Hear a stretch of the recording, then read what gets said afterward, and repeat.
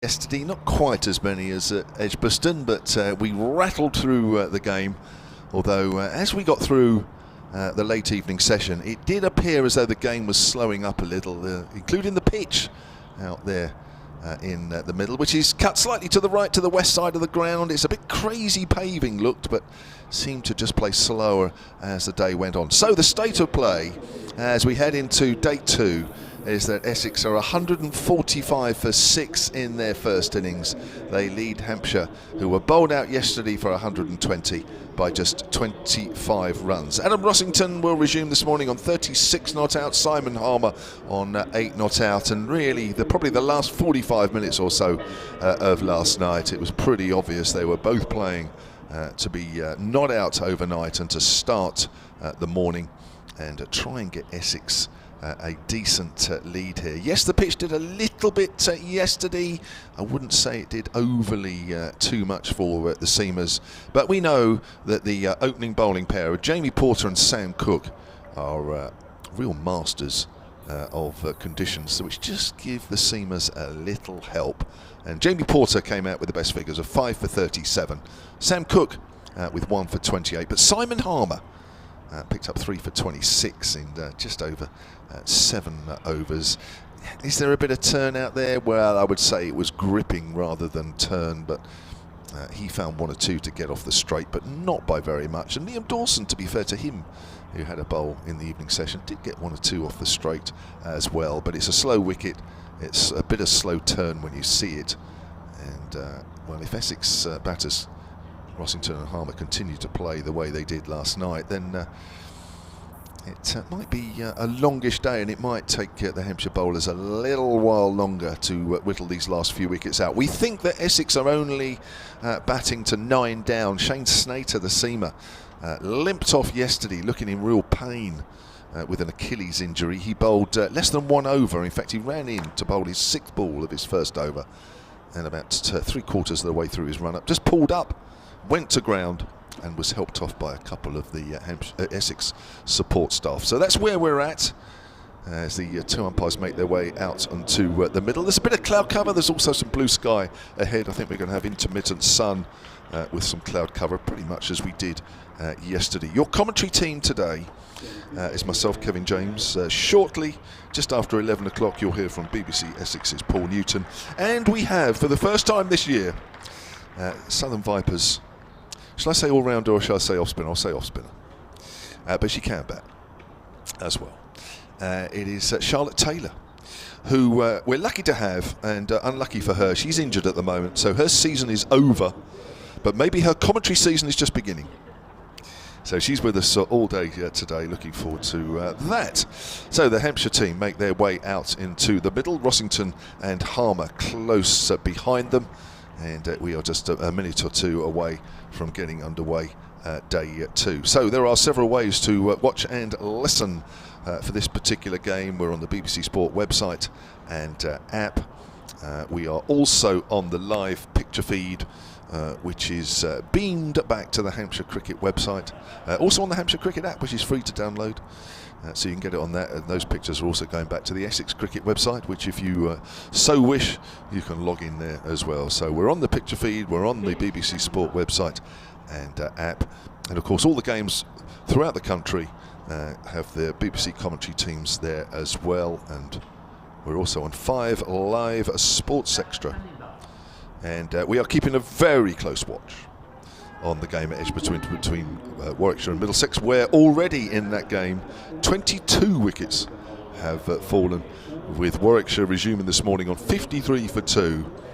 They still trail Middlesex by 86 runs. So we'll keep an eye on that one especially, but all games in Division 1 and Division 2 look like they're going to be getting underway on time. And we are just about to get underway here. And here we go. Here's John Turner from the pavilion end to bowl the first ball of day 2. Rossington works that away into the gap through mid-wicket. Chase for Kyle Abbott there. Looks like Fletcher Middleton is backing him up. Kyle Abbott just throws the ball, flicks the ball back to Fletcher Middleton. And 3 runs off the very first ball of the morning. Now, John Turner, there was a bit of a debate last night as to why it was so long that he came on to bowl. I think he came on into about the 30-something over. And 1 or 2 people were saying, should have been on earlier. And they were vindicated, because with his very first ball, he got a wicket. He got the dangerous Matt Critchley, who was 29 at the time, LBW. And then John Turner actually picked up the only 2 wickets to fall in the evening session as he comes in, right arm over. Harmer drives out into the covers. He also got Michael Pepper, well caught by James Vince at first slip for 33. So Turner has the figures currently of 2 for 15 in his 8th over. And he's in the side for his 2nd championship game of the season, only his 2nd championship game ever. And the place of Keith Barker, who's not been quite on the money with the ball this year. Oh, he's beaten outside the off stump now. There's pace and bounce there from John Turner. We see that from time to time. Maybe because of the texture of the surface here, that every now and then one does bounce and goes through a little quicker than the rest. But as I mentioned earlier, a little earlier, well, certainly late last night, the ball seemed to just hold up in the turf and it got very slow. But maybe it's a bit fresher this morning. As Turner comes in again, 2 slips wait, and that's outside the off stump. Again, it's a good line. I think that's a feature of John Turner's bowling, which we're getting used to more and more. He's had a super T20 season, his debut season in that as well. He's playing for the Trent Rockets in the 100. He's been picked up by them. And he is building a nice little reputation for himself. It is Vince and Holland to 2 slips as Turner comes in again and bowls to Harmer. Harmer gets wrapped on the pad, goes out on the offside. Stunted appeal. Maybe there was a little edge onto that as it went into the pads. Harmer on 8 not out this morning. Rossington has moved on to 39 with those 3 runs off the first delivery. And all games in the county championship, both Division 1 and Division 2, are now live, so everybody has started on time. As Turner comes in and bowls, Harmer gets another length ball, just squeezes that out square on the offside, will run through for a single. 4 runs off the first over of the morning. And Essex are 149 for 6, and they lead by 29. Well, championship crowds, of course, are always a little lower than the other one-day crowds, but it's okay. There was, I guess many of you know by now, but the members were in early yesterday with Rob Bransgrove addressing them, saying that at the end of the year he's standing down as Hampshire Chair after 23 years. And it was a long day. Well, he's current Hampshire Chair, so we can certainly say Hampshire Chair. Rob Bransgrove started with that announcement this morning and ended with a bit of a dinner for his family and close friends in Beefy's last night. In between time, he was signing books and talking to people. As Abbott bowls, forward is Harmer. That goes out to extra cover in Nick Gubbins Fields. You can see an article on that on the BBC website, on the Hampshire website as well, talking all about Rod and his time here. Of course, he's saved Hampshire cricket, and that's not a line that you'd use as a throwaway line. He literally did. Hampshire's move from the old Northlands Road ground, Paul Newton, to here had virtually put them under, and they would not be the club they are now without the great man. As that's pushed back to Abbott, who tries to flick it onto the stumps, as he always does at the bowler's end. He actually did get George Bartlett out at Taunton a couple of weeks ago with such a flick. So, Paul, how do you see Essex's position here in this game? Well, I think, bearing in mind they're a man down, I think the more this particular partnership can put on, the better from an Essex point of view. I think they had to get a first innings lead to have a realistic chance of winning the game, and it's not big enough, I would think, from their point of view at the moment. I think they'd like to see this push past 50. Yep. Yeah. Well, of course, as a batting side, you'd want it to go as far as you can, as that's another length ball. Harmer's in behind that one. Harmer did so much damage against Hampshire in that T20 semi-final. Nathan Ellis defending 13 off the last over. I think just about every Hampshire fan and supporter would have lost money on that over. Nathan Ellis so often comes out in top in those situations. But Harmer deposited him for 2 sixes. And Essex winning by 3 balls to spare. And I'm sure that would happen too often, but great credit to Simon Harmer. I think actually he's got better with the bat over the last few seasons. I don't know if I'm just saying that for because I'm just saying that. Let's wrap him on the pad, goes out square on the leg side. Would he have improved with the bat, do you say, Paul, or am I just saying things just to fill up some airspace? No, I think you're probably right. I think obviously he does so much bowling that, you know, I've always said that if he didn't bowl, he'd be worth his place in the team as a batsman, you know, batting much higher than number 8. What I do notice about him, he's an uncertain starter, but if he ever gets in, he really can. I mean, he was 83 not out in his last innings before this one. Yeah. Took him 30 balls to get off the mark, and then there was no stopping him. Well, I hope that doesn't happen today from a Hampshire point of view, as forward is Rossington. That's gone out towards mid-wicket. So Simon Harmer this year with the bat, over 400 runs, averaging 33. And that 83 not out is his top score of the season. Yes, it's been completely out of character, this innings from Rossington, who's done Essex a massive favour here. He's really got his head down, contrary to his renowned T20 style, and is currently the highest scorer in the match. With just 39. Here he is, facing Abbott, who runs away from us once more. He's playing a missing outside the off stump. Just nipped away again. We're just seeing that odd delivery, just doing a little bit.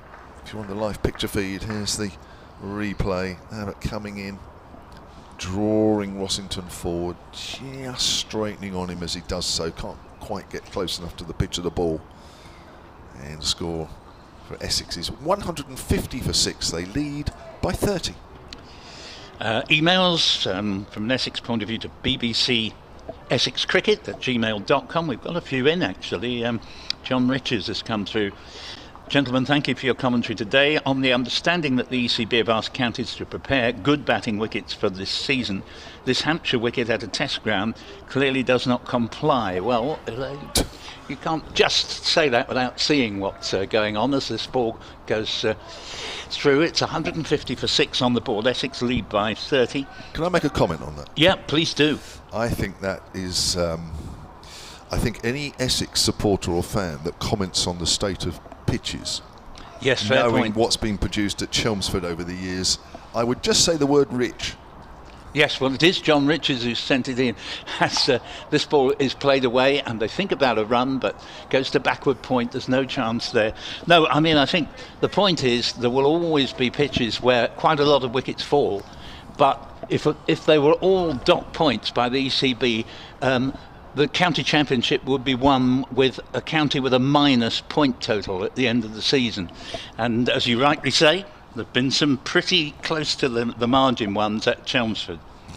You've been, being very diplomatic there, Paul. As I'm known for it, you know, as this ball is played out into the offside and there's no run. But it is true. I mean, I will be the first to acknowledge when Essex went to Taunton in 2019, final game of the season, and there was a furore over the pitch there. Now, it was a substandard pitch at Taunton, but I couldn't escape the feeling I'm quite used to seeing them. And, you know, I don't think it's case as we see this ball from, what a good delivery, it absolutely takes off, and Harmer, who went to play that outside off stump, it goes over the top of his bat, and score remaining at 150 for 6. Yeah, you know, it's dangerous pointing the finger, I'm afraid, John Richards. Thank you for your email. And as I say, you say disappointing. The other end of the argument is, suppose people do exactly what you're implying should be the case, as Turner comes in, superb young bowler this fellow, in and bowls to Harmer, plays it to mid-on, there's no run. The corollary would be, you would get a lot of matches, side A, 564 for 9 declared, side B, 583 for 7 declared, second innings, side A, 76 for 1, match drawn. And Kevin and I were saying before this game, given the choice between this type of obviously low scoring game and one that's so high scoring there's no chance of a result, we'd take this all day long, as this is a fine stop in the covers there, preventing potentially 4 runs from an extra cover drive, a maiden over from John Turner, and I think in his career he's going to bowl quite a lot of those because he's bang on the money all the time. He's bowled 9 overs, 1 maiden, 2 for 16, and he took the only 2 wickets to fall after tea yesterday. So it does tend to show you, Kevin's point about pitches at the Ageas is that they tend to get better as the game goes on, better from a batting point of view. Yes, well, let's hope so. Otherwise this game is all over tonight. I don't think we're going to see that. 150 for 6 then. Keep reading some of those. I'd love to hear some of those pitch remarks. Here comes Abbott from our commentary in the northern end, and Rossington's forward. Plays it out into the covers. No run. Interesting that Abbott is switching to the hotel end here. I'm pretty sure all his overs yesterday were from the pavilion end. Yeah, Julian Hales makes a point. He says at Blackpool, Essex had 5 ball changes due to them knocking them out of the ground. He says different game at Southampton. It's just the standard of balls, isn't it, really? Yeah. Let's be honest. Kookaburras were all right. They might have got soft after about the first 5 overs, but they kept their shape. Here's Abbott again to Rossington. Bowls. Rossington's forward. Goes up to mid-on this time. Dawson fields. Kevin Mansell comes in with the point. He's on-screen scores that there's a 2 over 7 run discrepancy with the BBC cricket score. Duly noted.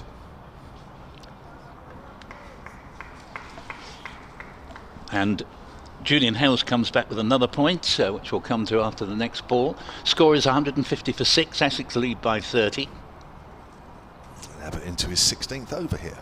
2 for 37 as he comes in again. Bowls to Rossington. Rossington drives, takes the bottom hand off the bat as it goes out to Gubbins. Just on the point of pitches, Kevin, the difficulty for whoever is groundsman at certain grounds, in this case Chelmsford, the difficulty is if the ball doesn't do anything on day 1 at Chelmsford, it's never going to do anything. It just becomes totally flat. So Stuart Kerrison, the groundsman there, is continually walking a tightrope because to get any sort of result at all, it has to do something on day 1. Yep. I think early part of last season as Abbott comes in, Rossington's on the back foot this time, punches that up to Mohammed Abbas. I think early part of last season, correct me if I'm wrong, there were some very big scores for not very many wickets. And then as we went through the season, things changed. No, that's right. You're quite right. There were some very, very dead games in the first half of the season, which I have to say, I think if you ask most of the paying public which they prefer, they want a game that moves on. There's nothing worse than getting to the final day and knowing it's already definitely going to be a draw. Agreed. County cricket needs to be entertaining. I've said that many times as Abbott comes in and bowls. Rossington gets one. It just comes back at him a fraction, but he's well forward, has that covered, And it goes out to mid-wicket. And of course the original maxim from the ECB was you want a pitch that begins to offer some turn on day 3 and then turns on day 4. Trouble is, it's one thing to say that's what you'd like. Trying to produce a pitch that does that can be quite impossible at times, and actually I wouldn't say that has ever really been followed through. You know, I don't think anyone has ever been docked points for not having a pitch that turns by day 4. Comes Abbott. End bowls, pushes forward, doesn't time that, goes up to Dawson a bit on. End of the over, 150 for 6. Essex have added 5 runs to their total in the first quarter of an hour. Yeah, Julian's email, second email, says, looking at the Warwickshire bowling figures, this is a game where 22 wickets fell yesterday, he says, all 4 bowlers used conceded exactly the same number of runs, 49, and 3 had the same returns of 3 for 49. Is that a first, I wonder?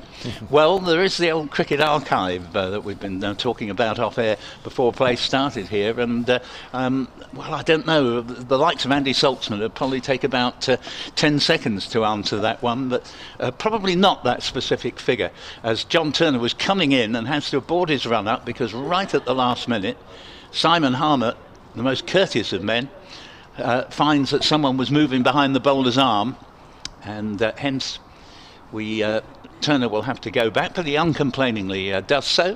150 for 6 on the board, and all the 5 runs added this morning I think came in the in fact 4 of the 5 came in the very first over. Turner's in, bowls to Harmer. Harmer's turned this ball into the leg side for a single, and he moves now into double figures. I always say of Simon Harmer, struggles to reach double figures on many occasions. He does have a lot of single figure scores, but if he ever gets into them he tends to make some useful runs, so that might be a warning for Hampshire. It doesn't mean it'll be true on this occasion, but he's faced 52 balls for his 10 so far. There hasn't been a wicket yet at Edgbaston in 16 minutes of play. 54 for 2. Warwickshire have added 1. Oh, and that's a wicket here, and there goes Rossington, caught in the slips, and Essex lose their 7th wicket, and now Hampshire really are into their tail, if we're right in assuming Snater will not be able to bat. Caught by Ben Brown. In fact, not the slips, but the wicketkeeper has taken the catch off Turner for 39, the highest score in the match to date, and at 151 for 7, that's a great breakthrough from Hampshire's point of view. Apologies, I wasn't watching as I was talking. Apologies for talking over you, Paul. That's quite all right. But Adam Rossington there, just pushing away a little bit, wasn't he? The bat was a little bit away from the body, just followed the line of the ball. And he'd been so tight for so long of that innings. Just was a fraction loose there. So 151 for 7. John Turner picks up his 3rd wicket of the innings. He has 3 for 17 in his 10th over. Yes, I mean, what a find he's been for Hampshire. Superb in the T20 tournament, and bowling really well here. And of course the initial damage was done by the opening bowlers Mohammed Abbas and Kyle Abbott, but from tea time onwards yesterday it's been the John Turner show, the only bowler to take a wicket since tea yesterday. And Sam Cook is on his way out to the middle. Every now and then he does make a score of something like 30 odd. He doesn't have a good career average, but nevertheless not the worst with the bat, and it's going to be interesting to see just for how long he can keep an end going and enable Harmer to see what he can do. I rather think now Simon Harmer, who's got 10 off 52 balls, but in his previous innings of 83 not out, 30 deliveries to get off the mark, and then the 83 came off very few balls indeed, so I think it was 40 odd. So he is a terrific hitter of a cricket ball once he gets going. Turner in to bowl to Sam Cook. 2 slips. Bowls, that's a good one. That's a good morning, how are you delivery, which is dug in short, and Sam Cook sees it coming and just averts the head, doesn't take his eye off the ball. And just mentioning that, it's amazing how great a player Graham Hick was, but he couldn't face that type of delivery. He would turn his head away from it, take his eye off it, and that in the end was why he didn't quite have the career we all thought he was going to. Always keep your eye on the short delivery. It's not easy to do, but try. Yeah, very much so. 151 for 7. Rossington out for 59. Dismissed by this man, John Turner. Won't get another wicket here as it's turned confidently and competently enough by Sam Cook to short mid-wicket. There is no run. The score remaining 151 for 7. And this and only one more wicket we anticipate will be available to Essex with Shane Snater. It was suggested to me it was probably a calf injury yesterday when I went round for interviews after the game. Turner's in, bowls, and Cook will get off the mark here with a quick single to backward point. 152 for 7, the lead up to 32. And Sam Cook, well, if you'd just seen the 3 balls he's faced, you'd say, oh, he looks quite a well-organised man. Pretty steady. Yeah. Certainly, Bouncer first yeah, up. yeah, he's handled it well. Simon Harmer, be interested to see what he does now. I don't think Turner's going to be an easy man to throw the bat at necessarily, but let's see as he bowls to Harmer. And there's another bouncer. Again, it's a good one. He's working up a lively pace on the slowish pitch. And Harmer, like Cook before him, does keep his eye on it, averts the head, which is by far the best way of dealing with that type of delivery. 152 for 7 at the end of the over. 3 down, Warwickshire, so they have lost a wicket this morning. 62 for 3 in their second innings, so they trail Middlesex by 77. But it has taken 20 minutes for that first wicket to fall this morning, which is probably one of the longer gaps between wickets in that game. Couple of emails here, one on the subject of Essex pitches. The Hampshire fans and supporters are having their say. John Williams, sonatcricket@gmail.com. I'll come to that as Kyle Abbott comes in to bowl the next over. He's bowling to Sam Cook. Cook's forward, edge, second slip, 1 bounce to the ground. John Williams says, there are benefits to Essex pitches. I bought some cabbages and tatties there one year that they've been grown. That's a bit harsh, but thank you for John in Poole for that one. I don't think anybody in Essex is going to win the pitches argument, that's for sure. Billy Stevens, sonatcricket@gmail.com, says, I'm watching from Portugal and think this is set up to be a fantastic game. Even as a test match purist, is Billy. He said, I would much rather watch a low-scoring game than a 5-day run fest, as in Rawalpindi. Other Indian pitches available. He's wrapped on the pad there.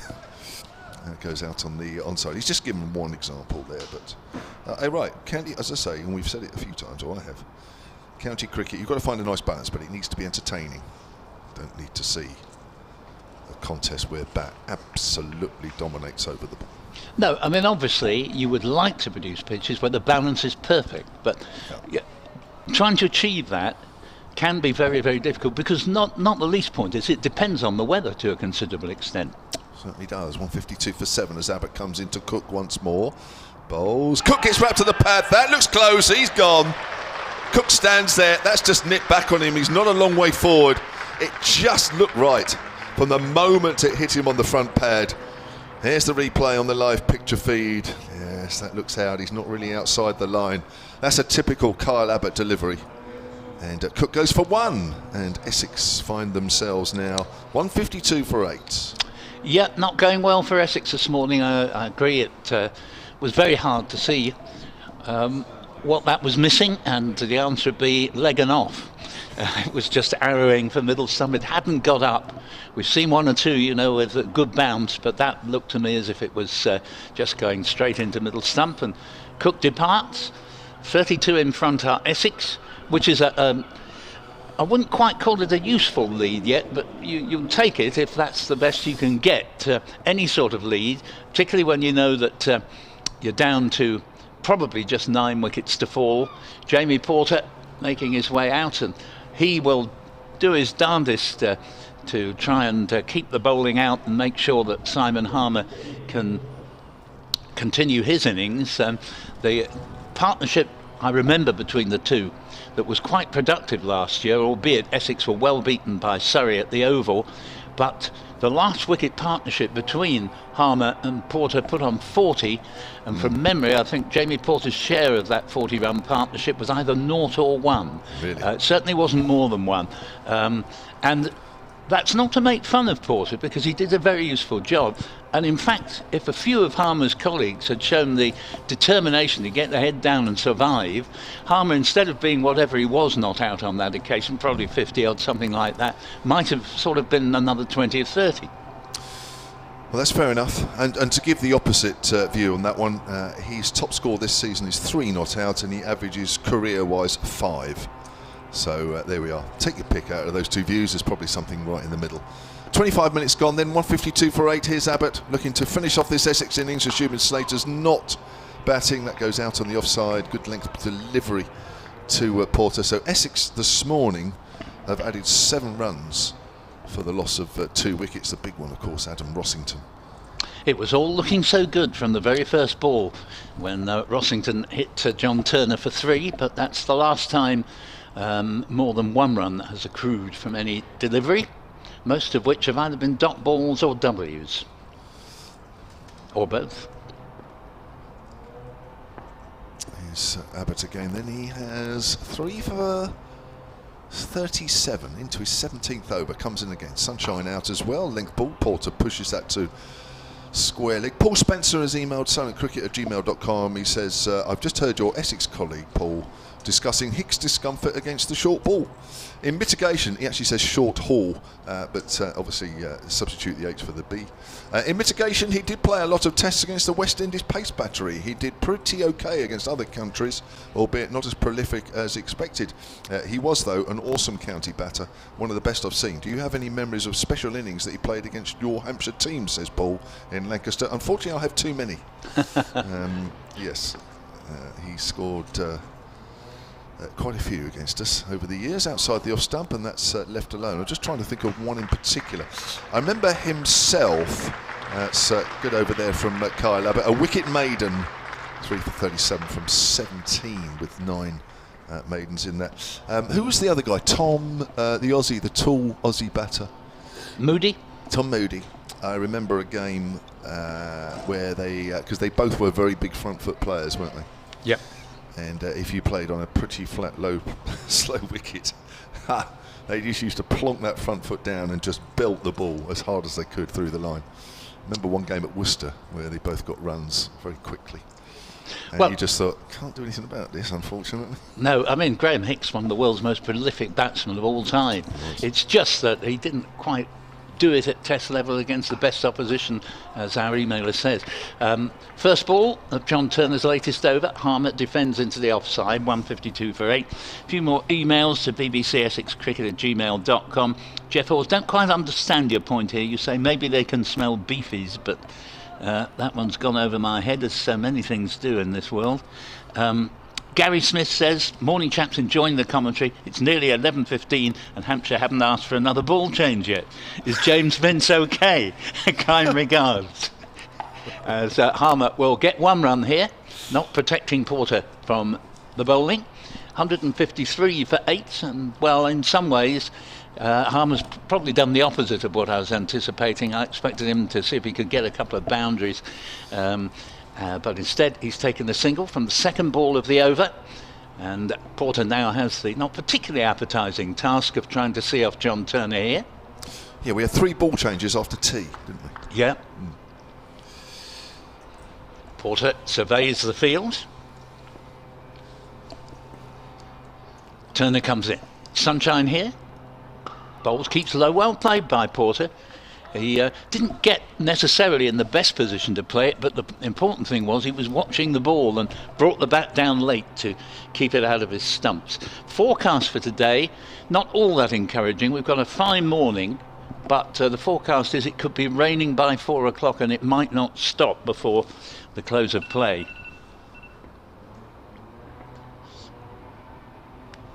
And we've heard from Alan Stevenson. Alan says, thanks for the commentary. Ray pitches, regardless of the pitch, both sides have to play on it, exclamation mark. Glad the score bar at the bottom of the screen is working properly now. Regards, Alan. Yeah, and what you say is perfectly true. However much you may complain about pitches, both sides have to play on it. And there's many a pitch which was meant to favour the home side, where they ended up losing. Here's the next delivery. This one wraps Porter on the pad, and a leg bye enables Essex to extend their lead to one of 34. Hampshire 120 all out, Essex 154 for 8, and for 8 you probably can read 9. I think they'll all troop off when the next wicket falls, but it enables number 11 on his back, Simon Harmer, with 11 runs to his name, to face potentially the last ball of this over.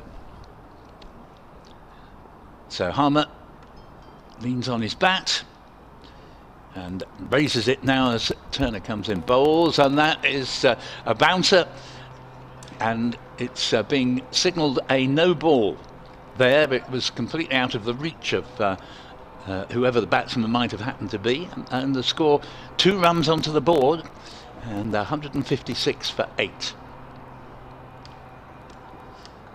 So Turner coming in to bowl to Simon Harmer. Ooh, that's a good delivery. Loud appeal. It looked well worth a shout, I have to say. I wouldn't have been amazed if the finger had gone up. It was Yorkerish length. I think the umpire probably ruled it might have gone down, but as I say, well worth a shout. We're at sort of fine leg, reasonable view. I mean, a lovely view in general terms, but in terms of was that LBW or not, you get a reasonable idea, and the umpire ruled in favour of Simon Harmer then, as the no ball very nearly worked in favour of the Hampshire side there, because the extra delivery almost produced a wicket. Harmer has 11, Porter yet to get off the mark. 156 for 8 means Essex have a minimum lead of 36, but it may not go much further. Porter will have to face Kyle Abbott. Never an easy task. Oh, what a delivery. Goes clean through him like a dose of salts. Was just fading down leg side and taken by Ben Brown. 156 for 8. Rossington caught Brown, bowled Turner 39, and Harmer, sorry, not Harmer, Sam Cook, LBW to Abbott for 1. So very much first stage of the day in Hampshire's favour. Yeah, it's been a good start, hasn't it, really? Just what Hampshire needed. A couple of wickets inside the first half hour. Maybe only need 9 wickets anyway. Abbott's in. Oh, that's nipped back. Nipped back on Porter. Wraps him on the top of the pad. Porter won't mind that. He'll look at that and say, I'm every bit as good at getting life out of tracks that nip around as anybody else. So he'll be happy. Well, it's worth remembering that he is a volunteer night watchman. He's very enthusiastic to do the job. Okay. And he's also lasted quite reasonable amounts of time, you know, going into the following morning sort of thing. So he's not afraid of the ball. As you say, mind being hit, rather not be, but he doesn't mind it. Here's Abbott again then. Comes in and bowls to Porter. Tries to cut that one, misses. Goes through to Ben Brown, who thought about having an appeal. Just got excited as the ball went past the outside edge. Quicker ball, that one, from Kyle Abbott. Magnificent bowler for Hampshire. Apparently not having his most successful season, but goodness me, we were remembering yesterday when he got 17 wickets in the game against Somerset here, helped Essex win the title, so we'll always be grateful to him for that. And that was the best analysis anywhere in cricket since Jim Laker's 19 for 90 at Old Trafford. I remember watching it at the time back in 1956. Whoa, here he is. As Porter's in behind that one, pushes out into the covers. Yeah, that wicket this morning is his 32nd this year. He might be a fraction down, but that's of his own very high standards. Yeah, absolutely. But of course, you know, as a bowler, and as you quite rightly pointed out, he's quite capable of taking a huge amount of wickets over a short space of time. Might yet reach the 50 wicket mark. I'm sure he'll be confident that he will, but around that mark is pretty decent return for any bowler. 50 wickets a year, did it last year.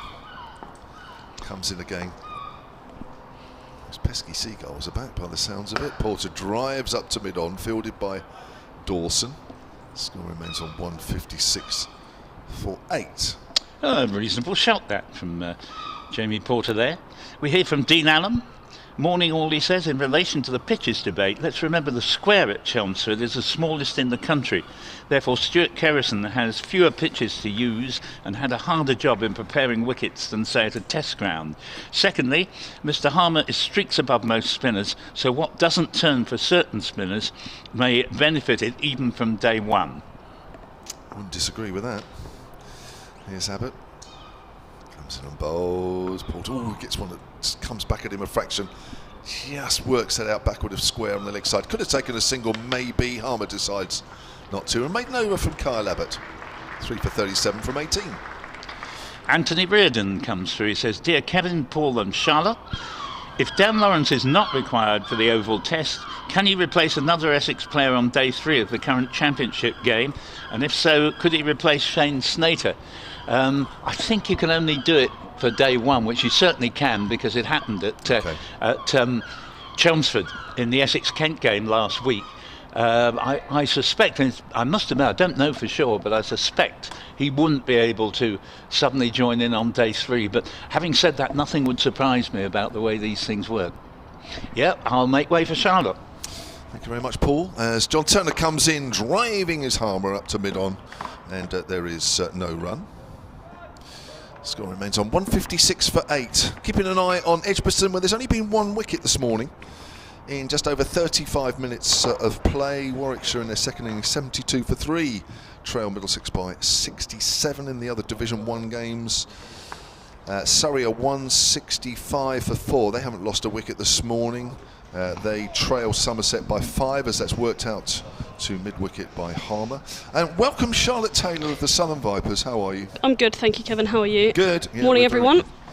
Yeah, and as we have all learnt, your season is over from a playing point of view. Just quickly explain to everybody what's the problem.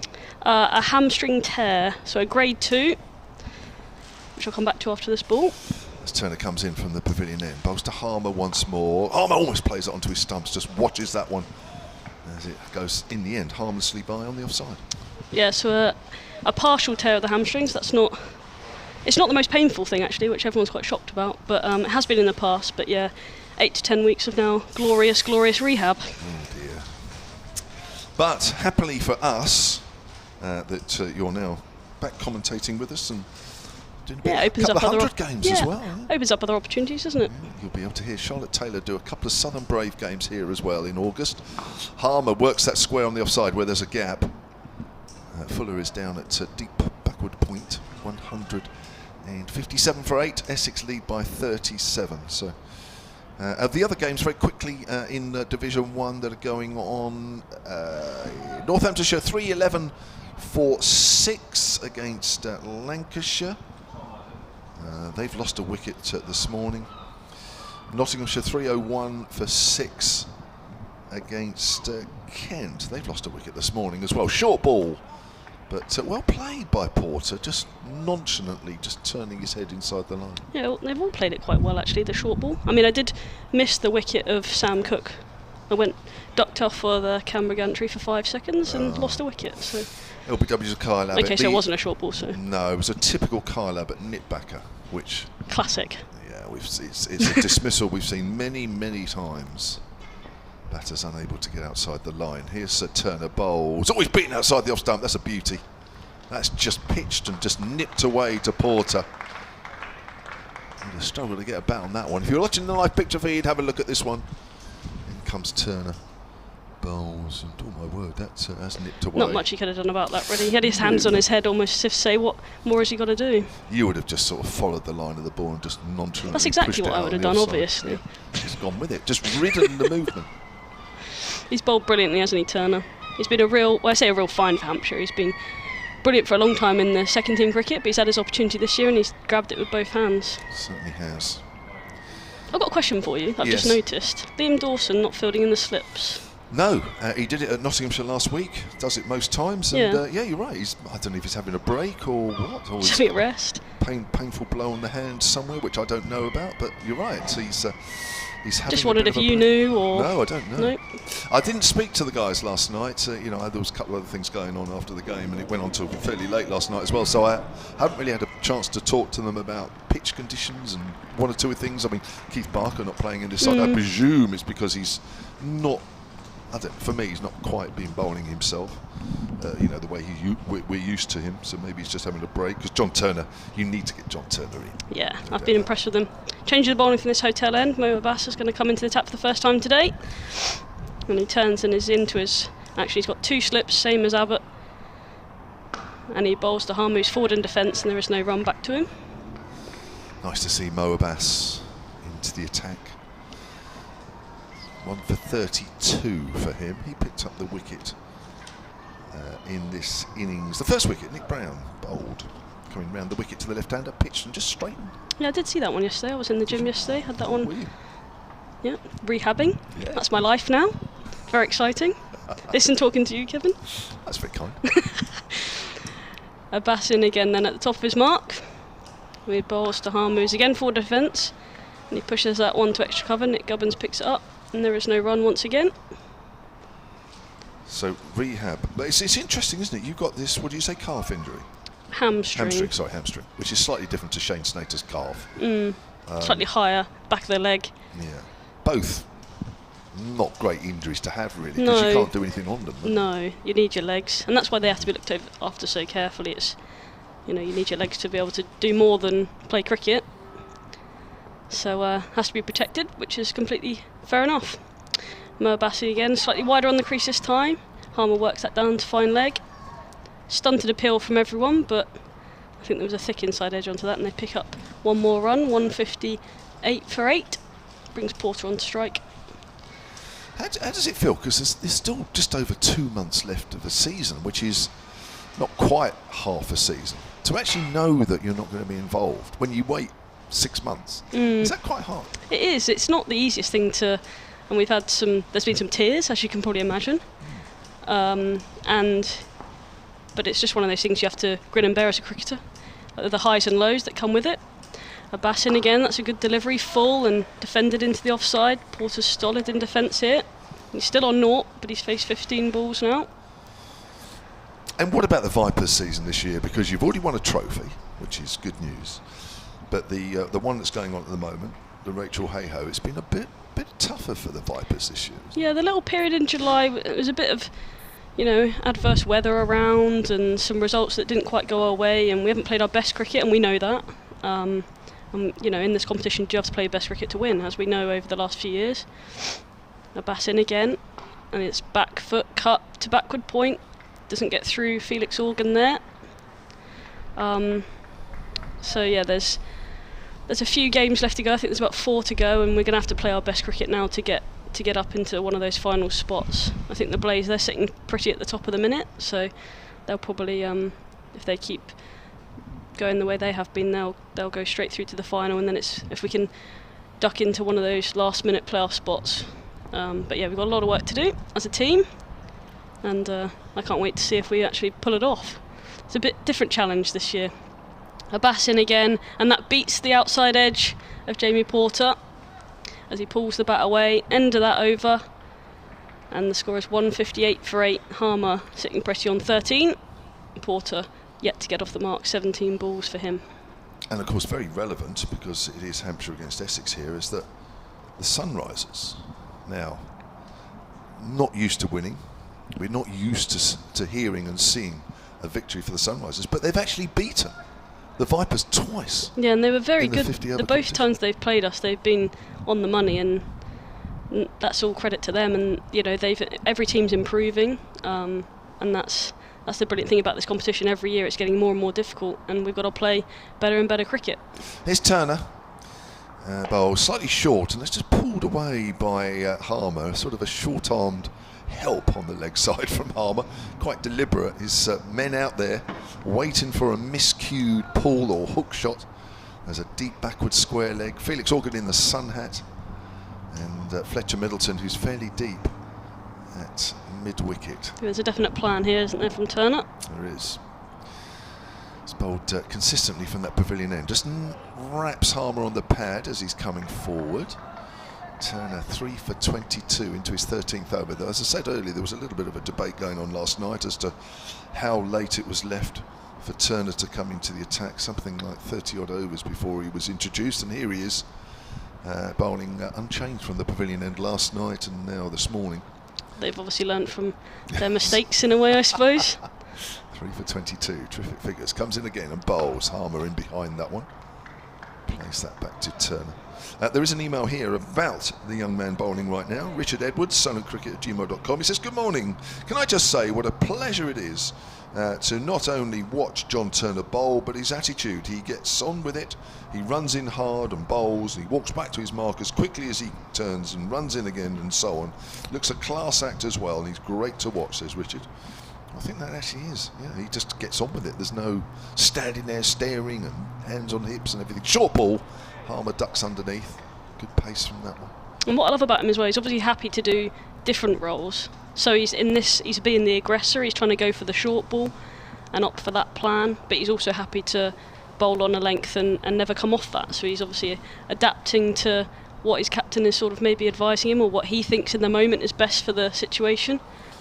Fletcher Middleton just comes in from that deep mid-wicket. He's now in a regulation mid-wicket. Saving the one, I guess, as Harmer's on the back foot, steers that to backward a point, but Fuller's there. So he's obviously very flexible, adaptable type of guy. Yeah, the captain's dream, really, you would say, wasn't it? Because you literally know what you're going to get with him already. And for you know, a guy who's playing his first championship cricket, second championship game, but his first in his career season-wise, and of course, first time he's been involved in T20 cricket, you kind of just know what you're going to get the minute he comes on, which is an amazing sort of testament, really, to where he is.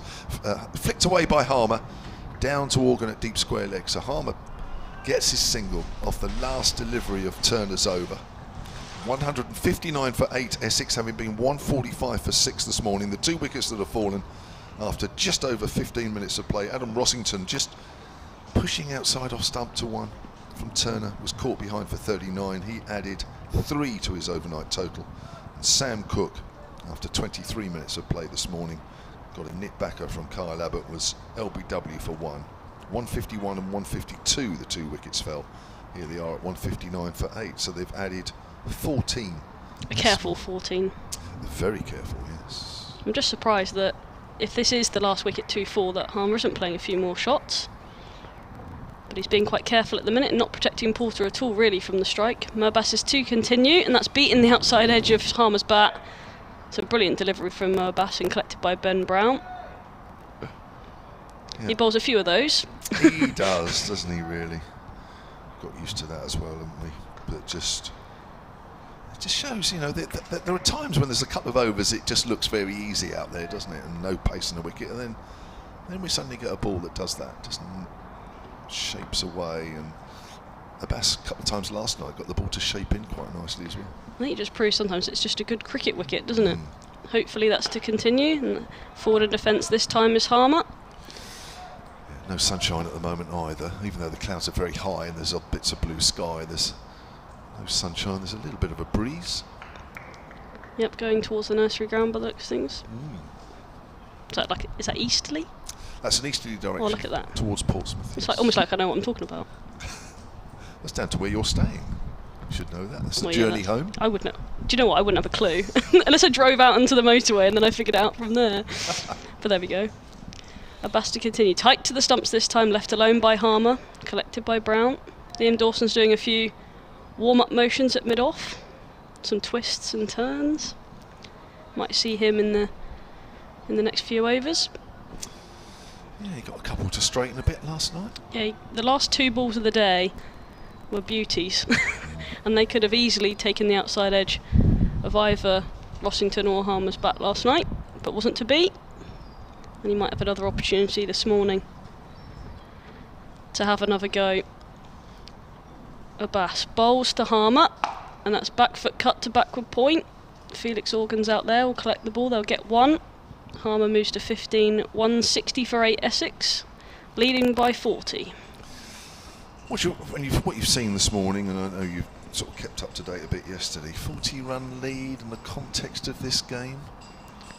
Well, it definitely needs to be a few more if this is the last wicket to fall. The game's moving on though, which is good, but they'll be wanting, well, the situation that they're in now, they'll be wanting to eke this out as long as possible, keep Hampshire out there for as long as possible, and then as and when Hampshire get in, they've got to take quick wickets and try and put them under pressure. As forward in defence is Porter again, still yet to get off the mark, 18 balls. The Bass summons James Fuller to the deep square leg boundary. I'm also wondering how many overs John Turner has got left in him. He's bowled 6 overs this morning. He's a young fit lad. I've seen him bowl a little bit last year in second 11 cricket, and I thought he was almost ready then, but they obviously thought that one more year in second 11 cricket. And obviously the 3 that were bowling last year, that's left alone by Porter outside the off stump by a Bass. That's the end of that 67th over, 160 for 8 Essex.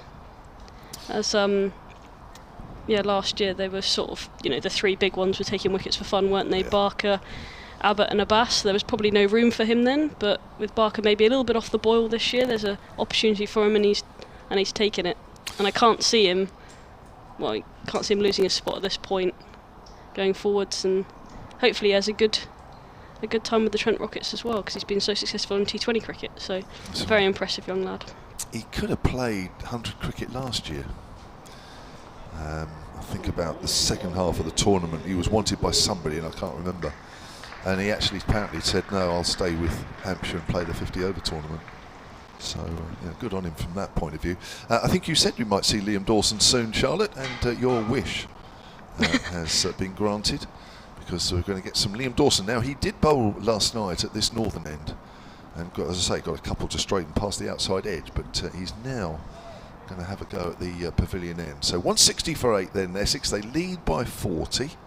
Started the day on 145 for 6, and Washington 39, and Sam Cook for 1. The 2 wickets to fall, 1 to Turner and Abbott, and Turner is having a break after his 6-over spell this morning. I'll give you his figures this morning in a moment, as Dawson round the wicket bowls, and Harmer's playing that late and into the ground, and I don't know what he was doing there. I don't know if he initially thought he would leave it. Well, I think it looks like he tried to leave it and then decided that was probably quite a bad idea. Yeah, just watching the replay there, you'll see the line as it arrives at Harmer. I think initially he thought, I will leave that. Just kept coming in with the arm, didn't it? It did, yeah. Here's Dawson again then. Harmer forward, plays that out square on the offside. Harmer's playing a useful innings here for the away side. He's faced 76 balls already for his 15, but interesting, as you say, that he hasn't sort of gone on the attack, even though this may be the last pair for Essex. Goes for the reverse sweep, and he's got hold of that. Fuller's out on the boundary, does really well. Slides into that, gets a round of applause from the crowd, who are chiefly to our right behind Fuller, because that's the side of the square the wicket's on, so they'll probably feel a little closer to the action. There are several actually that are sat in the seats away to our left. They'll feel a lot further away, but they're obviously happy sitting over that way. But as I say, predominantly of the crowd that are in are to the right hand side as we look. 161 for 8 brings Porter on strike. Slip and a gully. Sorry, a slip and short leg. Now it's turned away down to fine. A nice shot there from Porter, and that's going to go over the rope. And that is 4 runs. Nice little deflection by the Essex number 10. Yeah, Liam Dawson just missed his line slightly, I think. Would be disappointing not to challenge the outside edge of the right-handed Porter a little bit more there, but gets 4 for it. And he'll have another opportunity now. And the good thing is that he is still on strike, I suppose, in the grand scheme of things. Yes, I suppose ideally, from a Hampshire point of view. 45 is the lead. Porter works that to short mid-wicket, where Felix Organ is.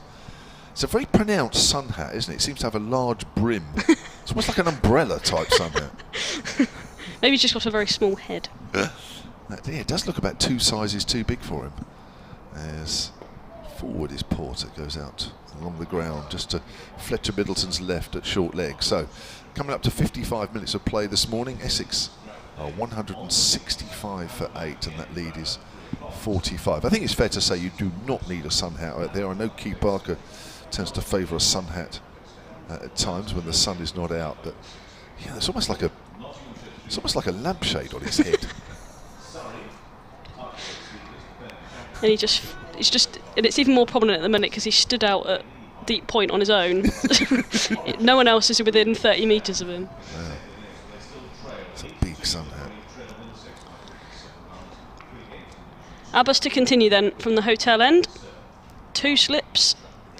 Awaits him, that's straight in line and pushed to mid-on, and there is no run. Kyle Abbott does the fielding. Are you ever tempted to wear a sun hat? I've not seen a Viper wear one. The issue with females and sun hats is the hair. Where do you put... So for me, I wear quite a high bun. Of course. Where would you put that? It would just sit. I think then it would look like a lampshade because it would sit quite high on the back of my head, and I think I'd look quite ridiculous.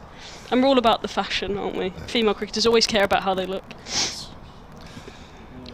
I'm not saying that the men don't, they might very well, but I know that's a characteristic of women's cricket. Very similar delivery, that straight in line and push to mid-on, almost a carbon copy of the one before. Which is why, of course, the caps where you sort of have the plastic bit at the end which does up and there's a little hole is perfect, isn't it? Yeah, the ponytail fits right through there. Yeah, of course. Perfect. But some of the boys' hats, so the Hampshire men's hats that are in the shop and wherever else, they don't have that. It's a flat back. But they might have some long hair they might have to get rid of, some of the male cricketers in the world. Oh well. Down the wicket is Harmer this time, but in defence watchfully to extra cover. A little bit more aggression shown, but didn't follow through with the shot.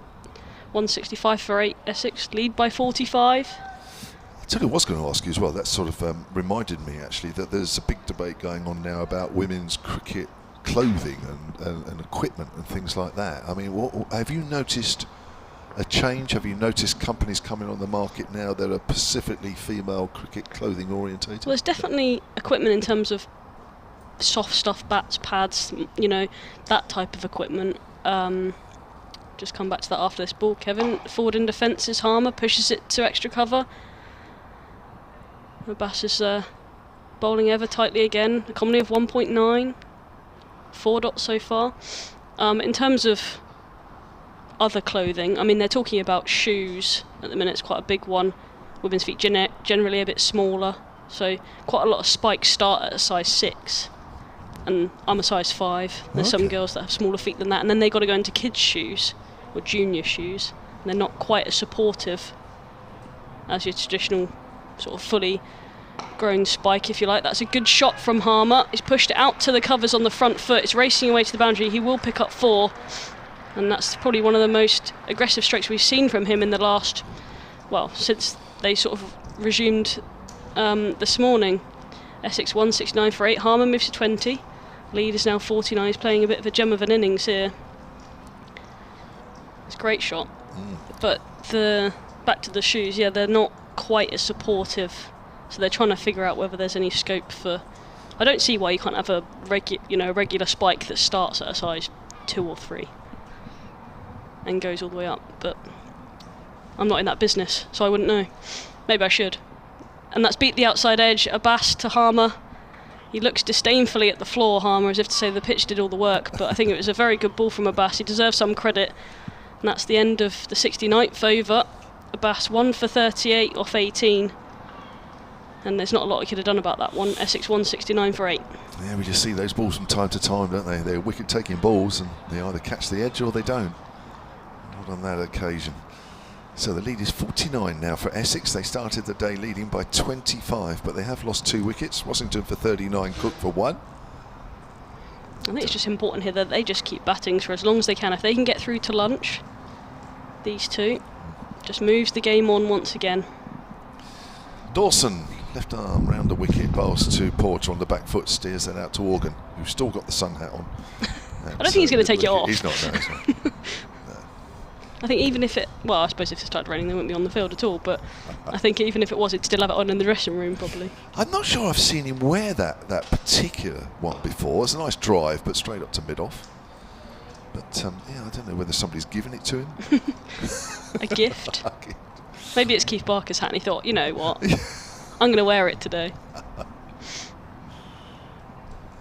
just can't keep my eyes off it. It's so big. Here comes Dawson again then. Still got the short leg. That's outside the off stump. That's a good leave. So no, that's interesting what you say. I mean, it sounds like slowly but surely, as obviously more females are playing the game, that there is going to be more specialist gear. And it's, as you say about the shoes, that's an interesting debate. So yeah, I mean, you're not actually saying, oh, that's quite close to the off stump, but again, it's a good leave. You're not saying that you've been all this time, in your time with the Vipers, been wearing shoes that are one size too big. No. For the last 2 or 3 years, I've actually got a regular trainer that you could buy from any shop, and actually got a spiking company to spike them up. Oh, right, okay. There's Dawson. Just pushed quietly into the gully. So you can send it to, we still won't name the name of the company, so there's many around, but to send your regular trainer to them, they put a bit of foam on the bottom with all the spikes attached to it, and then you can get any shoe you want, effectively. Yeah. If you like the fit, or generally I get like a running trainer that's got good support, nice and comfy, and then you just get the only problem is obviously it doesn't have then the protection over your toes. Right. It's left outside the off stump. That is very close, but again a very good lead from Jamie Porter. 3 men around the bat now there for him, all on the offside this time, with a slip gully and a silly mid off. And that's a maiden over from Dawson. 11 overs, none for 27. 3 of those have been maidens. 169 for 8 to Essex. Kevin James and Charlotte Taylor with you. I'll be making way in a minute for Paul Newton, but for the moment. So yeah, so I mean, obviously you're not the only one that does that then, where you pick a trainer and then get spikes fitted. There must be a lot of female players, even in the regional game, say, doing that. I think lots of the male players do it as well. Oh right, okay. It's just something that's just come about in the last sort of 3 or 4 years. But there's been men's cricket spikes around for a long time. Yeah. But you're saying they're still doing that sort of thing? Yeah, I think there's just more comfort or aesthetic, maybe even. Abbas is going to continue from this hotel end. Bowls to Harmer, forward and defence to Gubbins at extra cover. It's a nagging line here from Mo Abbas. He's not getting bored, as he never does, really. He doesn't, does he? It's all the same from Abbas, isn't it? Trying to shake the ball away, couple of inners. Odd bouncer. The odd bouncer. I can't believe he reverse swept his first ball for 4 yesterday. It was just unbelievable. That was my moment of the day. Yeah, I can't. Well, it's my moment of the year, I think. I'm not going to lie to you. It was unbelievable. Wasn't expecting it whatsoever. That one's left alone by Harmer outside the off stump by Abbas. Good leave that. You could tell the ball was shaping away there, couldn't you? Saw that early. Nice and early in its flight. Yeah, I mean, that was... I presume he's been practicing that in the nets. I mean, I suppose at number 11 you don't necessarily have to be practicing any shots that you play. But the way he played it just suggested that he'd been working on it. It was just and it was so agricultural in the way it wasn't fluid and anything. He just almost just mowed it out the way. It was great. I really enjoyed it. And there you go. That's that bouncer you're talking about. And Harmer's cloth that one to almost behind the stumps, and it's collected nonchalantly by Ian Holland at second slip, but it could have quite easily been dragged onto the stumps, but luckily for Harmer it wasn't, and I don't think he was expecting it, if I'm honest. That's the thing, isn't it? That's the thing with Mohamed Abbas. You know, the pacey bowls, you don't expect it, and so it is a bit of a surprise. But I know he's encouraged by his teammates to bowl once or twice of those, because he should do, just for something that's a bit different. And he is a bit skiddy, so it will come onto you a bit quicker than you think. He's in again. To Harmer, who's forward in defence this time, watchfully so. Collected by Kyle Abbott at mid-on. There is no run. 169 for 8, lead still 49 here at the Ageas Bowl. Day 2, the 4-day game, Hampshire against Essex in this Division 1 clash in the County Championship. Just got a quick email here from Mike Martin. I was talking about Hick and Moody earlier. He says, no wonder you tried to forget it. It was 438 they put on together.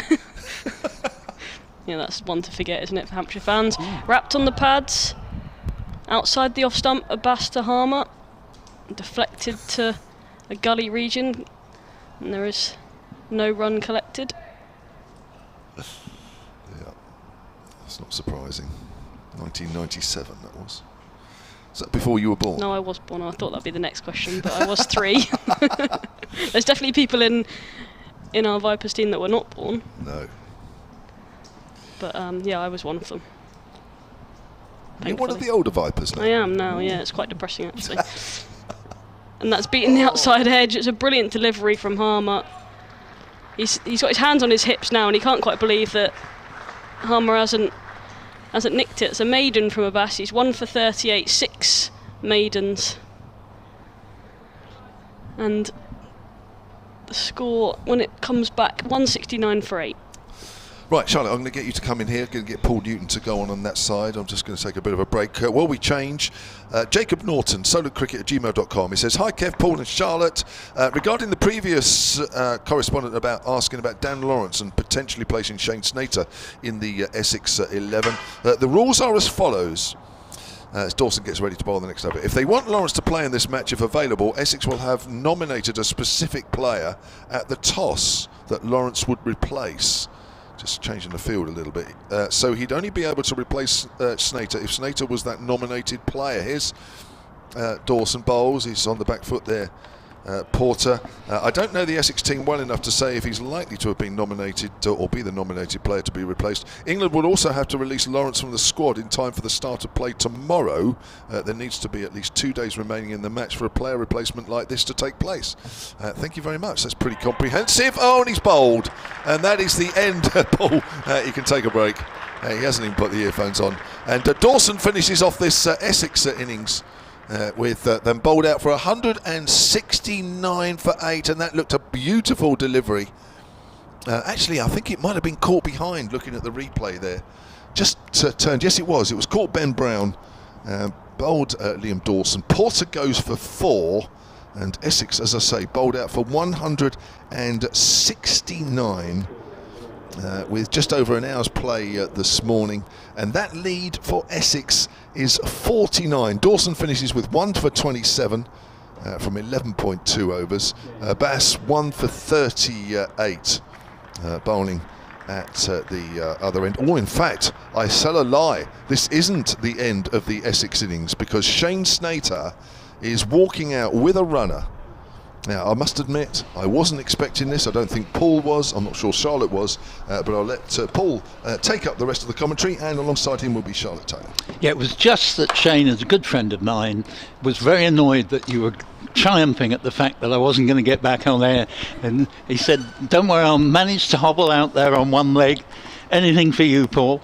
169 for 9. A lead of 49, so Essex might yet be able to get this lead over 50. It remains to be seen what mobility, if any, Shane Snater has. We think it's a calf problem. He's visibly limping out there, but if he can just block an end up and enable Simon Harmer. It's interesting, actually, Charlotte, that Harmer didn't do what I thought he was going to do and launch out when Porter joined him. Maybe a bit of that was that he knew something we didn't, that Snater would in fact make his way out to the middle, and therefore there was still another wicket to play with. Well, I suppose that's what it looks like. I don't know who the runner is though, Paul. Do you know who that is? Stood at square leg? I'm not sure, actually. Number 19 on his back. That's Michael Pepper. Yeah. One of the quickest? He is quick, actually. Yes. That's what a coincidence. That's usually what they go for, don't they? Yeah, very good. Well done. As Dawson is in bowls, and at least Snater is able to come onto the front foot and play it a few yards into the offside to Nick Gubbins. So you can tell he's in a lot of discomfort though, wobbling around, isn't he? Absolutely. I think he'll have had quite a few pain-killing injections to help him get through this. So Porter was out caught by Ben Brown off this man Liam Dawson for 4, and we've got a slip and a very, very silly point here for Shane Snater, and I think that's almost a wasted effort by Ben Brown. I don't think he'll be leaving his crease anytime soon, Snater. No, wicketkeeper had nicked the bails off as Snater left it, but he almost incapable probably of leaving his ground. There's next delivery from Dawson, and he's out, and I think that's caught behind as well, and Snater's stay and gesture, good gesture, but a very short stay out to the second ball he'd received, and in fact his LBW is the decision there. LBW bowled Dawson, and Snater goes without scoring, and that lead is only 49 after all that. Essex 169 all out here at the Ageas Bowl. In the 72nd over, Harmer finishes 20 not out. He played a gem of an innings, really. Got the lead up to 49 from 25 where we resumed this morning. But Dawson finishes with 2 for 27 as Essex are bowled out. He's 2 for 27 off 11.5 overs, 3 of which are maidens. Just run through the other bowling stats quickly whilst I get it up. Abbas, 19 overs, 1 for 38. Kyle Abbott, 3 for 37 off 18. Holland bowled 8 overs yesterday, 1 for 21 for him. James Fuller bowled 2 very expensive overs yesterday, 0 for 20. Dawson, as I've just mentioned, 2 for 27, and John Turner, the pick of the bowlers, I would think, Paul, 3 for 23 off his 13 overs. Harmer finishes 20 not out and stranded a little bit as he lost Snater there, who we weren't expecting to bat, but hobbled out and lasted 3 deliveries unfortunately and didn't look comfortable at all, so he won't be taking the field for sure, I would assume. No, I think we can definitely say you're right on that one. He needed a runner to bat there. And so, as you say, excellent bowling from John Turner. And Kyle Abbott was brilliant yesterday. I don't think I've ever seen Sir Alistair Cook play and miss as often as he did yesterday in his short innings. Well, we will leave it there for the time being, and we'll be back with you in 8 minutes, I would think. So we synchronise watches. That will be 12:18.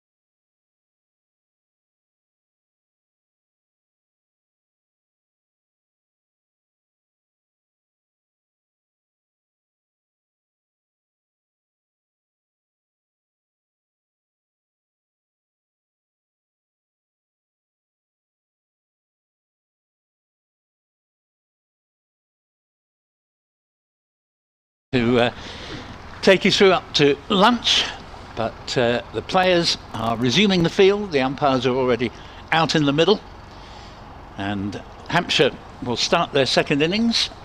49 runs behind Essex on first innings. Essex bowled out for 169 this morning. In the end, to our surprise, Shane Snater was able to make his way out, accompanied by a runner to the middle. He has a torn calf, but he only lasted 2 balls before he was LBW to Liam Dawson, who earlier in the over had broken Jamie Porter's resistance. Simon Harmer was left on 20 not out, and highlight of the Hampshire bowling was John Turner with a 3-wicket haul, and it has to be said Kyle Abbott was mighty impressive yesterday as well with a 3-wicket haul. So Essex making their way out into the middle, and this should be a pretty close game, I would think, Charlotte. Yeah, it's moving along nicely, isn't it? Hampshire want to bat for as long as possible now, really try and make inroads into this lead that Essex have built so far, and then get ahead and try and go big to get to a good point by the end of the day, when hopefully these two that have just walked out, for a Hampshire point of view, are still there when we say goodbye just after 6 p.m. this evening. Yeah, moment it's been a pleasant morning, quite chilly actually, unless the sun is actually shining. Still quite a lot of blue sky. Forecast says that it will become increasingly cloudy, and there could well be rain from around about 4 o'clock onwards. Ian Holland making signals to the Hampshire dressing room there. He's only just walked out to the middle, and he's going to be facing Jamie Porter with 5 for 37 in the first innings. Emails to bbcsexcricket@gmail.com, and Porter prepares to bowl the first ball. We've got 3 slips and a shortish mid-wicket as the close field. Porter's in, bowls to Holland and whips this one off the hip, single down to Sam Cook at long leg. 1 for no wicket, the deficit down to 48 for Hampshire. We've heard from Lawrence Benge, who says, being a long-suffering Southend United fan and living in Basingstoke, Hampshire, I have split loyalties for today's game. Is it okay to say the dreaded word a draw would suit me perfectly?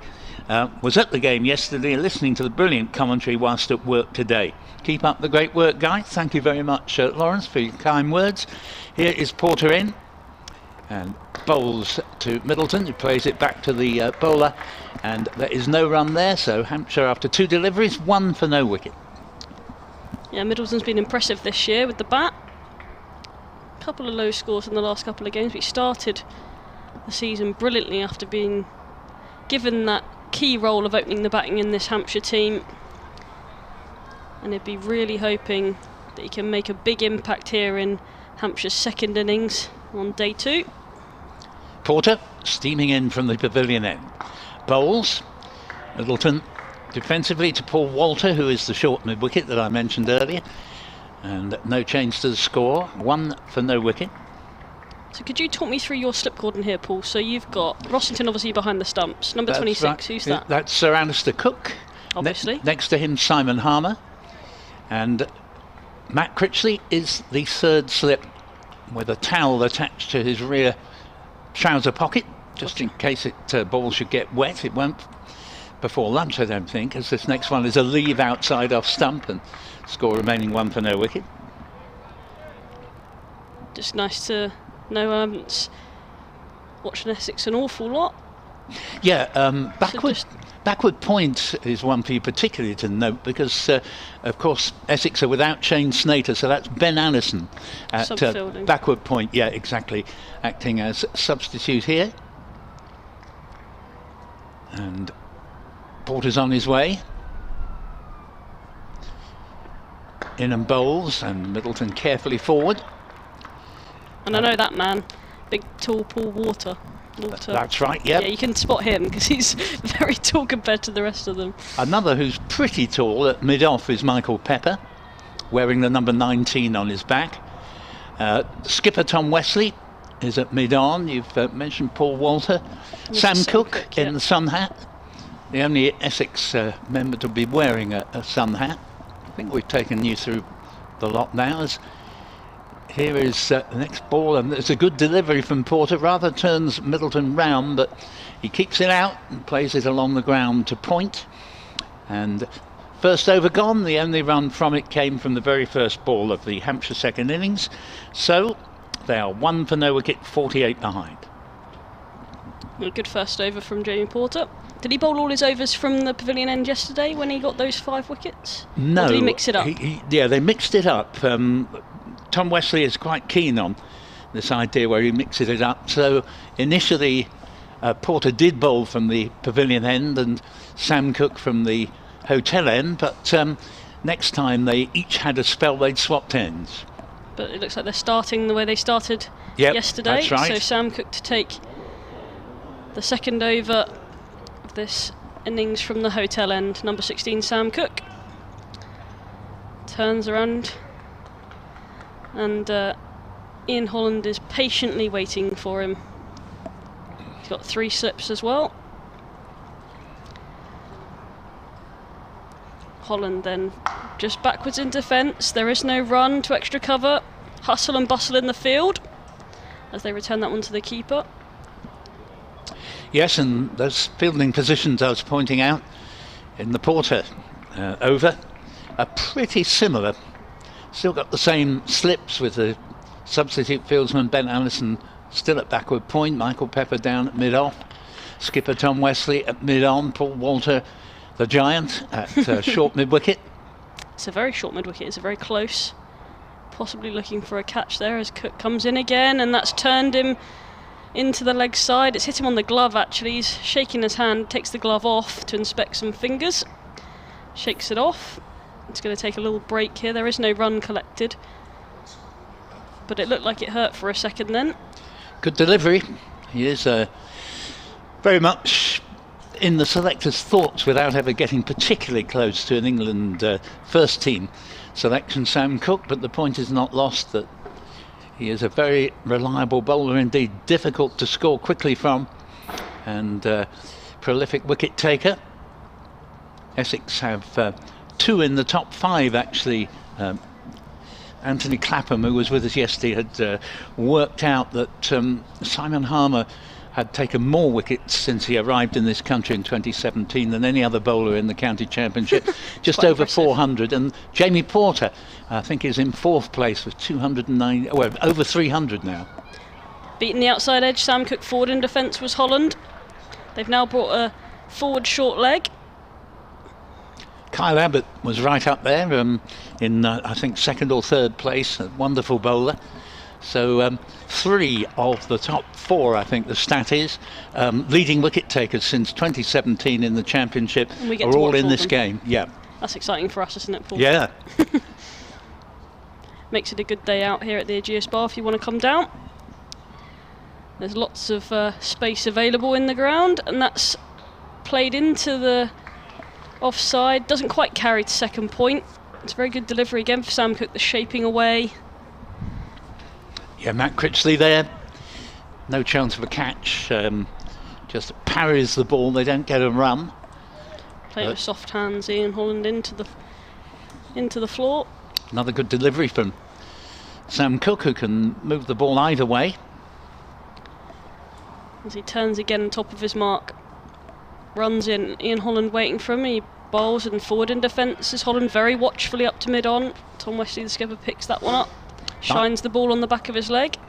Nice and sunny when I arrived at the ground, but it's been substantially cloudy in the play we've had so far. But actually there's quite an area of blue sky.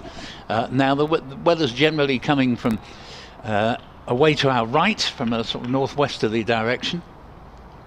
And it'll just blow across the ground here, but not an awful lot of wind, so good conditions out there for both teams, I would suggest, and that's turned into the mid-wicket region by Holland, and that's the end of Sam Cook's first over. It is a maiden for him. It's a probing first over, and both Holland and Middleton will have to play it carefully. Score is 1 for no wicket. Holland has that solitary single, Middleton yet to get off the mark.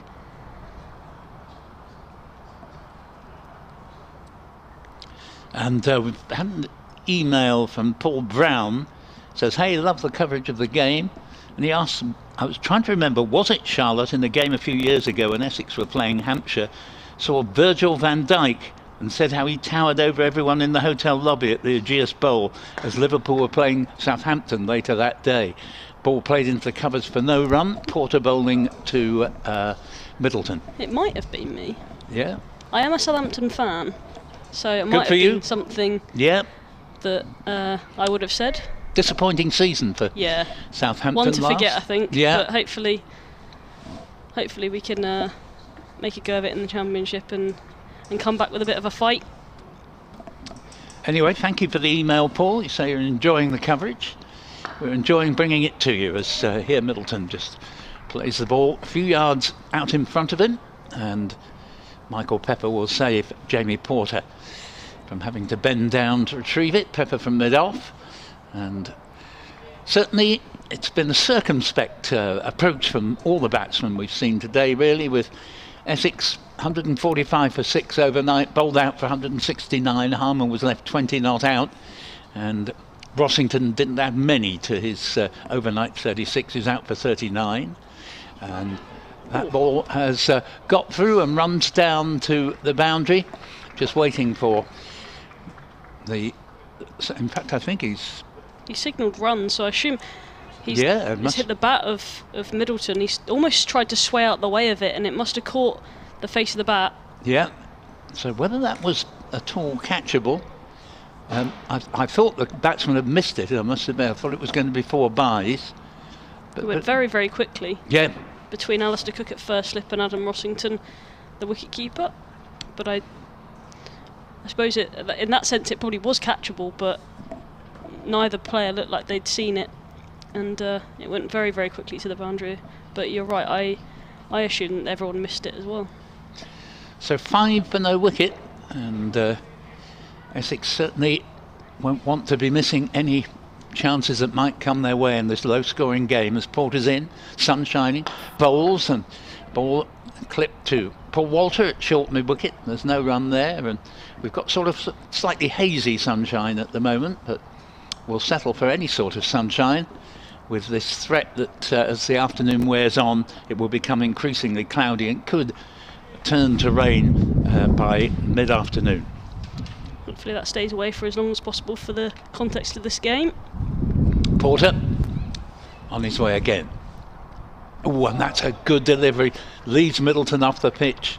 Didn't get anywhere near it in terms of finding the edge, but superb delivery. 5 for no wicket. Yeah, just watching it again on the live picture feed, if you can see that. Very good delivery. On with the arm. Yeah, good bouncing carry. My mistake, I said 5 for no wicket. It's 9 for no wicket. Middleton 8, Holland 1. There's a little game of concourse cricket going on to our right, which is quite nice to see. The kids are on school holidays. Yes, indeed, as Porter's in and bowls. Oh, well, that's another splendid delivery, but it's taken the edge and run down to the third man boundary, went past third slip. 13 for no wicket. Runs suddenly coming in spate, and Middleton moving along to 12. Yeah, it's squared him up. Middleton didn't know much about it. Third man region was vacant, and he does collect 4, but it wasn't the most convincing of 4s he's ever played in his career. The scoreboard is having a funny 5 minutes now because it's gone back down to 5, so we're just going to have to wait for that to catch up. Yes, I was mystified by where the extra 4 had come from. Clearly, all sorts of devious tactics going on here. Just trying to put you off, Paul. That's right, yes. It is now 9 for no wicket. Let's make that clear. There was a sort of mystery 4 that was added to Middleton's score in the middle of that over, but it is 9 for no wicket. It's been rectified. Sam took Cook to continue then from the hotel end, and that's a straight line collected. 1-on-1 bounce from the man under the lid at the forward short leg. That's one position I would not want to field. Yes. I probably would get put there as well, because generally if you're a bit smaller in physique you probably get put there closer to the ground and all that.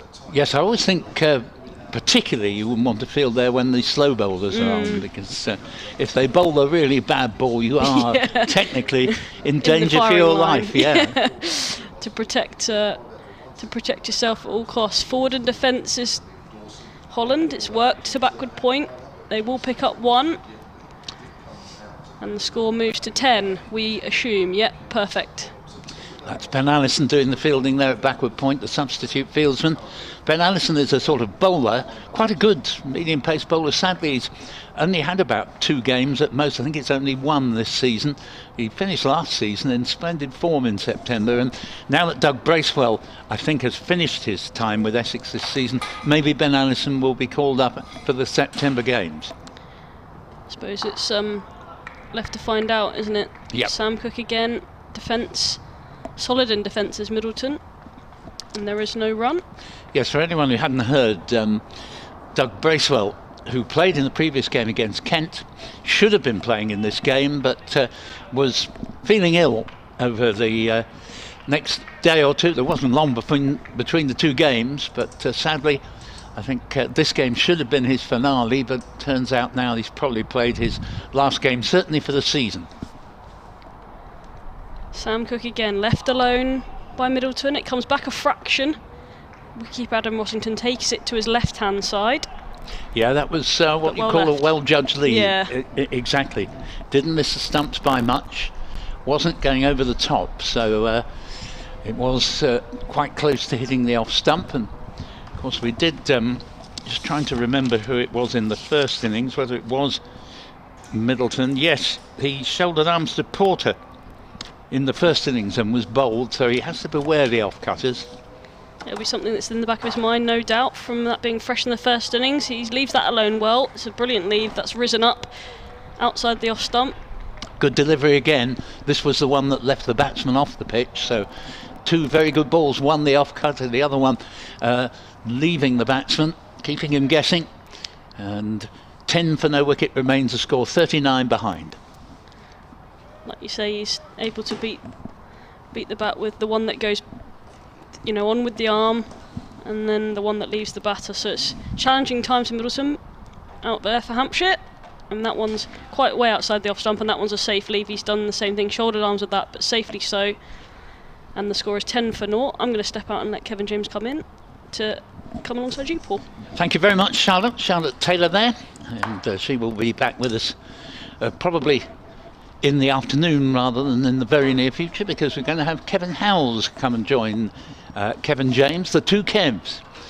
And I look forward to Kevin, but in the meantime we're going to see Jamie Porter continue from the pavilion end. I'll take this over and we'll bring Kevin in, and score 10 for no wicket, but ball's taken the edge a few times.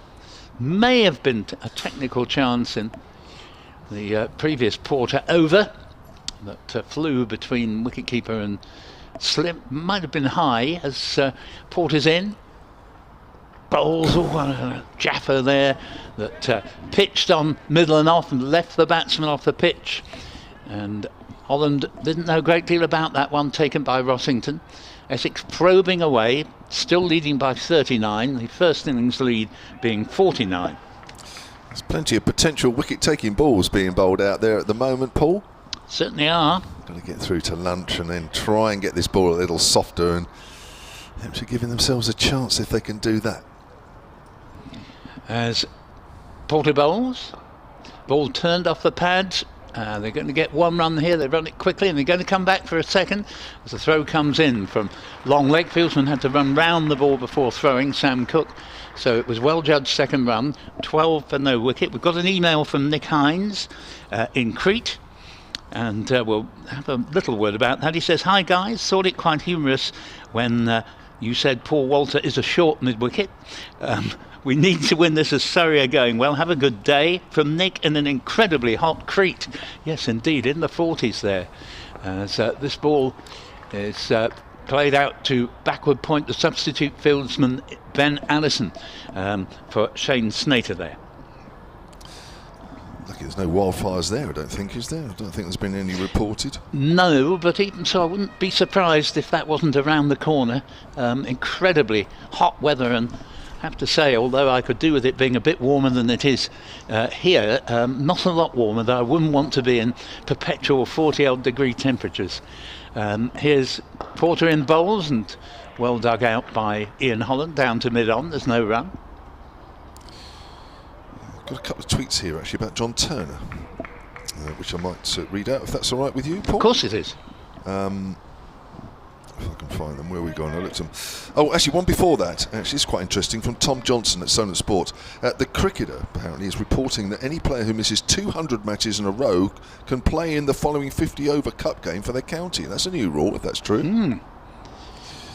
Porter in, Holland defends into the offside, and Anderson is the fieldsman, just beats Pepper to the ball at 12 for no wicket. Yeah, so Tom goes on to say maybe we will see John Turner playing for Hampshire in the 50-over competition, and Joe Weatherly, who didn't play one match for the Brave last year. So I think that was a bit of a talking point last year, wasn't it? Players that weren't playing for their 100 teams were sort of sitting out the whole month.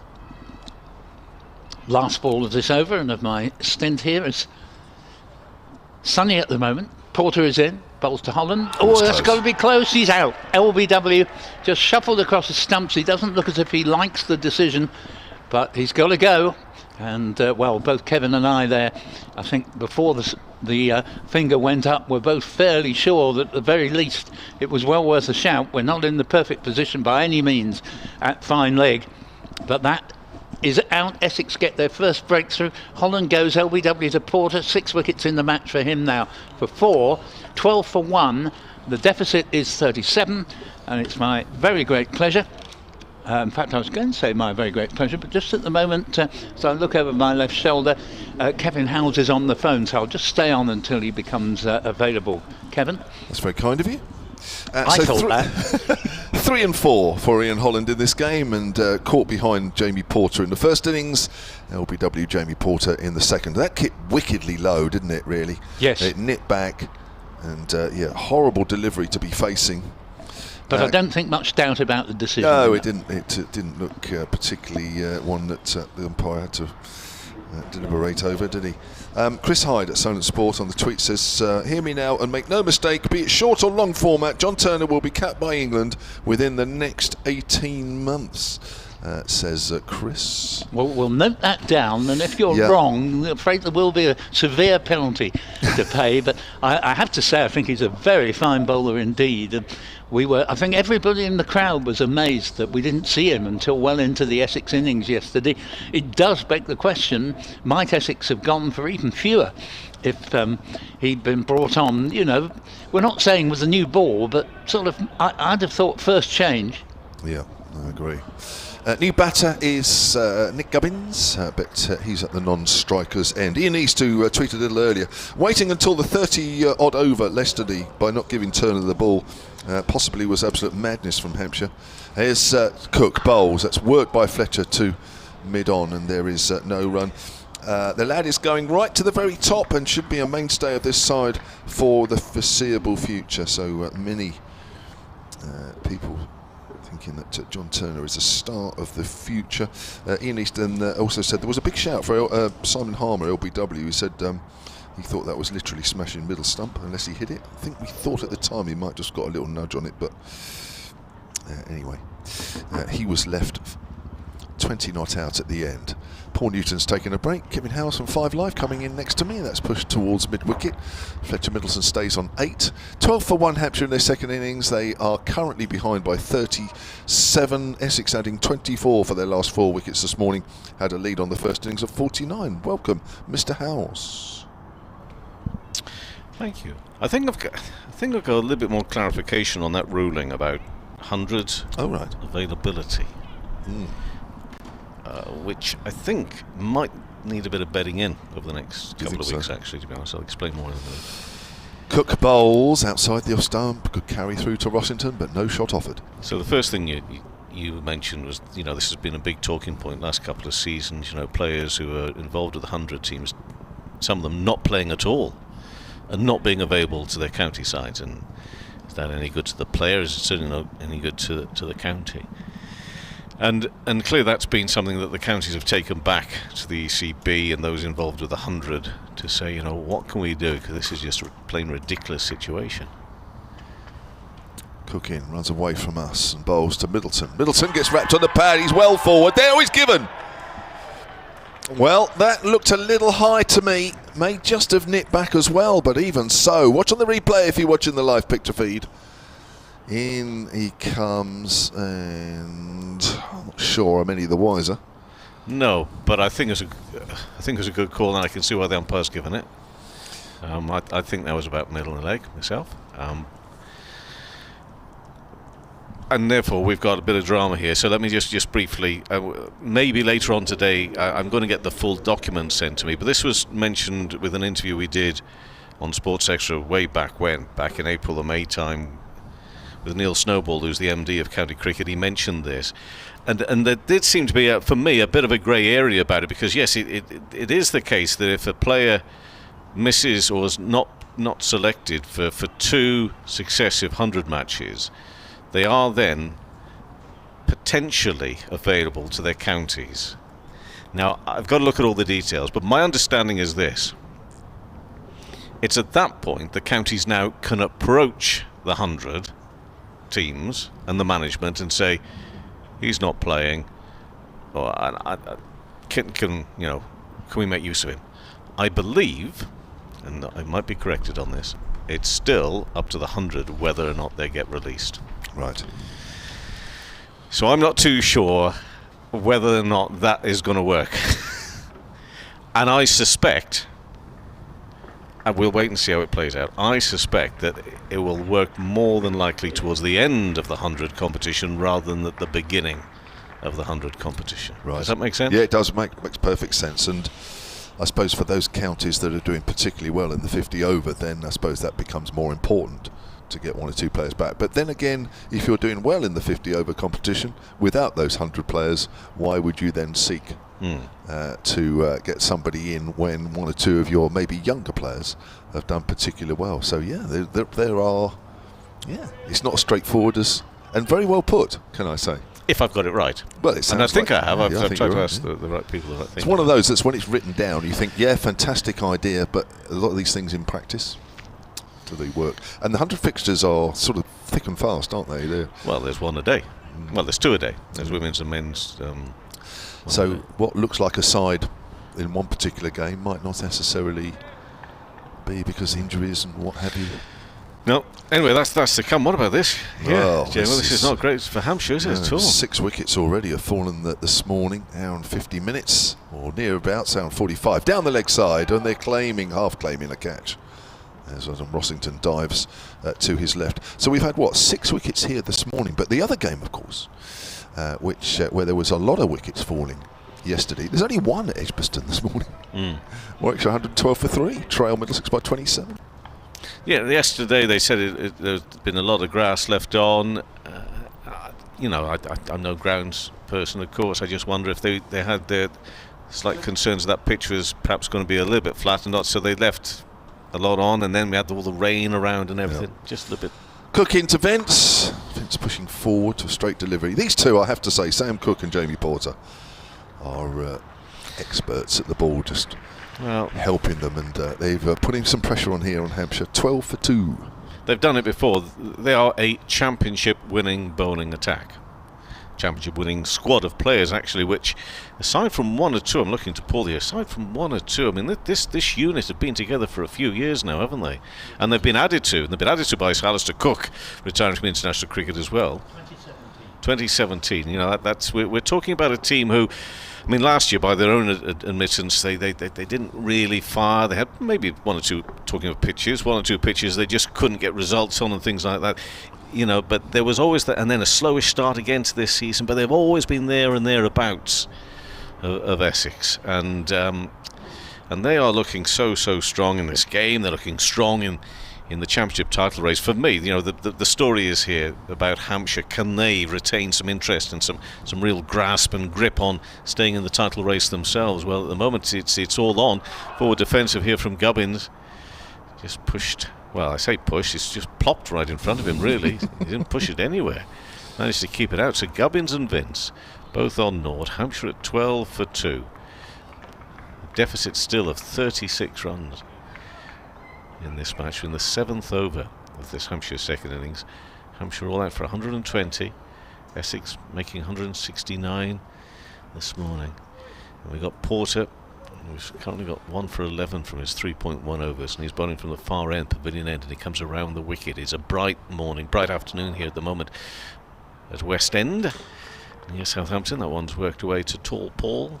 I mean, the 100 made him, they loved him in the 100, and one of the finds. I mean, that is. I know we got people listening to us who really despise the 100 because of the damage and the collateral, if you like, to some of the cricket they love and cherish, and they've every right to continue loving and cherishing it. But it has given an opportunity for some of those players really to make a bit of a name for themselves, which perhaps they wouldn't have done in county cricket. And this one's worked away on the onside, and there'll be no run. And I'm not going to get any further into that argument because I know that there will always remain this debate if the same amount of money had been put into the blast as been put into the 100 and everything. But it's an argument that people are more than welcome to carry on, but the broadcasters weren't having it. So, in some ways that wasn't a feasible option. But it's still fighting its corner here is county cricket, and with interesting cricket, and that very nearly gets an edge of Gubbins through to the keeper Rossington as well. And that for me, I think, is one of the messages I do try and get across, is for whatever is going on in global terms, both men's and women's cricket, and the exposure that is given or not given to what I happen to love and cherish the most, which is this competition, the County Championship. It takes, for me, nothing away from the excitement, the intrigue, the skill levels often of the players as well on show. This is worth watching. And it's a real privilege and honour to be able to do so. Around the wicket, Porter in, and defensively push back up to the bowler, and there'll be no run. Talking on the weather, I say it's bright. I mean, it isn't the warmest actually today. I think this breeze is blowing around just maybe a little more on the chillier side than it's been recently, but it is a bright day, and this is the second day of this round of championship matches, which takes a break in county terms for the Royal London One Day Cup, which gets underway next week. And of course there's still the 5th Ashes Test, which begins tomorrow at the Kia Oval. Porter of Essex in and bowls, and that's a sharp delivery which Gubbins sort of thinks of going forward, and that's just to stop and check himself a little. This is a battle royale, really. It's a maiden over from Porter, but this is hard work ahead of lunch for Hampshire. 12 for 2, still 37 runs behind. You mentioned that score there at Birmingham. It is interesting, 113 for 3, which is still trailing by 26 runs. And again, the story there, obviously Middlesex fighting relegation, Kevin, but the story there with Warwickshire, with what should have been, maybe still will be, but should have been a really important game in hand for them. They sort of messed up last week against Lancashire, and in a bizarre game there, they may still win it, but it's not gone exactly to plan there against Middlesex. You can't expect to win a game when you're 60 all out in the first innings, can you? It doesn't matter what sort of pitch and what sort of conditions there are. It comes, Sam Cook runs away from us and bowls. Vince pushes forward, slight leading edge out there as it goes out towards cover. Yeah, the live table at the moment, just to put everything in context, see Surrey leading with 164, Essex with 150, Hampshire with 135, Warwickshire with 127, having played one game fewer. And they've still to play Surrey, and would need to win that game. Well, let's be very upfront about that at the moment. But they really needed to have had a good couple of results going into the break as well. Looked a good side when Hampshire played Warwickshire here. Warwickshire winning that game comfortably. Oh, that's just nipped away. That's a beauty.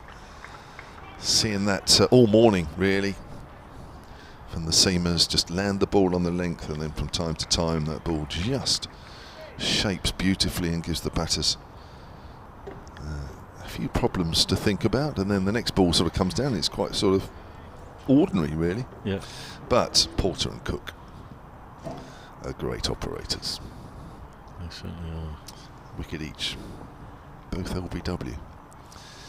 Watch for the ball that hits the pads as Vince pushes forward on that one. Vince in the first innings was caught behind off Walter for 16. The left arm seamer did a bit more bowling because of Shane Snater's injury. We were surprised that he walked out, didn't we, with a runner, but it didn't last very long. Well, you were saying though that it's becoming, it's not becoming the norm, but I saw something very similar last week Chris Rushworth there at Warwickshire came. I wasn't expecting it, but he did the classic. Comes out with a runner and then sets off for 2 singles himself. And I think his injury was a hamstring injury. So no, he was halfway down the pitch on the first run before he remembered. It's a natural thing, wasn't it, to do? As Cook comes in, right arm over and bowls. Vince turns that away square on the leg side. They'll run through for a quick singles. Walter Fields. Vince is off the mark. Both these batters were on naught before that delivery. 13 for 2. Hampshire trail by 36. Yes, I blame Nathan Lyon in that test match now. I think all injured players beware, because you will be expected to bat from now on. I mean, forever within cricket, and you've no doubt had these moments, I don't know, where you perhaps want to play a physio or somebody with a bit more medical knowledge than you as a player would have advised against it. I mean, do you listen to them? Do they have the final say, the physios, along with the coaches? Because what you don't want to do is further damage yourself. Well, that's the thing, isn't it? I mean, that's the assessment that goes on. He's beaten outside the off stump, just pitched and nipped away from the forward prod of Gubbins, who's still there on the front foot. It's a combination of lots of things, and of course match situations dictate whether if a player's sort of 50-50 about batting, or even probably lesser odds than that really, whether you decide, well, is it really worth him going out and aggravating the injury a bit more, but actually in the match situation it might help us. There's always been that. You'd expect to see that more second innings of anything. Well, Snater's out in the first innings. Well, that's what I'm saying. Which I found unusual. Yeah. That's pushed up towards mid-on. So, but without knowing the extent of his injury, I mean, it may just be enough to keep him off and not bowl, but actually stand around and do a little bit more than that is maybe considered to be what's the word, risk averse or whatever. I don't know. Not too much of a problem, but. I don't think we'll see him bowl, and I don't think Essex will see him bowl for a while, but I'm no physio. But you just go on past experiences of Achilles and injuries of that type. It certainly doesn't help. Does there come a point where actually that, unfortunately, like Charlotte who's with the state, that that the season now sadly may be over. So for the good of the game and for the team here, actually, the amount of damage you might do here, well, you're going to be out anyway for a few weeks, so therefore maybe the rest of the season. I'm not saying Snater is, but that's what I'm saying. Perhaps there's that element of, well, you've then got all winter or something to get ready. Anyway, start of the next over, and it's Porter in. Down on that is Vince, who's on 1, and he'll stay on 1, just pushed into the offside. Listen, we're not medical people, and we just tell you what we see, and as I say, what I saw last week was a bit bizarre. And if the physio or whoever's in charge of things there at Warwickshire needed some persuading by Rushworth and the coach and the captain for him to go out, I can't imagine that he would have been particularly happy, he or she would have been particularly happy to have seen him set off for those singles. Porter, meantime, in again. Oh, an edge just low, wide of the third slip. It was low there. That would have been a tremendous grab low down. It probably fell a little bit short. It's going to be 4 runs anyway, down to third, down away to our right-hand side. So Vince moves to 5. Hampshire to 17 for 2 and a deficit of 32 runs. But that was mightily close. It did go down. He managed to keep that down to the right. I haven't seen that on the replay, how far wide it was of that wide slip there, but yeah, I think again it's just one of those areas outside off stump where you would say sometimes the batter could leave that alone. I suppose you're always worried about the ball that nips back a little bit, which makes you think about playing at it, but there was a little bit of width there. Vince is on 5. Porter bowls again, gets more bat on it on the leg side this time. That's a bit more comfortable. He moves for a single for 1. He goes to 6. Takes Hampshire up to 18 for 2. 31 behind now at the moment, with all on to get to my scampi and chips and peas. Oh, sorry, I meant to say lunch. In a few minutes' time. Do you think that's a tactical error, JMO? What, by saying no, that I've moved from cottage pie to scampi? Because yesterday's was terrific. Wow. Cottage pie, but I've gone scampi today. I don't know. It's nice you've got a choice. I'd like to stick to Fish Friday, to be honest, just fish on a Friday, but I don't know. No, you Northerners. I'll report back. I'll report back. Around the wicket comes in, and just managing to not only lift the bat out of the way, but keep his... Now, of course, he's not got a stomach like my stomach as Gubbins, but managing somehow to inhale enough for it to go past that as well. Maybe just brush the shirt a little through to the keeper. Coming around the wicket here. He's faced 9 balls as Gubbins, and yet to get off the mark here at 18 for 2. There seems to be a spot bowling from that far end towards this end, which is just short of a length that every now and then one does leap, doesn't it? Got 3 slips going down, got a forward short leg, backward point as well, then it's put around the wicket, and that's full. Puff of dust comes up towards the field at mid-off, and no run around extra recovery area.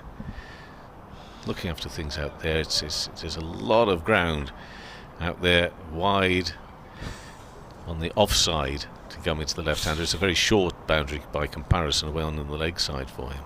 I love this. Jamie Porter ran the last couple of yards up to the top of his mark. Nick Gubbins wasn't having any of it because we're 1 minute from lunch. Next ball in, and well, that gets up on into the pads. WW appeal. Porter trying to do his best ahead of Scampi and Chips. I think we'll get another over in by the looks of the umpires. They seem to be walking. Well, they're ready to roll. Look at the Essex fielders there. I mean, why don't they do that every over? Why doesn't teams do that every over? We'd always finish by 6 o'clock at the end of the day. Well, I agree with you, but I still admire the fact they're doing it now. Yeah, well, in fairness. Now, look, we haven't bowled the first ball and it's 1 o'clock. So you could almost argue that we could have... I mean, not all the fielders are in position. Look, they're changing. The first slip's not in position. That's Alistair Cook. They're not ready to bowl this ball, and it's 1 o'clock. But the umpire was ready. Well, I suppose is that the thing? Well, I don't know. There's no point in asking me. Why would I know the rules? I only played professional cricket for 20 years. We're close enough to shout and ask, actually.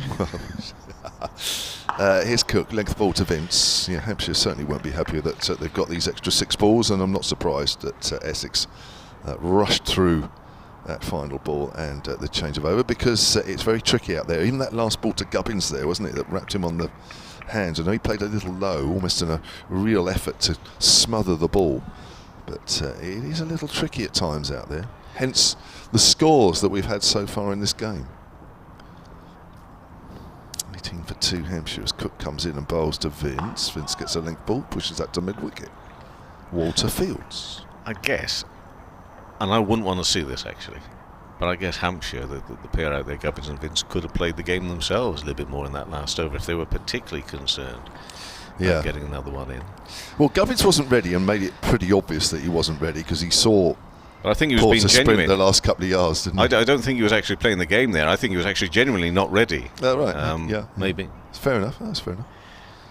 He certainly didn't want to be rushed, I know. Now, we're going to take a little bit of time here because we're going to have a helmet on. Now, there's already a short leg with a helmet on, so where's this helmet going? Oh, it's for Rossington, who's going to stand up. Probably feels that Vince is getting a long way forward here, probably batting just outside his crease. Difficult to tell from where we are. High up behind the bowler-ish. But there's clearly an attempt here to keep Vince a little bit closer to the stumps and bring the LBW into play. 4 balls left before the break. Here's Cook bowls. That does come back a fraction. Vince rides it and works it down to fine leg. That'll be a single. Vince moves on to 7. 19 for 2. Hampshire trail by 30 runs exactly. That's a lot. 30 runs normally is nothing, but it just feels with these 2 bowlers operating, that's quite a big deficit. Yeah, I 100% agree with you. And what I love about this is, the intensity just ahead of the break here. It is, isn't it? There's no switching off here, thinking, okay, well, let's just get to lunch and we'll have a go again after, No Snater, so there will be Paul Walter, who bowled quite nicely in the first innings, actually, with his left arm seamers.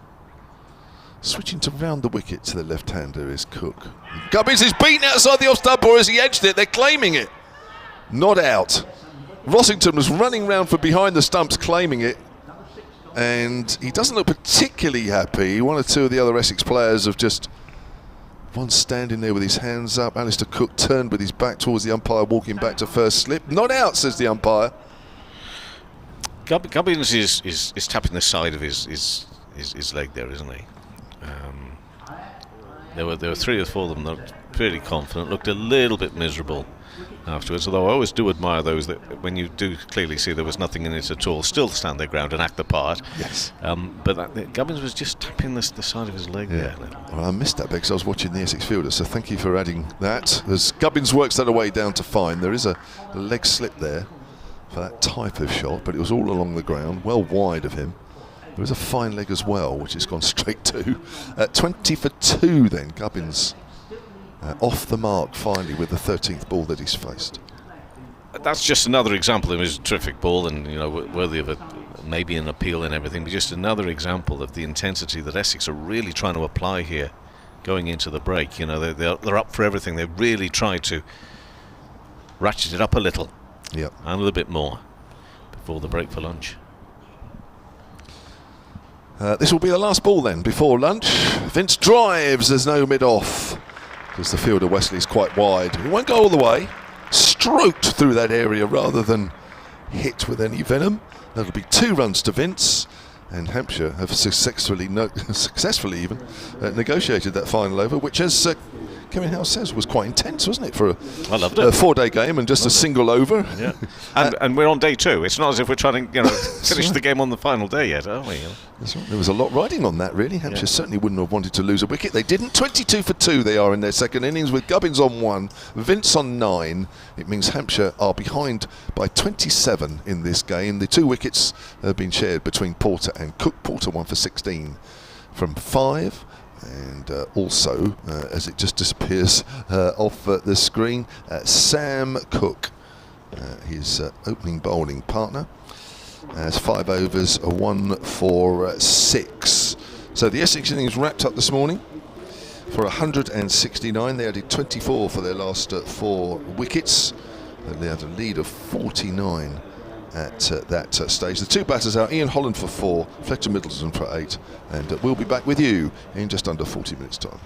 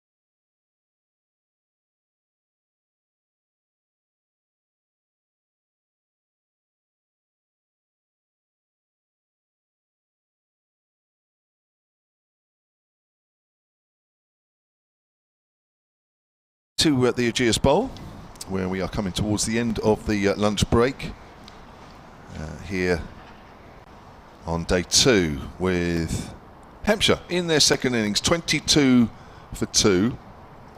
So they trail Essex currently by 29 runs. This morning, Essex resuming their first innings on 145 for 6. They were leading at that stage by 25. They added 24 for the last 4 wickets. Shane Snater did come out, even though he had a Achilles injury. He came out with a runner. He was number 11. But Rossington went first for 39. He added 3 to his overnight total. Cook went for 1. Jamie Porter and Shane Snater, the other 2 wickets.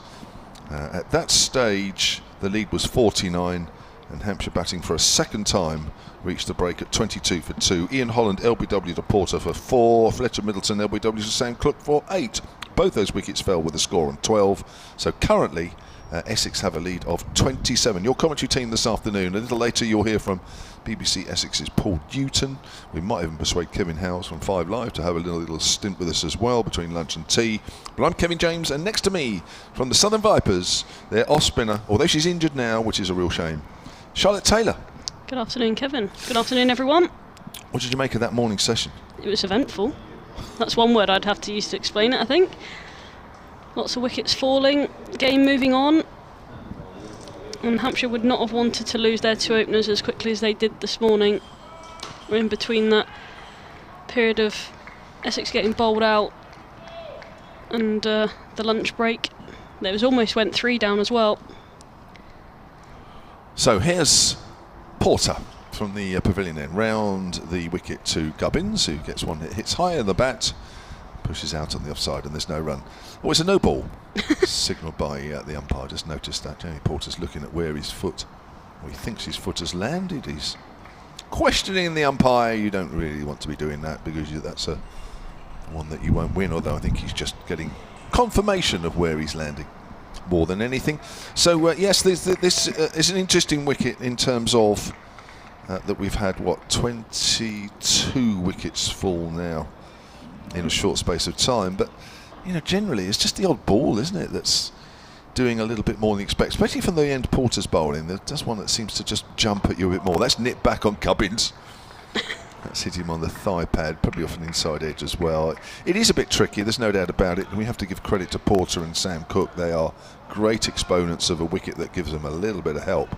But even so, batting at times, certainly last night, didn't look too bad. But there are times, certainly with the new ball, that it's a little tricky, isn't it, with the movement? Yeah, it's not the easiest. Like I say, there are balls that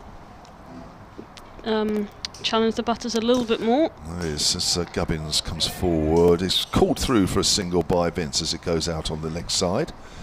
And Gubbins moves on to 2. My word, he's worked hard for those 2 runs. 16 balls he's faced, but there was a big shout for a caught behind of him, with Rossington standing up to Sam Cook in the over before lunch. Yeah, I'm still not sure what happened there, really. The Essex team in its entirety looked convinced that it was out. Nick Gubbins didn't move and the umpire didn't raise his finger, so it stayed at 2 down, but it must have been flicked, I suppose, a back pad or baby part of the body. That's right. So 25 for 2, it's Vince facing. Porter's over the wicket this time, right arm over, and bowls. Vince walks into that one, works it to mid-wicket. Both batters initially looking for a single, but quickly around the fielder at mid-wicket. Maybe that's how James Vince is going to negate the bounce here, by getting a couple of steps down the wicket, especially with the keeper stood back. Which may not last for long if he keeps doing that. See, we've seen 1 or 2 balls really sort of bounce off a length from that pavilion end, especially as Porter comes in again. Runs towards us and bowls to Vince. Again, he's walking into that push shot off the front foot as it goes out square on the offside. And like we saw Felix Organ in a sun hat in the first inning, Sam Cook has one, although that looks more like a traditional. Yeah, it's not as baggy, is it? No. Not as floppy. No. That's right, it's the straight sort of band around the head. Not the bit that closes you in and makes you look like a flower. No. a closed flower. But again, there's no sun, so interesting choice as Cook comes in. Vince gets wrapped high up on the leg. Oh, and he's down. He's not moving, is he, either? he's No, he's still just going to down. sit on the floor for a minute and he's okay. Not too much sympathy from anybody in the Essex side. No. Well, again, you know, it's tricky. It's just the seam movement, isn't it, that's just causing the batters the problem. And Vince has definitely been hurt there. He's walking towards the square leg umpire. I don't know if the square leg umpire's got some sort of remedy. He's going to take his gloves off here and he's just going to have a few moments. That's clearly hurt. That's not very nice. No, he's going to take a moment here just to recuperate from that. He's walked a good sort of 10 metres away from the edge of the pitch here. And he's getting some sort of sympathy now from Nick Gubbins, which I'm sure he really appreciates. But initially it was no one was offering him anything. He's asking the square leg umpire something. So can he get something? I don't know what. Spray? Would you put spray in that area? I'm not sure I ever have. The physio is now coming on. Oh yeah. Oh, that's luckily. Luckily, yeah. I was going to say, luckily he was doing a lap of the pitch. He's Yeah. coming from deep square leg, and he's going to. Oh no, he's been sent back. No, I didn't think Vince realised he was at square leg. Although Vince is walking still towards the pavilion. It's not the easiest walk I've ever seen James Vince. Yeah, he is struggling somewhat, isn't he? I don't know why we're finding it so funny. Really, he's probably quite a lot of pain. But are they going to walk off together now? Oh, surely Vince is not walking off, or is he? He's left all his gear here. Yeah. So he left his helmet, gloves and bat at square leg, and now he's walking towards the pavilion. He's going off. He's going off. Rossington, the wicketkeeper, has now picked up his stuff. Oh, now he's going to put it back down again. It's a really bizarre situation. I've never seen this before. No, I don't think I have. Well, I think we've all seen plenty of players hit in that area, but very rarely have they left the bat and helmet. Like he's going to come back. Yeah. I can't believe the umpires are going to say, yeah, just take all your time you want and we'll sit down and chew the fat and wait for you to come back. Very bizarre. Two Essex, I presume 12th and 13th men with very bright high-vis jackets have walked on with drinks, which actually is amazing considering we've had just over 5 minutes of play since the lunch break. Why on earth they need to come on with drinks, I really don't know. But Vince is walking up the stairs at the pavilion end, so he is getting some sort of treatment. I'd rather not think about it, but it will be some sort of treatment. And the umpires are just looking at the pavilion almost as if they're wondering what's going on. You would assume that that was the conversation that was being had when he walked towards the square leg umpires. This is sort of what I want to happen, and physio comes onto the pitch and then walks off with James Vince. I'm just wondering if he's going to have a replacement box. Maybe it's been cracked, but you would think the physio could run off and go and get one, or somebody could run on and get one. Didn't need Vince to sort of walk back and go and get one. No. Unless he's so precious about his boxes that he doesn't want anybody to touch them. I don't know, but yeah. So we have this peculiar situation where Vince has just walked off, left his gear, helmet, gloves, and bat by well, not by the stumps, but probably near sort of where square leg umpire would stand, and he's gone off. And the Essex players are having an extra drink. Gubbins is chatting to one of the Essex players out there, and one of the Essex players picked up James Vince's bat and had a little go with it. Probably thought, I wish I had a bat like that. Yeah. Is it some sort of special magic wand that the ball races through extra cover every time I play a drive? So Vince has not reappeared as yet. Well, he hasn't gone up the stairs either, so there is a physio room that's behind. You can't see it. It's behind the sight screen here. And now I see somebody running back. Is that James Vince or is that somebody else? Well, he's suddenly recovered if he's running back, because he could almost walk off. He couldn't walk off the field properly. Is that James Vince coming down? If you're looking at the picture feed, there it is. You've probably made him out coming down the stairs. He's just about to go over the rope. Yeah. Oh, a round of applause from the crowd. He's got something in his for the hands skipper. though. Yeah. Don't know what that is. Looks like an apron. I doubt it is. Maybe a jumper of some sort. What on earth is that? That looks like a dark something with string and It's almost like a thigh guard. Maybe it's his thigh Oh, guard. yes, it's a thigh and the inner thigh guard. Yeah. But it's not under his trousers. No. Which is where it notoriously should be at this that's point. right. I mean, there is a dressing room for that sort of thing. Not right out in the middle, so everybody can see. One or two of the Essex players just checking that. I presume they're checking he's all right, or they're probably saying, what on earth is going on? That was Tom Westley, who's just had a quick chat with his opposite number, the opposite skipper. So James Vince is now going to put his thigh pad and his inner thigh pad on in front of everybody, because he didn't do it in the dressing room. I don't know if he called for a change of that. Maybe he didn't have that all that particular padding on. Because a lot of batters, they just have the front thigh guard. They don't have the inner one, because the inner one's painful. It might be actually that he's been hit on the inner leg. No, he wants to put and on. He wants to put on the inner one, yeah. But then you're exactly right. Why couldn't a 12th man or physio run off and go and get that? Yeah. Maybe it was in a locked cabinet where only he had the combination. You can't know the code. No. Only the captain knew. But anyway, he's dressed, ready for action. He's got his putting his gloves on now. He's got his helmet over his head now, and that was. If you get to talk to him at the end of play, please ask him what all this was about. I'm now really intrigued. I'll certainly ask him at the end of the game. I usually speak to him at the end of the game, but of course, if he gets 100, then I certainly will ask him today. But yeah, that might be. I might have to save that one for the end of the game. But And so on day 2, just after lunch, what on earth was going on? We're ready again then. Here's Porter to Vince and bowls just a length ball which Vince pushes on the onside. So that's the over completed. It was a very long over with a lengthy stoppage. The 11 overs of this Hampshire second innings have passed by. 25 for 2 they are. Vince has 9, Gubbins has 2, and Hampshire are behind by 24. They are indeed. Well, it's the most dramatic probably first over that I've experienced. Was that the first over after tea? Yeah. After lunch? It was, wasn't it? Yeah. So that's taken close to 15 minutes. Mm-hmm. Great for the over 8. Yeah. What time were we here till last night, Paul? 10 to 7? 5 to 7? Yeah, it was about 10 and 5 to 7. That could be a repeat now. Certainly doesn't help when you've got one over taking that length of time. But hopefully this one will go a bit quicker. Sam Cook to continue from the hotel end after lunch. The second over. If you've just tuned in, you'll probably wonder why. I'm not even going to go into it. We just spent 15 minutes talking about it. Round the wicket is Sam Cook. He's got a short leg, and he's forward in defence is Gubbins up to mid-on, where Tom Westley collects the ball, and there is no run. Wow.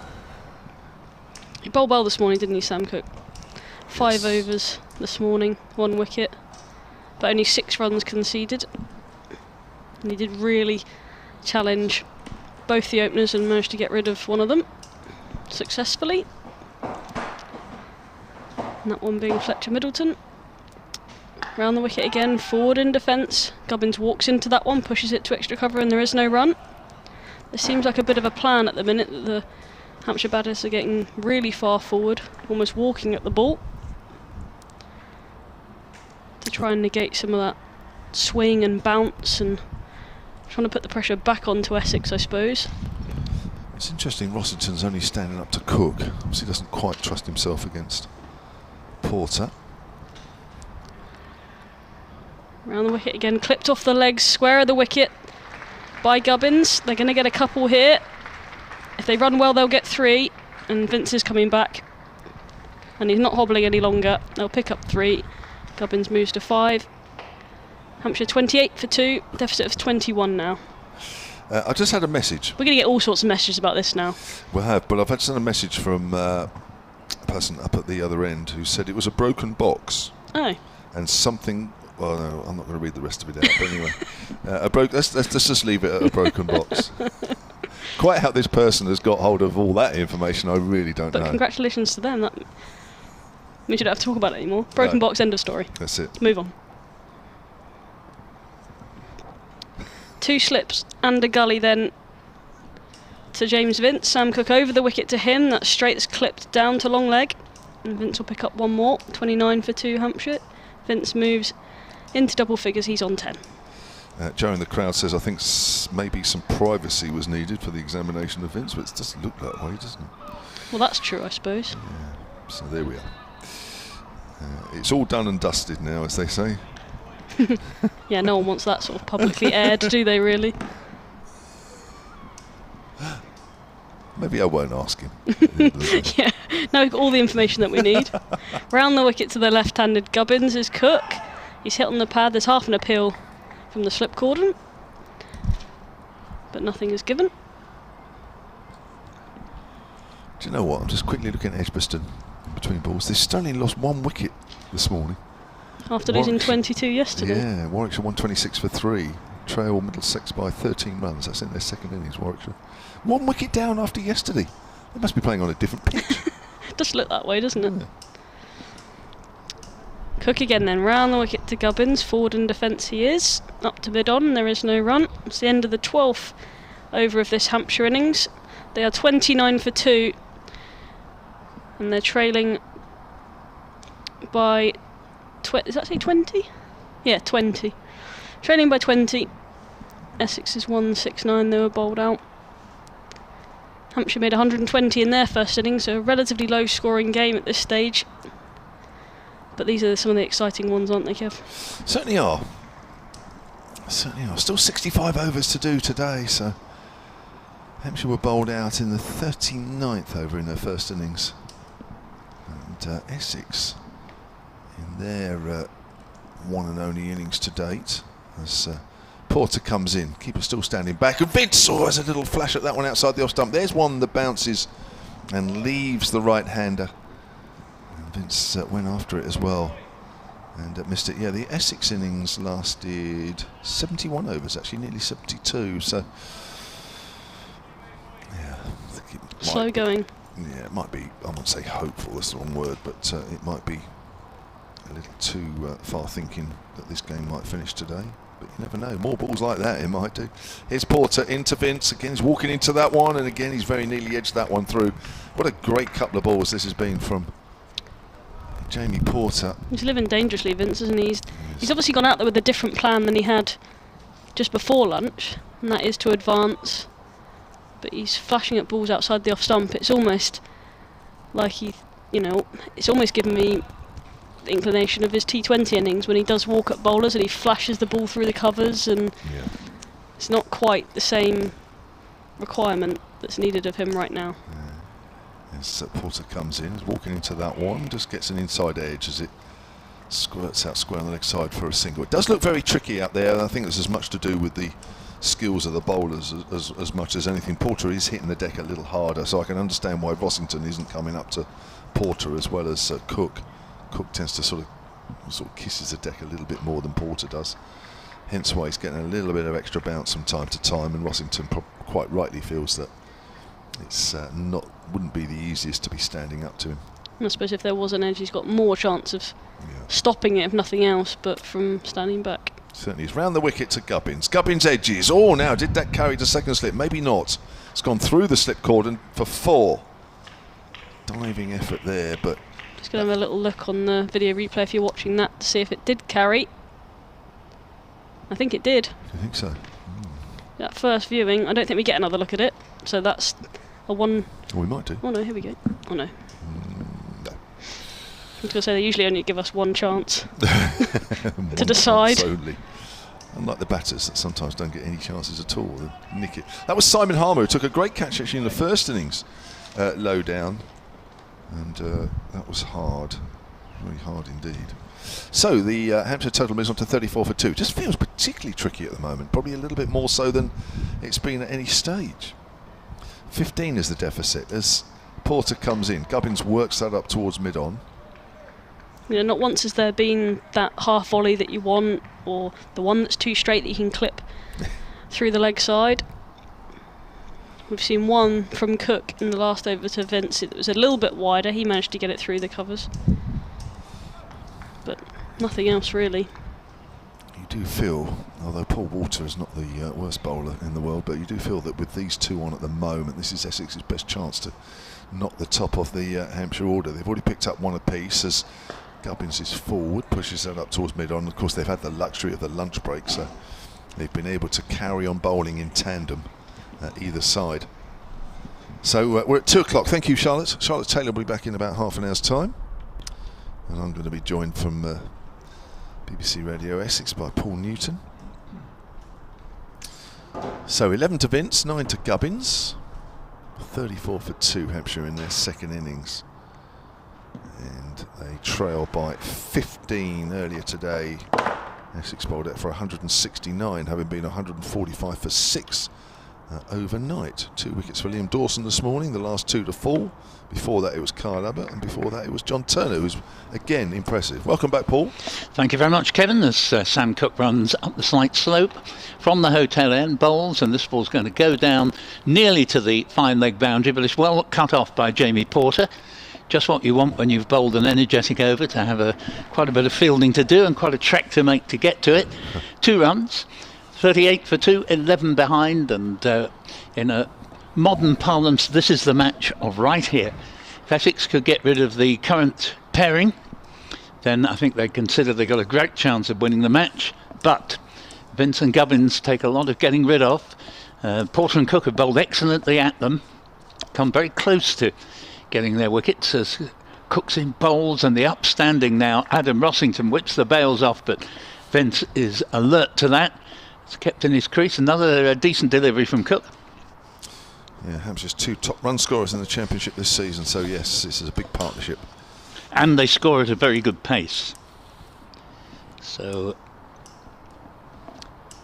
certainly absolutely key moment this in the match, with Cook on his way again. 2 slips a gully and a back pad. Bowls Vince off the back foot down to mid-on, very straight mid-on, the skipper Tom Wesley. There is no run. Vince has 13, Gubbins 9, and the 2 openers didn't last long, both given out LBW. Holland to Porter for 4 and Middleton to Sam Cook for 8. 12 for 2 it was, so these 2 have trebled the score. 36 for 2. Cook again. Bowls. Vince turns it to mid-wicket this time. Paul Walter, again there will be no run. How long are these 2 going to keep going, do you think, Paul? Well, not much longer. They did have the lunch and adjournment to have a bit of a rest, so you could add an extra over 2, but not much longer. Maybe if they got a breakthrough, they might again be given an extra over or so, but I think we'll soon see a couple of changes. Cook's in and bowls. Ball played into the offside. They go for a quick run. Shy comes in at the bowler's end, misses, backed up by the skipper. After Michael Pepper had moved to his left, taken aim at the stumps of the bowler's end. I think they were home anyway, and Vince moves up to the same number he wears on his back, 14. Gubbins has 9. 12 behind at 37 for 2. Yeah, I think that gives you an indication of just how tricky it is out there and how tough it is when you're taking quick singles like that. I mean, it was a good single, and it was always a single, but don't often see tight ones like that. Cook around the wicket to the left-handed Gubbins. Doesn't quite get his line right. Ball on leg stump, played to mid-wicket. There's no run. The Sam Cook over ends. Still the soul of economy. 7 overs, 2 maidens, 1 for 13. A little bit more expensive, Jamie Porter, 7 overs, 1 maiden, 1 for 24. But between them, these 2 products of the Essex Academy have done Essex proud. Now this will be for the 7th season that the 2 of them have been in harness. Yes, every time I've seen Jamie Porter bowl, I think he's sometimes been injured against Hampshire, but whenever he's bowled, he's always looked a threat. I remember Hampshire being up at Chelmsford a few seasons ago when he bowled. He did people like Carberry for a pastime. Yeah, no, it's been both of them have been fantastic advertisements for the club's youth policy. 37 for 2. Here's Porter to start a new over. Bowls to Vince. Vince is forward. Now Rossington is standing up now. Now that's an interesting move, because for balls like that where there's not a lot of bounce and not so much pace coming off the wicket, that's absolutely no problem. But we do see, and it's reasonably regular at the moment, Jamie Porter getting extra bounce and movement, and Rossington will struggle with that. So It's not necessarily this ball or the next ball or the ball after that, but you would think one ball in this over is going to be very, very difficult for him. It's Porter in again.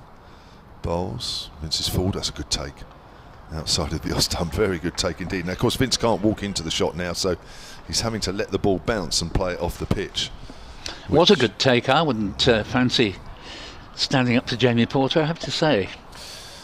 It's not an easy job. This is where keepers really do earn their money. Standing back, it's fine. It's not the easiest job anyway, standing back, but when you're standing up to bowlers of this calibre and there's a bit of movement around, this is where you really show off how good you are.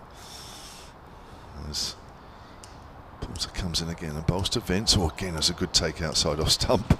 I think he's whipped the bails off there, Rossington, as well. Yeah, and it's worth pointing out as well, Rossington is not your sort of Alan Knott wicket-keeper, you know. He's not slender of build and particularly lithe, you know. He's more in the Brian Taylor mould of wicket-keepers, to name a very distinguished former Essex wicket-keeper. But he's a couple of blinding takes there, actually. Yeah. Was it Tonka Taylor or something? It was Tonka Taylor. Where did the Tonka bit come from? Come back to that. I remember hearing about him years ago. It was Vince's forward this time, out towards mid-off. Brian Taylor was captain of Essex through the 60s, a terrific character, president of the Essex Cricket Society until his death not very long ago. A wonderful chap.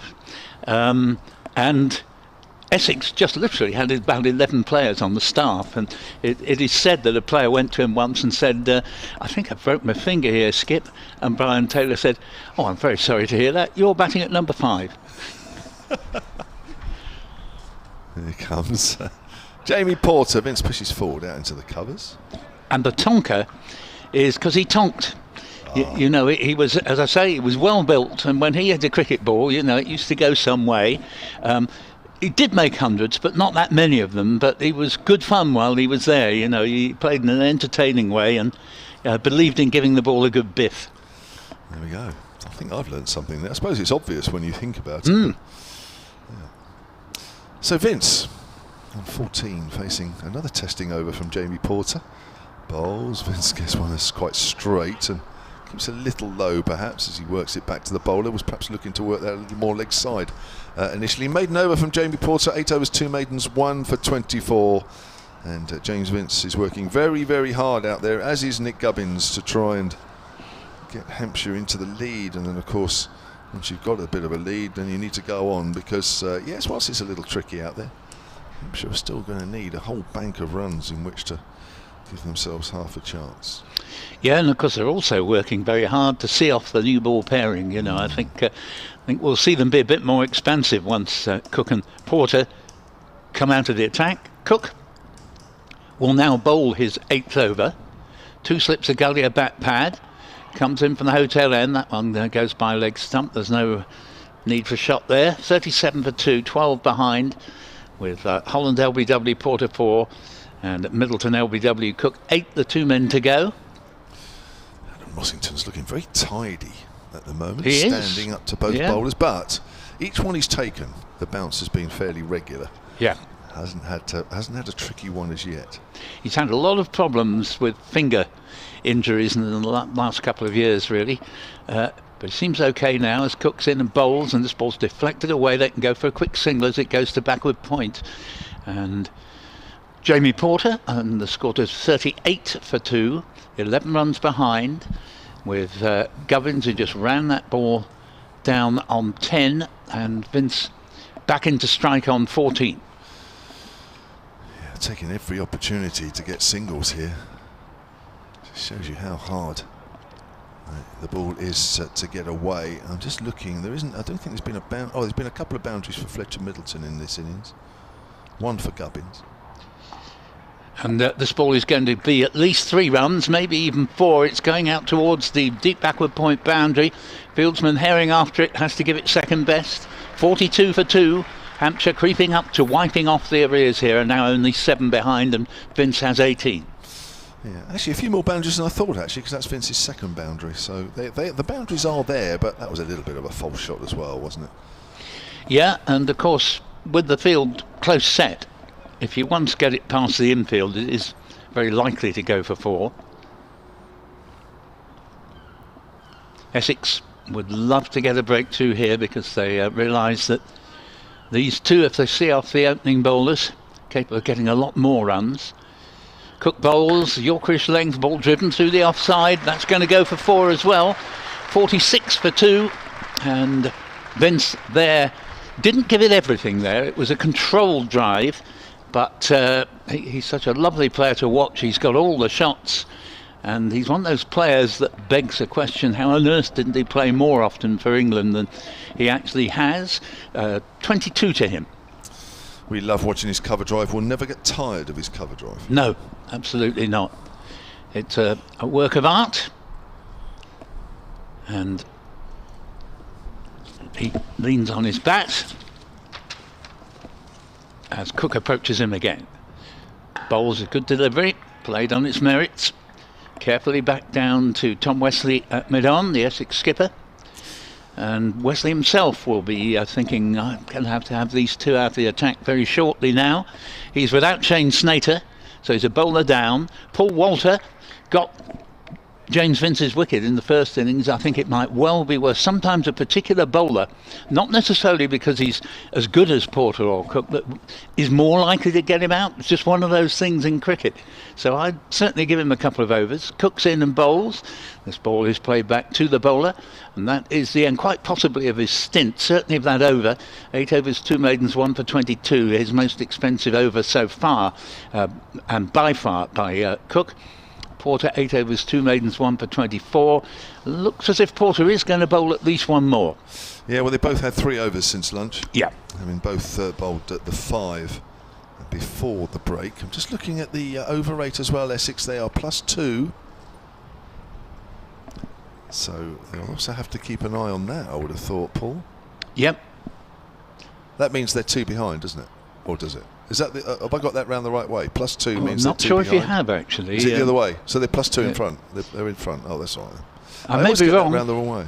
I may be wrong. Yeah, I get it. I get too confused with that, really. It's one of those factors. It's in very small letters, as it were, on the scoreboard, sort of thing, where you go hours without looking at it, really. And most people are a little bit on the slow side, but of course Essex have so many overs of Simon Harmer that they're probably not too badly off. True. Round the wicket then to Gubbins. Gubbins pushes well forward and it deflected onto the stumps, as so many bowlers do. But Vince is wise to that, and he's behind the line. Yeah, it definitely says +2. So I know I get this round the wrong way and I get confused with it, but looks like Essex are okay. They don't have to worry. These two do get through their overs, and they did rush through that over before lunch, desperate to get in another 6 balls. They did, and of course they know that if they ever are behind the required rate, they can soon remedy it with Harmer without in any way losing their position in the game. Here comes Porter again to Gubbins, leaves alone. This time Rossington is standing back, probably deciding that the angle that Porter's bowling, and Gubbins probably not batting outside his crease, doesn't really feel the need to stand up. Definitely stopped Vince from walking into the shots in his previous over to Porter. Yes, I sense we had a period of play when these two came together where the ball was from time to time taking the edge and almost carrying. That hasn't happened much in the last 4 overs. No. Porter again. Into Gubbins. Gubbins flicks that away. Ooh, one bounce to mid-wicket. Slightly uppishly initially, just pushed at that one a bit. Robin Das on the field back in his T20 cap. Yeah, stands out there. Still got Sam Cook in the sun hat. It's almost a bit of sun, as I said that, almost. 2 subs on, Kevin. And we've got Allison at backward point, so he's still on. I'm not quite sure who else has gone off. We know Snater accounts for 1 substitute. I think Alistair Cook went off, actually. Gubbins pushes that length ball square on the offside. Yep. I think I saw him go off at the end You're of the right. last over. Yeah. You're absolutely. I think in his case, it will just be a very, very brief absence from the pitch. Right. It's not long after lunch, so I don't quite know why, but obviously he does. Well, I think when you're a knight of the realm, you know, you sort of make your own rules. And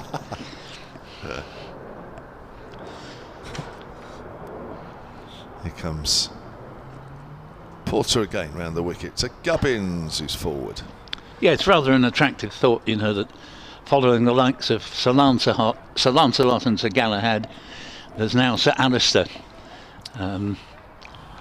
And I think he'd have made quite a good night of the round table. Yeah. Thank you to Joe. Says +2 is good. That's right. Yeah, that is the right way around. I know Joe's corrected me on that in the past, but I have a very short memory. It's good to have someone who knows the rules and can put us in our place. Certainly for me. And me. 46 for 2. One of the 2 commentators we work with seem to know the rules, which always helps. Not us. Outside the off stump, and quite an easy one for Gubbins to leave alone. Now Porter has completed that over. That's a maiden, 1 for 24 from 9. So both Cook and Porter. Paul Walter. He's going to see if he can remove James Vince for the second time in the match.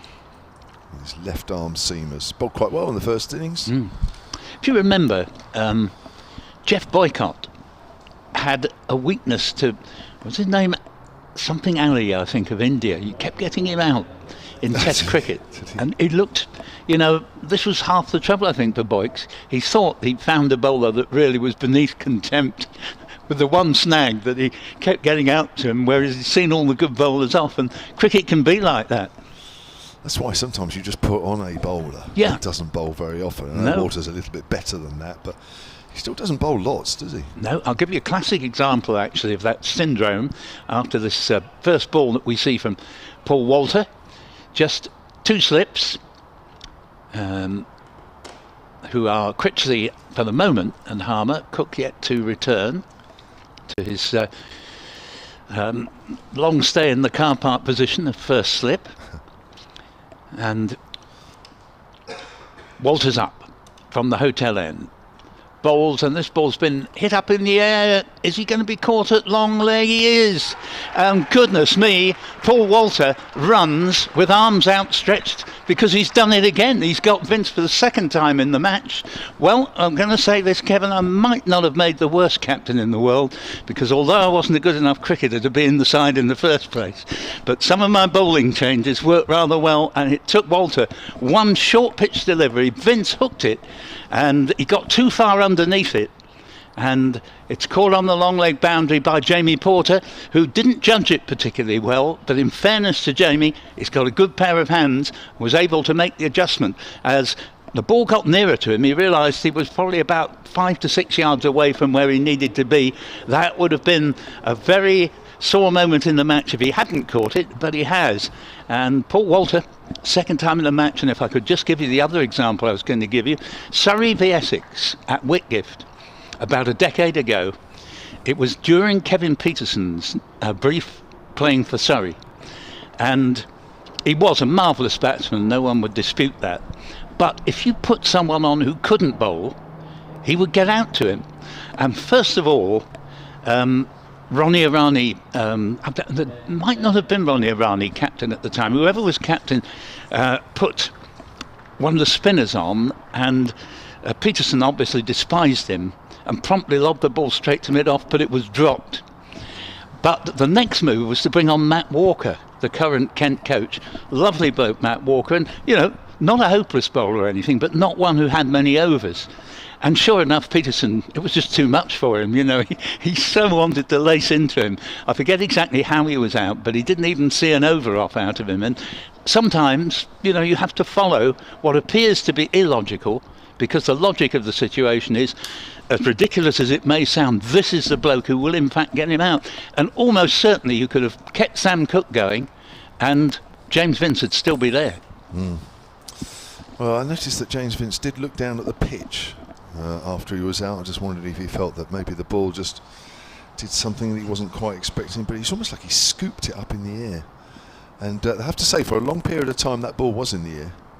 That Jamie Porter, you wouldn't have said that you were confident that he was going to catch that, but a good catch from him, and that is a big moment in this game. Certainly is, as indeed it was in the first innings, because if you don't get James Vince out, he will punish you more quickly than anybody else. Absolutely magnificent batsman. I felt he was a little bit just come in on that, but Walter's already bowling, and that's a shocking delivery miles outside off stump, and the score 46 for 3. I thought he was a little bit too quick onto the shot. You're facing a different bowler, a bowling change, and I often notice when I took schoolboy cricket, never go after the first ball of a bowling change, because it'll almost certainly be a slower delivery than the ones you've been facing, because your new ball bowlers are usually your quickest. It does pay to have a quick look and make sure you've gauged the change in pace. Single here, as this ball is jabbed down by Ben Brown, the new batsman, to Porter again at long leg, and the score moves to 47 for 3. Just bounced on Ben Brown a little. I know he's not the tallest, but even so, probably an area that James Vince was trying to pull that one. It kept a little low. That's just bounced a little bit. Maybe that was a fraction fuller. Ben Brown made 7 in the first innings. I think that was the wicket where Simon Harmer caught him in the slips off Sam Cooke, which was a superb catch. Certainly was. Just remind me, I didn't make a note of how many Vince got. 22. Thank you. So, Walter. 122 would have been better. Yes. Yes, that's right. Yes, you're right. Brown, it was a fantastic catch by Harmer. Very low, going like a rocket to his right.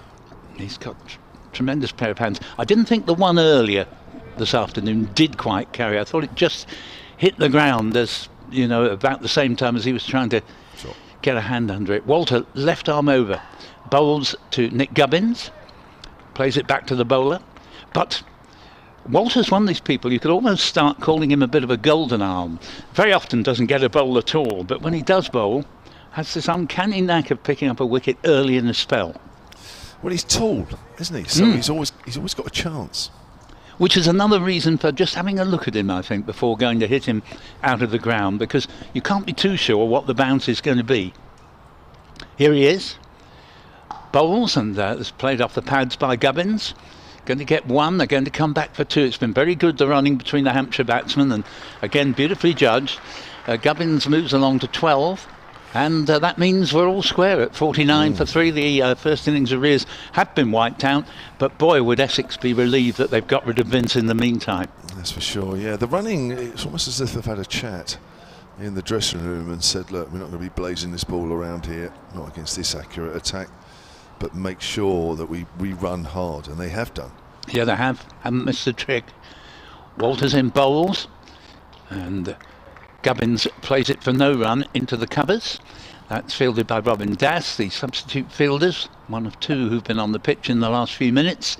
So, exactly level at the moment. Hampshire 49 for 3 in their second innings. Tweet here from Adrian Kirk, at Solent Sport. I've got a feeling this may just have come through just before Vince's wicket. What lead do we need here, says Adrian? I'm looking for 200, 1 big innings needed. Well, I think if Hampshire got a 200-run lead here, they'd be absolutely ecstatic.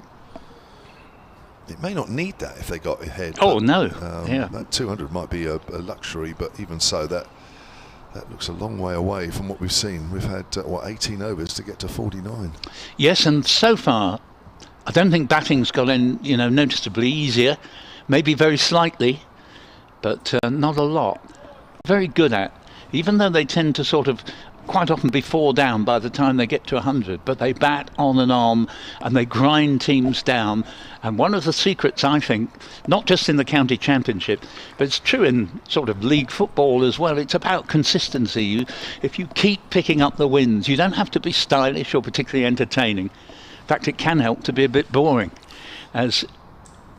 Porter's to Brown again. He's forward out into the covers. The ball goes.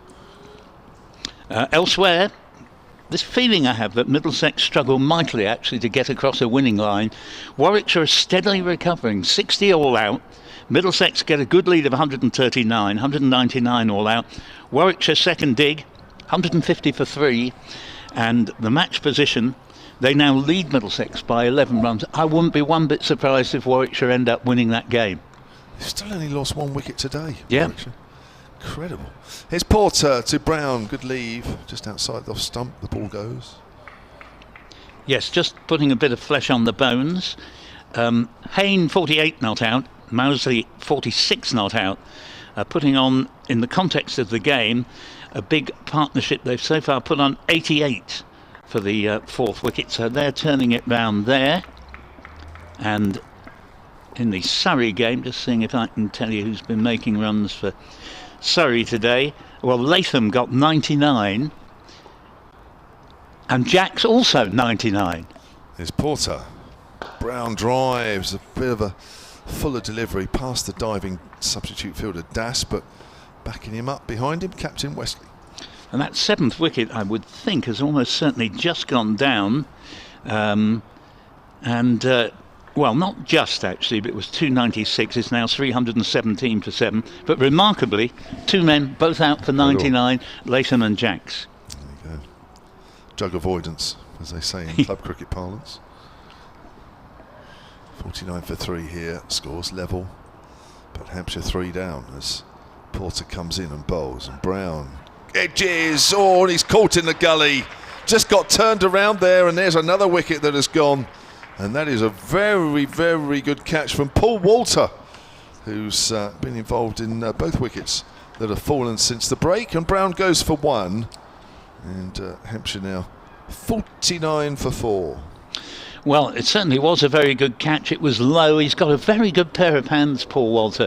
Essex in the T20 love to put him on the boundary somewhere, because obviously he can reach would-be sixes that to ordinary height fielders, they wouldn't be able to grab them, and he doesn't miss much, put it that way.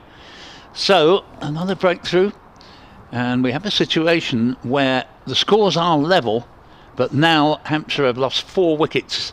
Not quite true to say in wiping off the arrears, because there were 3 down at the point that they knocked off the 49, but the fact is that having wiped off the arrears, they're now 4 down, and Porter 2 for 24 in his 10th over. Email here from Richard Manning, silentcricket@gmail.com. He says, an unforgivable shot from Vince off the first ball of a new change bowler, says Richard. Totally irresponsible. Richard, and he signs himself as a very frustrated Hampshire County Cricket Club member, or Hampshire Cricket, I should say, because they were Hampshire County Cricket Club. They are Hampshire Cricket. Right, it's quick change, because Paul Newton will stay on. We're going to get Charlotte Taylor on, because I've just got to disappear. So keep going, Paul, with the new batter, Liam Dawson. Thank you very much indeed, Kevin James there. And while I think of it, let me once again, as I did yesterday, thank the Hampshire catering authorities, because another lovely Scampionships today. I think we all have different things, but no matter what somebody has had, we've thoroughly enjoyed the hospitality. Well done to the club, and thank you very much indeed, because it's a long day, and it's very nice to have a good meal in the middle. Charlotte, welcome back. Thanks, Paul. 2 further wickets to fall since the lunch break. This the latest one of Ben Brown, only making 1. Yes, 2, although Nick Gubbins is still there, but 2 big breakthroughs for Essex here, obviously, particularly James Vince in quick succession. This will be a wicket maiden if Porter doesn't go for a run here, and he doesn't, and it is a wicket maiden as Dawson plays the ball comfortably enough to short mid-wicket. Ben Allison, one of 2 substitute fielders for Essex. Alistair Cook went off. Haven't noticed him come back yet. He is oh yes, back. there He's he carrying is. The helmet, Yep. Proudly. Yep. There he is. So I think Robin Das has now departed. We did have an email, didn't get time to read it out before lunch. I'll find out who in a moment or two, but whoever it was who's emailed him was saying, why is Robin Das not the 12th man rather than Ben Allison? Essex frequently use different 12 men on different days, so it doesn't mean that the first person has been cast aside so much. They like to give various players who are close to being in the team a chance for being out there. Fair enough. Sounds good to me. Paul Walter, left arm over the wicket to the left-handed Gubbins, who's forward in defence, and there is no run. Just continuing or completing the other Division 1 scores: Northants 342 all out, Lancashire 62 without loss at Old Trafford, and Notts 350 all out, Kent 33 for 1 at Trent Bridge. I wonder if are they playing on the same Test match wicket at Old Trafford? Well, I don't know. Wasn't used for the last 2 yeah, games. it's possible. Left alone, that one by Nick Gubbins. I assume so, if it didn't go the full. The pitch wasn't used, obviously, for the last pretty much the last 2 days. Intriguing thing here, just coming back to the game here, is that Paul Walter, who probably wouldn't have been bowling if Shane Snater hadn't had his misfortune to have a torn calf muscle. Paul Walter has got rid of the main man James Vince in both innings. And he's bowling well here. Forward this time is Gubbins, back to Walter, who fields the ball in his follow-through. He's got a long way to bend down as Paul Walter. But he does well there. And I do think James Vince will be slightly kicking himself from the point of view it was the first ball of the first bowling change of the second innings. Personally, I'm a great believer, you know, different pace, different sort of bounce. Have a look at it before launching out. He was trying to hit a 6 and nearly succeeded, but caught on the long leg boundary. Absolutely. Left alone again outside the off stump. Just watches that one carefully, does Gubbins, and it goes through to the keeper.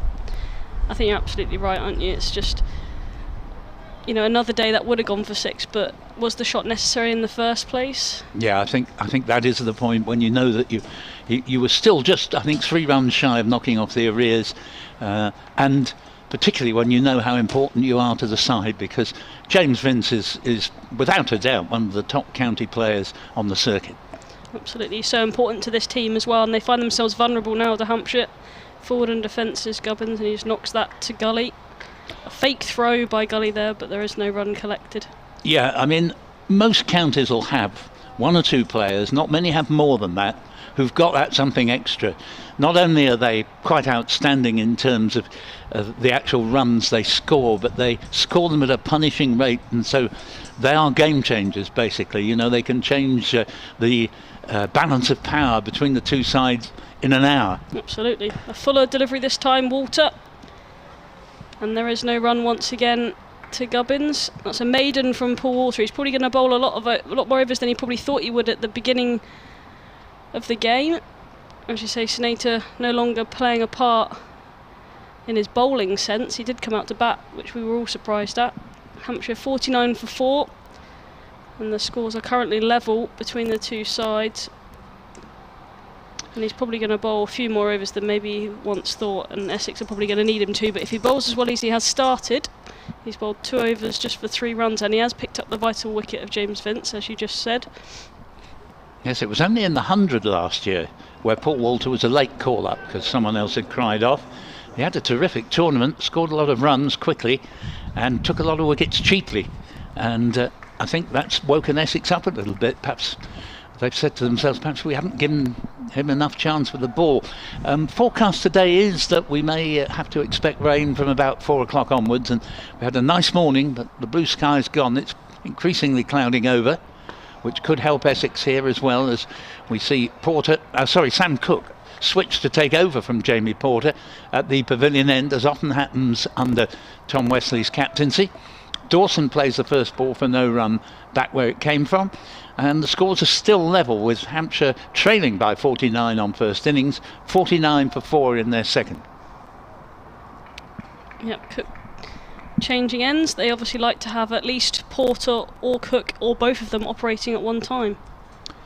And Cook is in, I'll correct myself, and this ball played by Dawson out into the covers. Yes, it was Herbert Chinnery who emailed before lunch saying, I was surprised that Robin Das could not replace Shane Snater. Understood that he was part of the team that travelled. Perhaps you could clarify the situation. I think it's just what I was saying a few moments ago, Herbert. Hope you're still listening. That Essex do like to rotate their sort of 12th men. They nearly always travel with 2 or 3 to spare, as you have to really nowadays. Here is Cook in from the pavilion end. Bowls played to backward point. There will be no run there. Nick Brown on the ball. 49 for 4. As the score's been rather stuck on 49 for 3 or 4 overs now. Yep. Liam Dawson just being watchful as he comes to the crease. Really taking his time. He's going to need to bat for a long time for Hampshire here. He's done it before. Genuine all-rounder. Anthony Mercer, thank you very much for your email, which I'll come to after this Cook delivery. Bowling to Liam Dawson. Dawson has cracked this ball away, and that again will not actually produce a run, and score remaining at 49 for 4. I thought he was going to clock that one to the boundary, but didn't go entirely where he intended. Didn't really get hold of it. Anthony says when Peterson was out, a point I was making a few minutes ago, when Kevin Peterson was out at Whitgift in 2011, Matt Walker got him for 58, and it was James Foster who was captain. So thanks very much for that very useful information. Thank you. As this time the ball is driven firmly by Dawson, but back to the bowler, and still Hampshire almost imprisoned on this score of 49. Does seem that way, doesn't it, at the minute? Yeah. But again, Sam Cook, he's bowled tightly all morning, and he continues to do so from this other end. Yes, I think you have to perform 2 tasks when you're bowling in the county championship, and obviously taking wickets is the number 1, but number 2, if you can't take wickets, keep the game tight. Don't give batsmen easy chances to break free, as Cook's in bowls, and there's no breaking free for Liam Dawson here as he plays it back to the bowler. Didn't look like taking a wicket in that over, but he's bowled 9 overs, 3 maidens, 1 for 22, and at the end of it, Hampshire still on the 49 for 4, and the scores are still level in the match. Yep, I think I've got another sub-fielder coming on. Is that Porter going off? Yep. Down the far end? Yes. So the 12 men getting their I think match fees worth, aren't they? I think it's Robin Das coming back on again, definitely. He's going out to the cover boundary to the left-hander Nick Gubbins. So much depends on him now. Absolutely. Paul Water over the wicket to him. That's a short delivery, and he's pulled that nicely into the leg side. The fielder at deep square leg does the fielding very nicely, and they only get 1. And it brings up Hampshire's 50, a little ripple of applause from the crowd. We're now ahead. There also might be cheering that as well. 50 for 4 Hampshire, and with a lead by 1, Gubbins moves nicely on to 13. Excellent fielding from Michael Pepper there on the sort of square leg boundaries. He made good ground to the ball, and I think Gubbins, who's a very good runner between the wickets, thought he was going to get 2 there for a nice pull shot, but very wisely decided it wouldn't be a good idea to go for the second. The good throw came in as well from Pepper. Yeah, it was a good piece of fielding just to keep that to 1. So Walter stays over the wicket to Dawson. First delivery to him, that's short, and Dawson cuts it straight into the ground, and it goes nowhere. It stays on the pitch, in fact, and Walter just collects it in his follow through. Not quite enough width there for Dawson to get the cut shot away. No, it's one of those where you've seen them go back into the stumps off an under edge. Thankfully for Dawson there, it was never going to do that, but it literally stopped about a yard in front of the crease. Yep, he was lucky. But he needs to ride his luck for as long as he can to stay out there for Hampshire. Still sitting on 0 is Dawson. Walter over the wicket to him, clips that one off his hip. He's off the mark now. They're going to run hard, and they're going to settle for 1 as the fielder at long leg runs in. I think you said that's Das that come on the field. That's correct. And they pick up 1 more Hampshire, 51 for 4.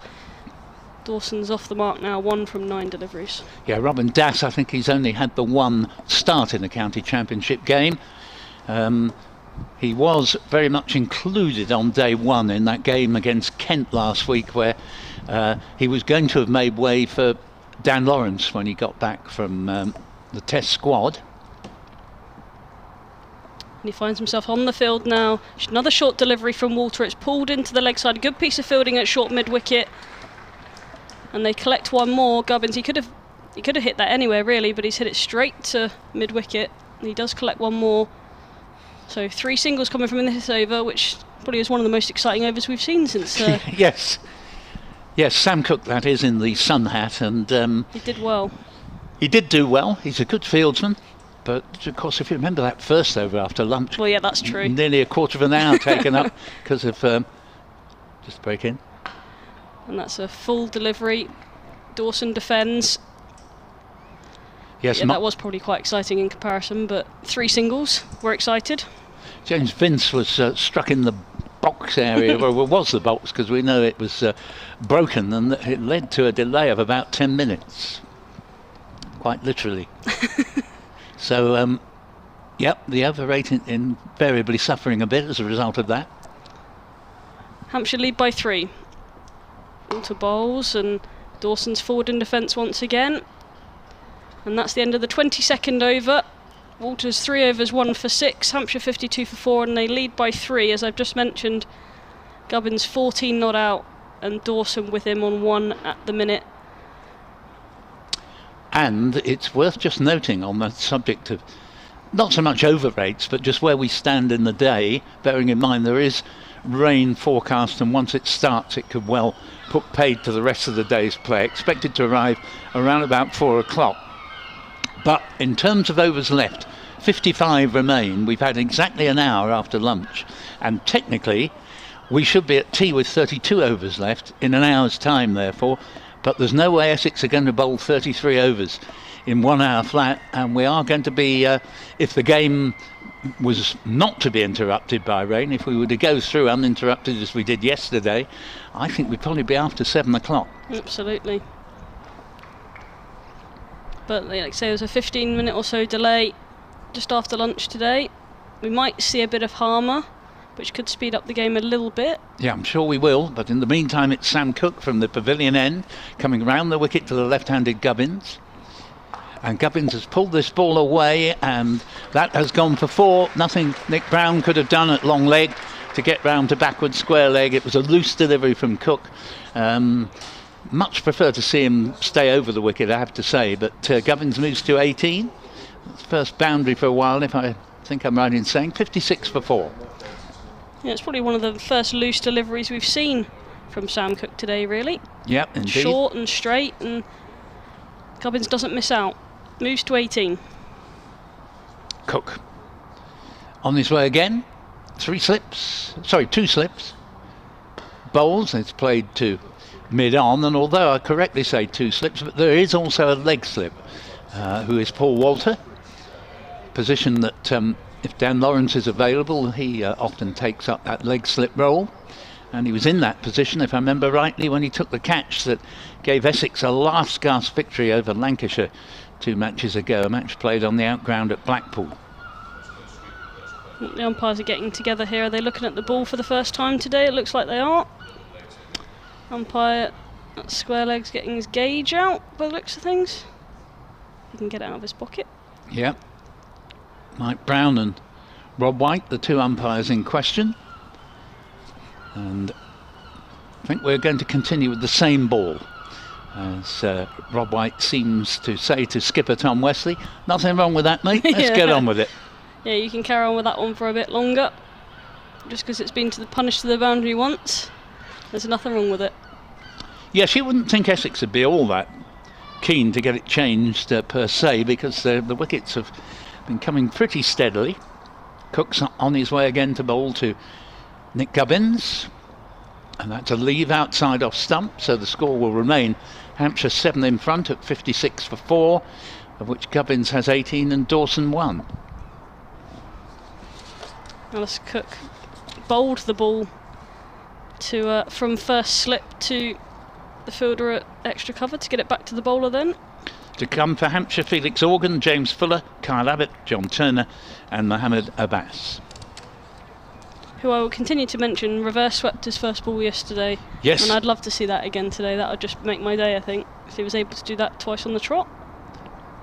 Cook's in, bowls to Gubbins. Oh, and that is, well, they're appealing for a catch. It's not going to be given. It was a good delivery and beat the batsman, Nick Gubbins.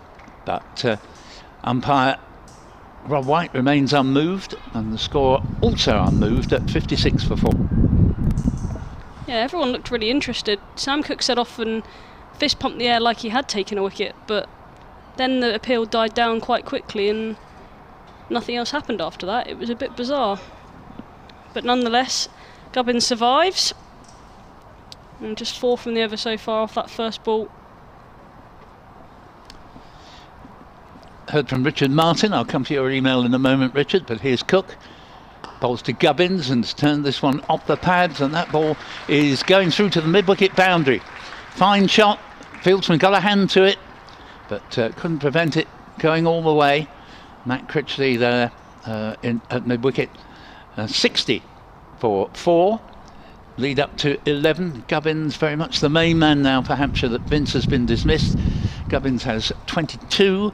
Richard says, what are your views on the concept of batting and bowling substitutes in cricket, please? Myself, I'm okay with it, provided it's like for like, batsman for batsman and bowler for bowler. Yes, I think I'd agree with you there, Richard. Meanwhile, Cook to Gubbins. Gubbins has punched this one into the covers. He won't get a run this time. And Ben Allison substituting for Shane Snater. Fields.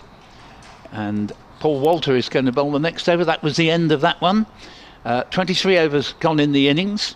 And Hampshire trailing by 49 on first dig are 60 for 4 with Gubbins 22 and Dawson 1. Absolutely, Paul Walter to continue. He did get rid of Vince in his first over with his first delivery, and will be looking to get rid of at least one of these before the tea break. If not, both of them would be absolutely key for Essex. That's what he'll be hoping for. He's bowled a little bit short, if we're being honest, at the minute, Paul Walter. He's not been punished for it per se, but he has bowled a few loose deliveries that are a little bit shorter, one of which got Vince. Yeah, exactly. Got the wicket. That might be a bit of a plan, but we'll see what happens now. He's into Dawson, and that is Fuller, outside the off stump, left nicely alone. He goes across the right-hander and collected by Rossington, the keeper. So, these low-scoring games, admittedly, some of them are a little bit too short, but nevertheless they're always fascinating, and they usually end up in some very close encounters. Absolutely. And that rain you spoke about, Paul, I just had a look at the radar. It is still due at 4 o'clock. Yep. So Yes, that's still on the radar. I rather fear we're going to get some. Does feel that way, doesn't it? That's clipped off the hip of Dawson. Square the wicket on the leg side. He will collect one more. He moves to 2. Hampshire 61 for 4 now. There is quite a strong breeze, and sometimes that helps blow any rain over fairly quickly, but unfortunately, according to the weather map I saw, it looks as though once it arrives it will stay. Yeah, it'll stay until well after close of play. Which will be a shame for this game, because it's really unfolding nicely right in front of us. Paul Walter to Gubbins though, then he's got a long leg and a square leg back on the rope. Well, they're about 10 yards off the rope, should I say. That's full outside the off stump, left alone by Gubbins. Yes, the rain actually is forecast to get pretty heavy during the evening. I think things aren't looking too bad for a reasonable amount of play on tomorrow and for that matter Friday, so this game is well enough developed for it not to need a huge amount more, you would think, to reach a conclusion. As Walter turns at the top of his mark from this hotel end to Gubbins, runs in, hits the pitch hard, clips off the pad of Gubbins. I think that'll be called a leg bye. The umpire is pre-signalling that, and yeah, 1 leg bye. Score moves on to 62. There's been a few more runs available to Hampshire in these sort of last 3 or 4 overs. Yes, Sam Cook's most recent over went for 2 boundaries, so he's now 10 overs, 3 maidens, 1 for 30. May well see Simon Harmer into the attack very next over. That'll be the first introduction of spin from Essex we'll see in this innings. As Walter over the wicket to Dawson is forward in defence, and there is no run. Mid-wicket fielder cleans up. Not least because, going back to the possibility of Harmer coming into attack, he dismissed Dawson in the first innings, and Dawson did look to struggle to play Harmer. I think he has had a few problems against spin as Liam Dawson in recent times. Which is unusual in a sense, in that spinners often play, albeit, he's slow left arm and Harmer's an off-break bowler. Walter's changing his angle now. He's coming round the wicket to the right-handed Dawson. Still 2 slips in, and the gully's disappeared. He's forward in defence. He's looking for a single to point, but he won't get it. And that completes his over, Paul Walter. He's bowled 4 overs for 7, 1 wicket to his name. 24 overs gone. Hampshire 62 for 4, and they lead by 13 in this game against Essex. who were bowled out for 169 earlier this morning. Yeah, doing a grand job, Paul Walter here. 4 overs, 1 maiden, 1 for 7, as you say, and that 1 wicket with his very first ball of the spell was no other than James Vince's, whom he's dismissed twice in this match. And just what you want from a bowler that you're bowling, not least because you're a bowler light with Shane Snater unable to take any further part in the field in this game. Sam Cook will bowl at least 1 more over. 10 overs, 3 maidens, 1 for 30. Pavilion end. Waits while Gubbins does a little bit of gardening. And Gubbins is now ready. Cook around the wicket from the pavilion end. Bowles nudges this one into the covers. Alison Fields, there is no run. And score remaining at 62 for 4. Effectively 13 for 4. That's exactly like you said about the sub-fielder rule earlier. If that was allowed, so if Snater has been injured, can no longer bowl. Sorry, get my words out. Is it now a good position for another bowler to be able to bowl his slotted amount of overs? Indeed, as Cook is around the wicket, bowls to Gubbins, and same thing happens. He pushes the ball a few yards into the offside, and Ben Allison does the retrieving, and there is no run. 62 for 4 with the wickets to go. Ian Holland, LBW Porter 4, 12 for 1. Fletcher Middleton, LBW to Sam Cook for 8, 12 for 2. Then Gubbins and Vince taking the score up to 46 before Vince, to the first ball bowled in this innings from Paul Walter, was caught by Porter on the hook shot at long leg off Walter for 22. And this ball is played into the offside, caught by Jamie Porter, I should have said, off Paul Walter for 22. And Ben Brown subsequently, a very good catch by Paul Walter off Porter for how many did Ben Brown get? Do you have? I think he got 1. Thank you. And so you have a sort of, on the one hand, Vince caught Porter bowled Walter, and then Ben Brown caught Walter bowled Porter. A little bit of a tongue twister there. He's 1 from 7 balls, Ben Brown. Yep, thank you very much. 62 for 4 on the board. Yeah, Hampshire struggling slightly. We need this partnership. They need these guys to stay together for as long as possible. Cook bowls. This ball is punched into the offside, and there'll be at least 2 runs here. Won't go to the boundary. They may be able to think of a third. They've completed 2, and that's very good running. He doesn't miss a trick. Nick Gubbins out there, both a good judge of a run and a quick runner with it, and moves to 25, 65 for 4. And at the risk of saying perhaps it's time for a bowling change and then the wicket goes down before the bowling change, I have to say Sam Cook's just been a bit expensive since switching to the pavilion end, unlike him. But at one point he wasn't even going for 2 and over, and now he's going at 3 and over basically. And Gubbins has taken a little bit of a liking to him. Dawson, on the other hand, relatively new to the crease, is still basically just finding his bearings out there as Cook comes in to bowl to him. He comes down the wicket a couple of steps, but taken on the pad, and Cook himself retrieves. Yeah, another suggestion that the Hampshire batters are using their feet to the seamers, trying to negate the heavy length that they've just been bowling on that nagging line and length, and trying to do something about that. Vince did it when he first came to the crease. Dawson now doing it. Cook, last ball of his 11th over, on his way in to bowl to Liam Dawson, and that's down leg side. And yes, I'm afraid Adam Rossington has a history of finger problems, and I could tell that stung him. He's whipped the right glove off. I think it's just caught him on the end of historically troublesome finger. Maybe about to get a little bit of assistance from the pavilion. But at all events, at the end of the over, Hampshire lead by 16 on 65 for 4. Gubbins 25, Dawson 2, and there are still a minimum 18 overs to be bowled. Well, we can forget the word minimum there. 18 overs to be bowled before the tea interval.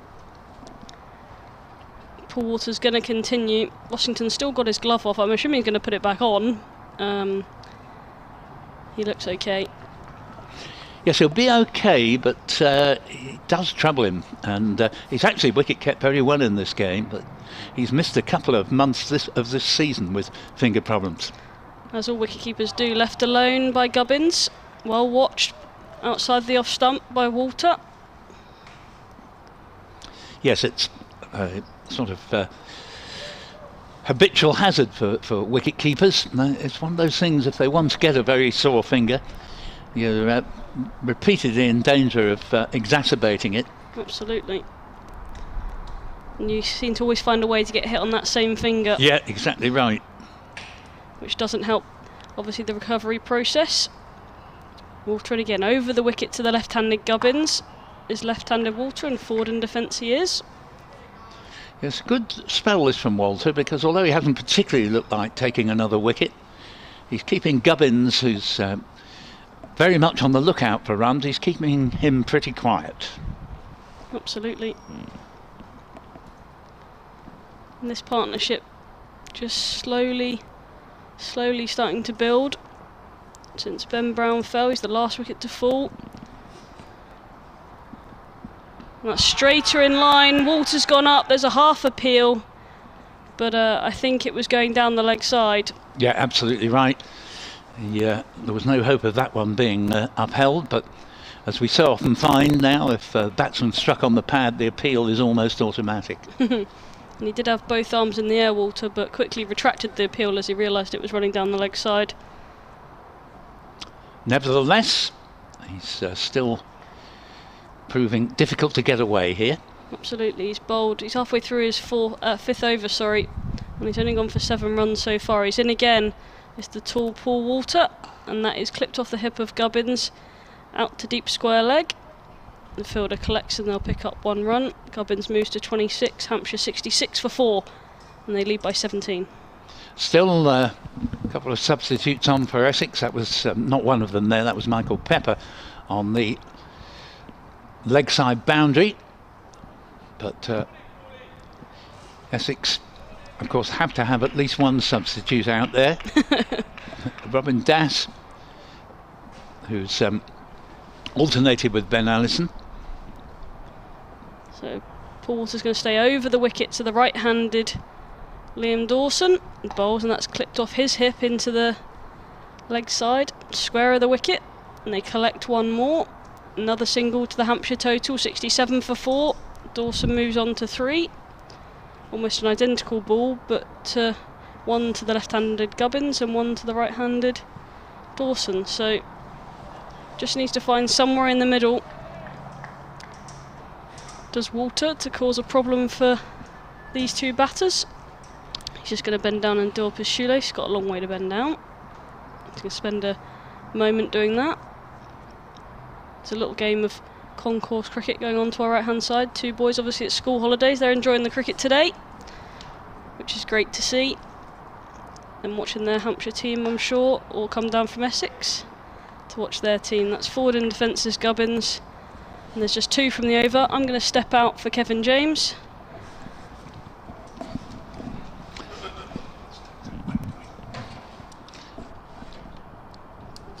Right, so 67 for 4. Thank you very much to Charlotte Taylor. And Kevin James rejoining us with Hampshire 67 for 4. That's all for you, Paul. Charlotte's changing for you. Right. Yeah, she's coming in for you. I've now understood your dramatic signals there, and I'm delighted to make way. Thank you, mate, Paul. Yeah, it's not the easiest. When you've got your earphones on, it's almost like you're oblivious to what's going on around you, which is why we have them on, because we need to concentrate on what's going on out there. It's noticeably got cooler over the last half an hour or so, and there is rain planned, as Paul and Charlotte may have said recently, for about 4 o'clock, I think it is. And when this rain comes, Charlotte, I think that will be it for the day. Yeah, it doesn't look like it's going to stop. It feels like it's coming, although it may be an hour away, according to the radar. We're going to see our first introduction of spin in this Essex innings. I was going to say today, but Yes, we did see Liam Dawson a little bit earlier. But Simon Harmer We're going to see a little bit of him from the pavilion end. And he comes round the wicket to the right-handed Dawson. He's on the back foot. That was in danger for the short leg. I felt for him there, but it's missed him and gone straight out to deep square leg. They're going to get one, but it's been absolutely hammered by Liam Dawson. He moves on to 4, scores 68 for 4. And it probably wasn't what Harmer first had in mind when he got the ball in his hand. I didn't think he was going to think, I'm going to bowl a short leg stump, one to whack. But he's got away with it. It's uncanny how those usually miss short leg, isn't it? A number of shots. No, my luck, it would actually probably hit me. You don't feel short leg. No, I don't, but I probably would be put there. As round the wicket again is Harmer to the left-handed Gubbins this time. He pushes it out to deep cover. And they collect one more. 69 for 4 Hampshire. Gubbins moves to 27. He is working so hard out there, Nick Gubbins. You can see it, you can feel it. He just strikes me as that kind of cricketer. He's very canny in what he does. And the short leg remains for Liam Dawson. And that's up in the air, and it's gone straight to that short leg fielder. But not off the bat, which I was convinced it was. But it must have come off the pad of Liam Dawson. He's not moved, the umpire's not moved. And it sort of ballooned over the shoulder of the short leg fielder. I'm not quite sure who that is in there. I'm sure we'll be able to figure it out in just a moment. Well, at any stage did Dawson look up at the balls. That's usually a bit of a telltale. But he survives once more. Harmer round the wicket to him. He's down the wicket this time. Dawson works it into the leg side, but doesn't pick up a run. Mid wicket does the fielding. That's Paul Walter there. Nick Brown is under the helmet. Well, he was convinced almost, but that might be a half-hearted. Yeah, they've appealed a bit, haven't they, Essex? That's okay. We're okay with that. There's a long on in place for Liam Dawson. He uses his feet and hits that ball directly to long on. They're running hard. Will Gubbins come back for one? He's quick, but he's not that quick. And they'll just get one more to the Hampshire total. Moves on to 70. Lead is 21 now. And this Simon Harmer over, has conceded 3 runs. I can't speak now, which is becoming a real issue for the job that I've got to do. That's beat the outside edge of Nick Gubbins' bat. It's turn and bounce. Harmer's got his hands on his head, but Gubbins survives. He's got to work hard, and he's doing that so far. 27 overs have gone in this Hampshire innings, and they're 70 for 4 with a lead of 21. It's the sort of job, isn't it, that if you can't speak, you're sort of less than useless. Yeah, literally. I mean, it's not as if we can say, well, just stay on, Charlotte, because it would be completely useless exercise. But no, you're still going strong. Thanks. 70 for 4. Nick Gubbins is still going strong. My word, he's working hard out there. He's playing every ball as though his life depends on it, and coupling that with his very aggressive running when he gets the chance. And you just get the feeling that Essex are just, well, they don't want to give an inch here. Cook and now Porter back, Harmer's on. I think Paul Walter's done a great support job without saying Shane Snater, but Essex feel they just cannot and mustn't let Hampshire off the hook at any stage. Mustn't just give them a free 20-minute period, half an hour period, whatever it might be. Just desperate to keep at them hard. I suppose that's why they keep at least one of Sam Cook or Jamie Porter on at any one time. It seems that when one of them have come off, the other one's come back on. Yeah. Just trying to keep their main line of attack going. Without Snater, you need, like you say, to keep the pressure on.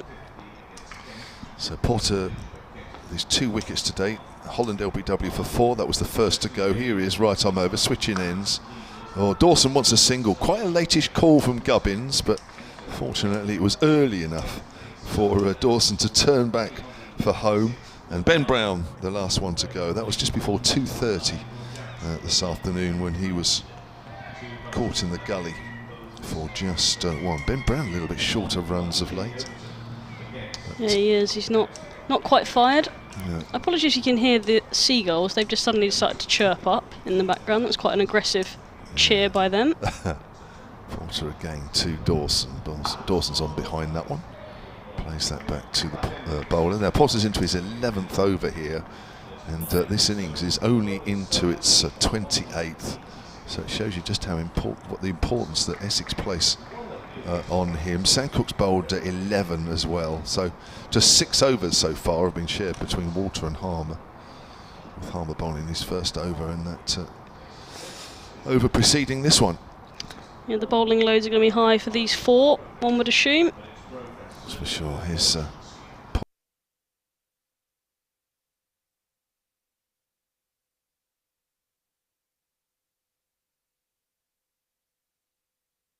in there from Nick Gubbins.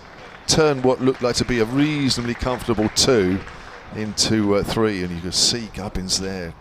Every chance of just eking out an extra run, and in a low-scoring game, important. You just never know, do you? Really? I mean, it's it's a 24-run lead. It's not a lot, but you just get the feeling that the difficulties that there were out there either side of lunch, and it was tough at stages, wasn't it? And Vince had to battle hard for his 22, but actually maybe now things just appear to be a fraction easy. It does seem that way, doesn't it? A few more runs coming. There was an over from Sam Cook that conceded 2 boundaries, and that was almost unheard of in his first spell. Yes. Switches to round the wicket to the left-hander Gubbins. His Porter, he's in. Gubbins works that straight delivery to mid-wicket. Yeah, they look busy, don't they, the Hampshire batters? They're both almost setting off straight away to say, is there a run? Can we sneak another one somewhere? Can we put pressure on this Essex bowling attack? Can we force them to make a few more errors, or at least some more wayward deliveries to pounce upon, to build this lead of 24 and keep building for as long as we can before this rain is due? Yeah. Porter again to Gubbins. Gubbins leaves alone outside of the off stump. He just goes for a little walk every time there's a ball. Sort of either he's just played a defensive shot or lets it go as if to say, right, that's that one gone.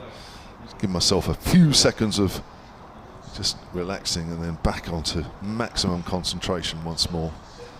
Yeah, a lot of batters use this like traffic light system, so when they're thinking green, I'm going, I'm on. I don't know if this is what Gubbins uses, I'm now making this up, but a lot of batters do use it. Green, I'm on, so I'm going, I'm concentrating. Red, I've got half a moment to switch off and reset. I've never thought of it like that. Here's wrapped on the pad there, but it's going way down the leg side. Even we can tell that one. So end of the over. Porter's completed 11, 2 for 27. Hampshire in their second innings 73 for 4. Dawson has 8. Gubbins has 27. Welcome to 5 Sports Extra listeners joining us on the BBC Sport website and app, and also on the live picture feed, which is going to the Hampshire Cricket website and the free app as well. Kevin James and Charlotte Taylor from the Vipers. Well, I'm not from the Vipers, Charlotte Taylor is. I've watched a bit of Vipers cricket, that's about all I can claim. Just a little bit? Just a little. I just like to join the teams that are successful. That's okay. Nothing wrong with that. But yeah, this is a delicate situation in the game with Hampshire just 24 in the lead.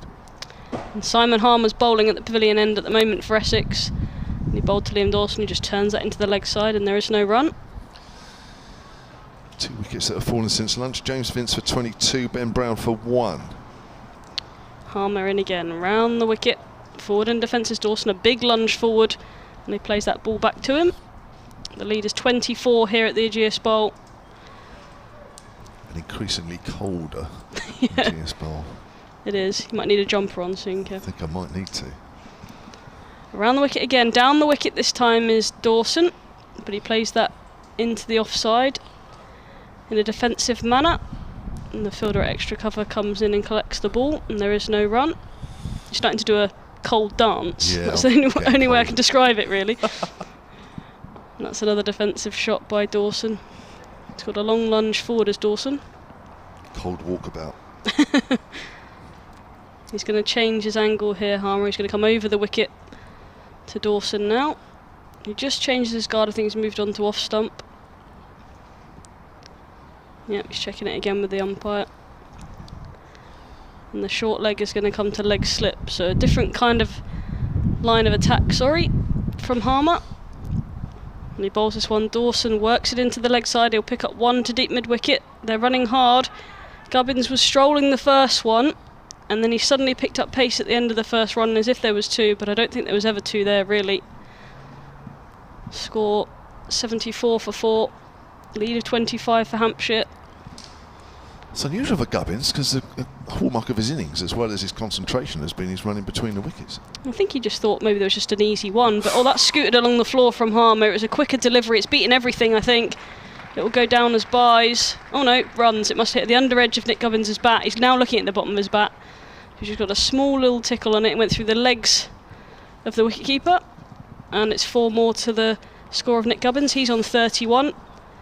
Dawson on 9. And the lead now for Hampshire 29. At the end of that Harmer over. He's bowled 2 overs for 8 with no wicket to his name.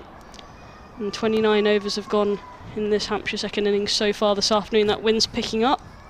You can see these wiggly blue flags to our left-hand side are fluttering a bit more with a bit more oomph.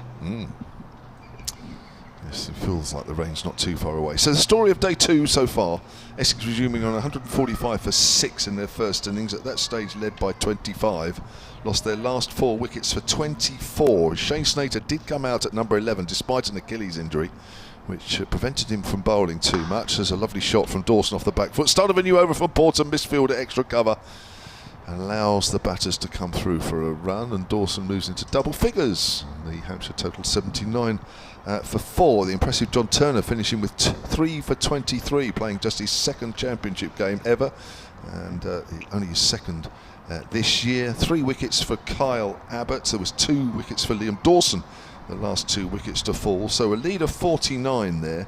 Simon Harmer finishing 20 not out, and Hampshire immediately in trouble just before lunch. They were 22 for 2 at the break, having lost Ian Holland and Fletcher Middleton. Jamie Porter round the wicket to Gubbins, gets one that bounces. He throws the bat to the floor. That has just jammed a thumb probably, or a finger to the bat.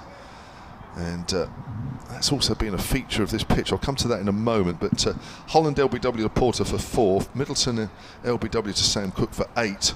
So 22 for 2 that was. And then as we went into the afternoon session, James Vince, who got to 22, just got underneath Paul Walters' first ball, who came on as a change bowler, the left-arm seamer, and just really helped it and scooped it down to Jamie Porter at fine leg. That was 46 for 3. Here's Porter again. Gubbins leaves that alone. That was dangerously close to off stump. Rossington, the keeper, standing up, looks to the skies, and probably not for the reason that we are, which is for the rain, but more to say, how on earth did that miss off stump? And then Ben Brown went 10 minutes after James Vince, where he edged Jamie Porter to Walter in the gully for 1. Batting looked very tricky either side of lunch. Plenty of nip and a bit of sort of awkward bounce, really. It was no more than awkward bounce for Porter and Cook. But you do feel that maybe a bit like Essex in their first innings last night, as Gubbins pushes that out towards extra cover, Walter Fields, that there are periods where batting does look a little easier. It might not be any easier to score, but you don't see the constant ball nipping back or just bouncing a little bit more than others. But even so, the Essex bowlers trying to keep the pressure on here. It does feel like it in the last half an hour looks slightly easier to bat. And it's important to say that you say the bounce, it's not uneven bounce though, is it? It's just rising bounce. There's not the one that shoots along the floor, which is thankful at this stage of the game. Here's Porter. That's worked just a wideish of mid-on by Gubbins. May have been a single if they'd both gone, especially the feature of the running between the wickets in this Hampshire second innings. It's definitely a case they've had a chat in the dressing room and said, look, you know, scoring isn't going to be easy here, especially against this very accurate attack. So let's be aggressive with our running. And I think in the past, in this innings, they would have run a single there. Score remains on 79 for 4, yeah. But Gubbins has faced 71 balls for his 31. He has worked extremely hard out there to get his side a little further in front than they are now as he pushes that out into the covers. It's a bit difficult to tell what sort of lead, if indeed Hampshire get any sort of lead in this game, that actually they would consider to give them half a chance. There is no doubt about it, the new ball is tricky. Yeah. And as usual, as the ball gets a little softer, it's not quite as problematic for the batters, but they still have to be watchful. They certainly do. Harmer's going to continue from the pavilion end by the looks of things. The men under the lid. Brown's going to go back into that forward short leg position. Looks like they're going to have 2 mid wickets in. One. Oh, they're going to switch personnel, so I think Critchley and Paul Walter are going to switch over. One's a bit squarer, quite close, and Critchley's the other one a bit deeper and a bit straighter. So Harmer over the wicket to Dawson, just tucks it into that leg side square of the wicket to that short leg fielder, but there is no run. That's a good move, isn't it? Dawson's been prepared to use his feet and sort of work the ball with the intended spin on the leg side. I think that's a good field. And now that cover region is completely open, so encouraging Dawson to go against the spin. They've moved Fort short leg now to a leg slip. And he's chopped it on, I think. Simon Harmer, a quicker delivery outside the off stump. Liam Dawson is absolutely furious with himself as he punches the bat a couple of times. Let's watch that again on the live video replay if you're watching. And it's a massive inside edge onto the bottom of the stumps by Liam Dawson. He kicks the floor as he walks off. He's gone for 10. And Nick Gubbins finds himself in a tricky situation where he's got to start again with a new batter. And they were just sort of finding a partnership together, albeit a slow one. Hampshire 79 for 5, the lead is 30, and Harmer's got his first wicket in this innings with a quicker delivery to Dawson, who slowly trudges off the field. And that'll probably bring, I would have thought, James Fuller to the crease next. That's a huge mistake. But it's one that they couldn't afford, was it, Hampshire? Huge mistake. 30-run partnership for the 5th wicket there, broken, but you know, there's a reason why there's a gap there. You know, Harmer's not silly. You know, he's trying to block off Dawson's one real avenue, an easy get-out shot, isn't it? Just push it away, roll the face of the bat on the leg side, and it's an easy get-out. He's blocked that, and he's forcing Dawson into thinking, do you know what, I'll go through that gap on the offside. And he knows he's made a huge mistake. That's why he's punching the bat as he's walking back. That's a huge mistake. He'll be absolutely livid. If I was in that dressing room right now, I'd make sure that if I was anywhere near Liam Dawson, I'd be out of that dressing room. I'd be somewhere else right now, because when he walks into that dressing room, he won't be a happy bunny at all. No. I was wrong. It's Felix Organ coming to the crease now, who has opened the batting for Hampshire in the past. So he knows how to bat time. But he's got to start against spin here. There's Simon Harmer, who's prolific Simon Harmer for Essex, who set up Liam Dawson quite wonderfully there.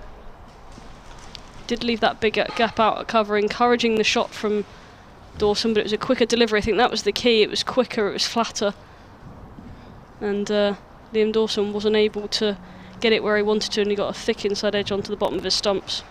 Yeah, that shouldn't be your first option, really. I mean, there's a little bit of rough out there with Walter bowling over the wicket, but even so, you shouldn't be looking to do that as your main option. It should almost be an afterthought, and even then it has to be a bad ball. It has to be a lot shorter than that. And yeah, to give you time, so if the ball does sort of slightly misbehave, you've almost got time to readjust, but he had no time there. No. Nowhere near a bad ball, really. Quite the opposite. So Felix Organ then comes to the crease at number 7 for Hampshire. 79 for 5 they find themselves. And Essex will be thinking themselves right on top of this game. Organ just tucks that into the leg side to the short fine leg fielder. The two Essex fielders fight over the ball. The short leg fielder and Brown, and Walter at, I think this is Walter at, no, sorry, it's Critchley at short fine.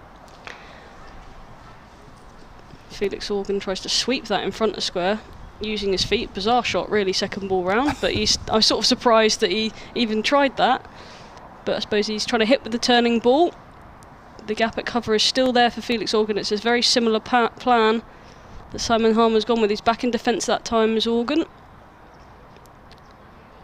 And there is no run. Well, he is such a clever bowler, Simon Harmer, that there's a new batter against him, isn't he? He's going to work you out with different paces. And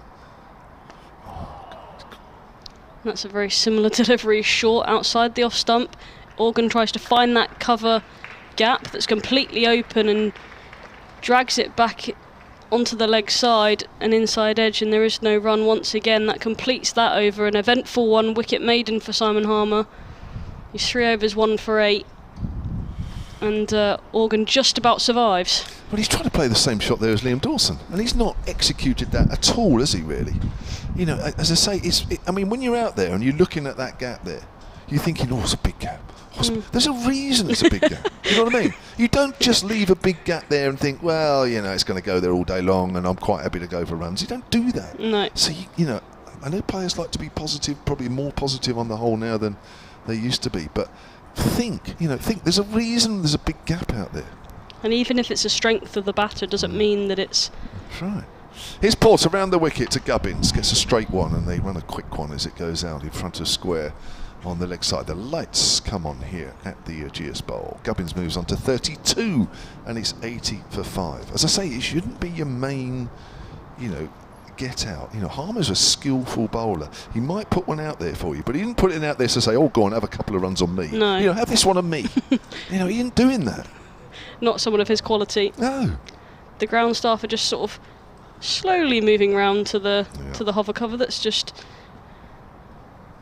a third man region. They know. Yep. They always know. Here's Porter over the wicket to Organ. Somebody's dropped something there, a bit of a clanger. Out square on the leg side, outside, says Kevin Howes. It wasn't him. He's immediately put the blame on somebody else, just in case we thought. Yes, we know we've the ground staff is out by the hover cover. Yeah, we know, Kev. Don't worry. You worry about 5 Sports Extra. We'll worry about the game. He makes a swift exit for the door. He's useful to have around, Kevin, at times. Provides comedy. Provides the comedy. 81 for 5. Here's Porter.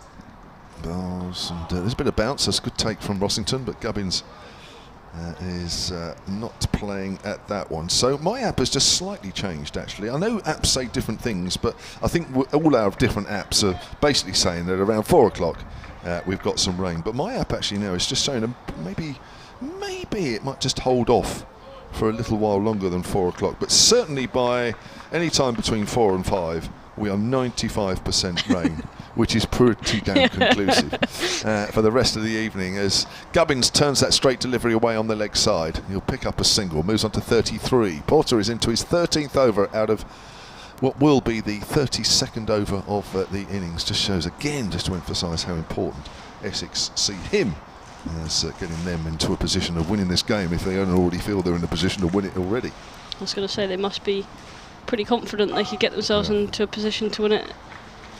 Yeah, if not tonight, then tomorrow. I think we're all right tomorrow. There might be a couple of showers, but we're only day 3 tomorrow, so I think Essex won't mind even if they do go off sometime in the next hour or so, maybe even less than that, as that's pushed back to the bowler by Felix Organ. And the score remains on 82 for 5. So the lead for Hampshire currently is 33, which well, we thought at Birmingham that the wicket there was going to produce the quickest result of this round, but Warwickshire have they've still only, they've lost 2 wickets today, so there's only been 2 wickets at Birmingham today. It's amazing, all those isn't wickets it? at Velya, whereas wickets continue to fall here. Organ gets another length ball, which he plays back to the bowler. End of the over. So the ground staff are still sitting around the hover cover. The temperature is still considerably lower than it was an hour or so ago. The clouds are still relatively high, but are filled in. But it does have the feel that rain is not too far away. There's a few coats going on, isn't there? People getting a little bit chilly now. For Hampshire fans, the game Notts versus Kent. Toby Albert's opening the batting for Kent today. He's obviously on loan from Hampshire. He's 31 not out. Oh, good on him. Good on him. So that's good news for him. Is that his first bat? It would be his first bat in the game, wouldn't it? Yeah. Is he just on loan for that game? I didn't read the article properly, but I think it No, might I don't only be know. for- I don't think I did either. No. But he's making use of his time there, which is good. Up at Trent Bridge.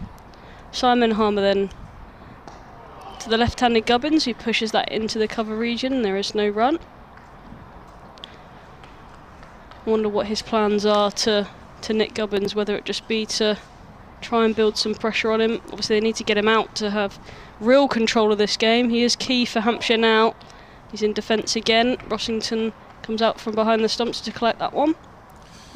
Yeah, it's nicely tossed up a bit, wasn't it?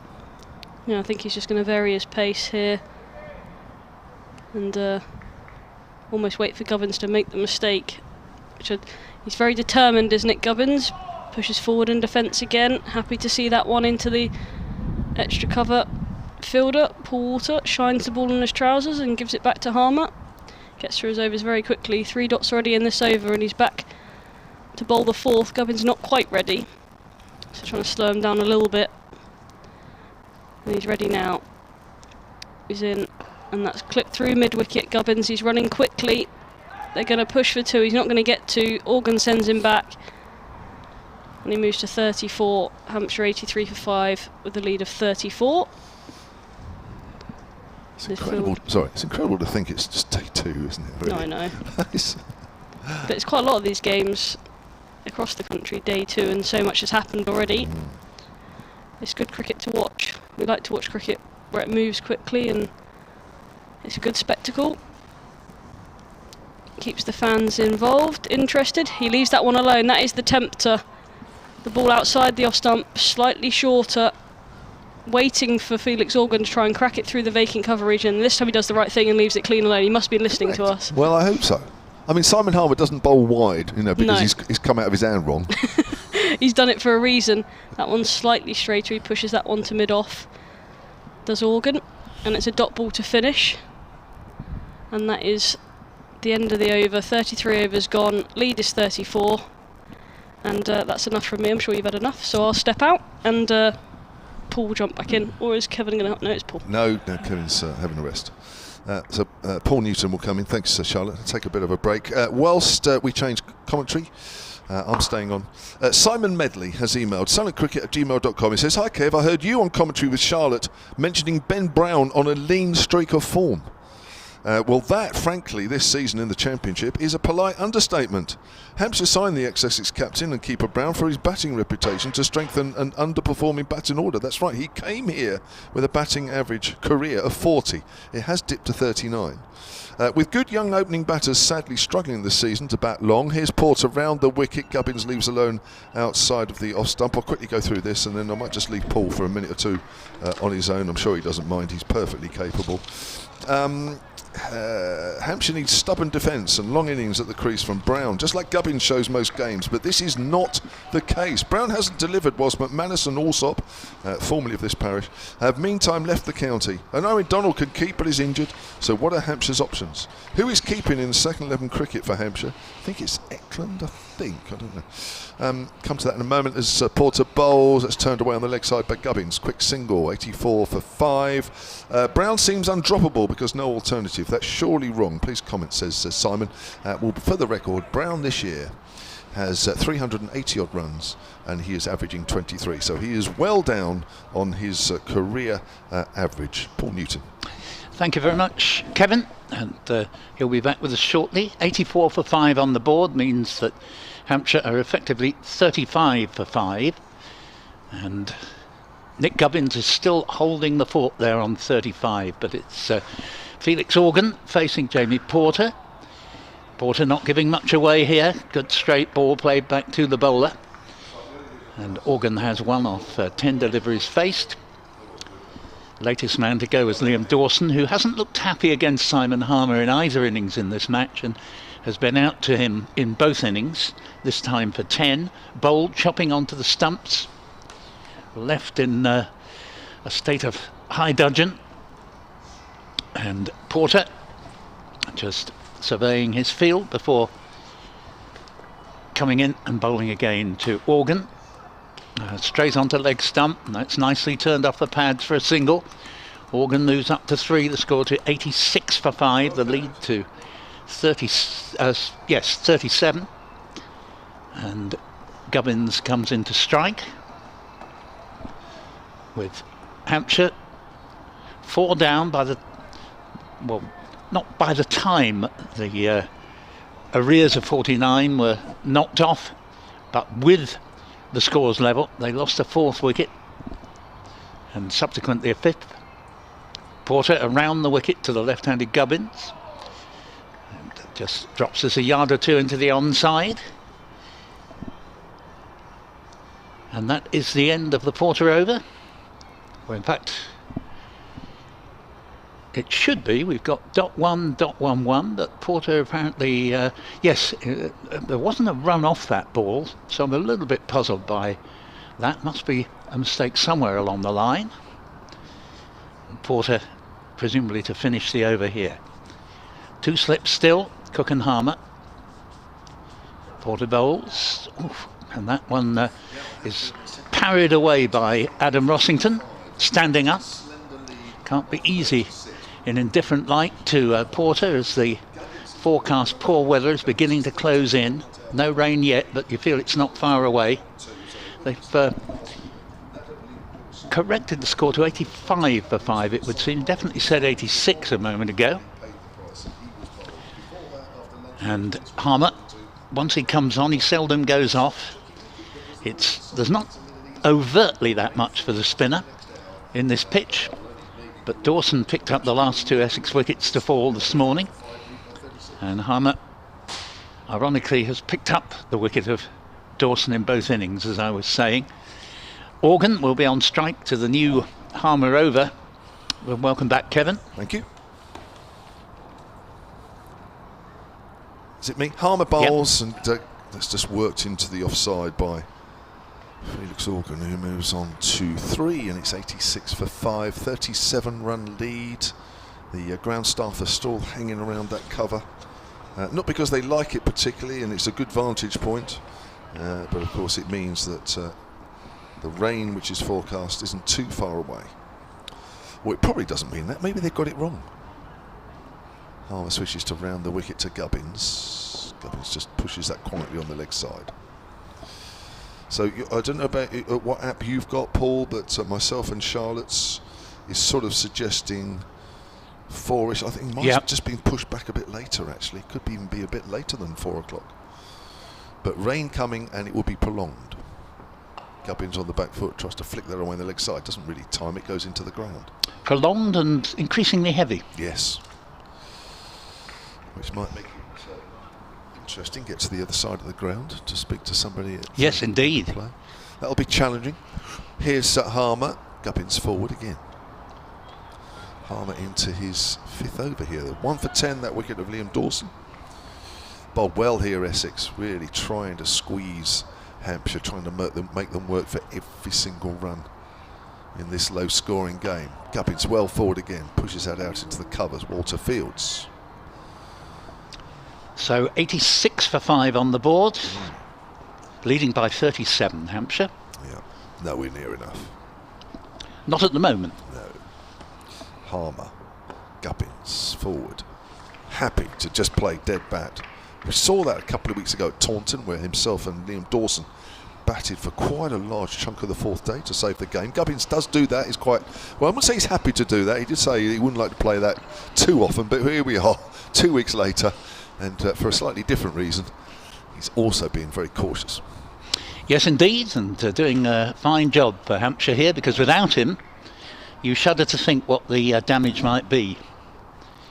As there's a brief conflab between himself and Felix Organ, who will face the first ball of a new Jamie Porter over. Certainly earning his corn here today, Jamie Porter. 14 overs, 4 maidens, 2 for 33. He is a glutton for punishment. He hasn't got a 100 contract, has he? No, not as far as I know. He's probably thinking, I don't have to play the 50 overs, so I can bowl myself into the ground, have a month off. Porter in from the hotel end. Bowls, and Organ's going to pick up 4 lucky runs here as that ball comes off an inside edge, past leg stump and down to the boundary. 90 for 5. Organ moves along to 7, but he didn't know much about that one. Yes, Jamie Porter doesn't really play white ball cricket, Kevin. He only very occasionally makes the white ball side.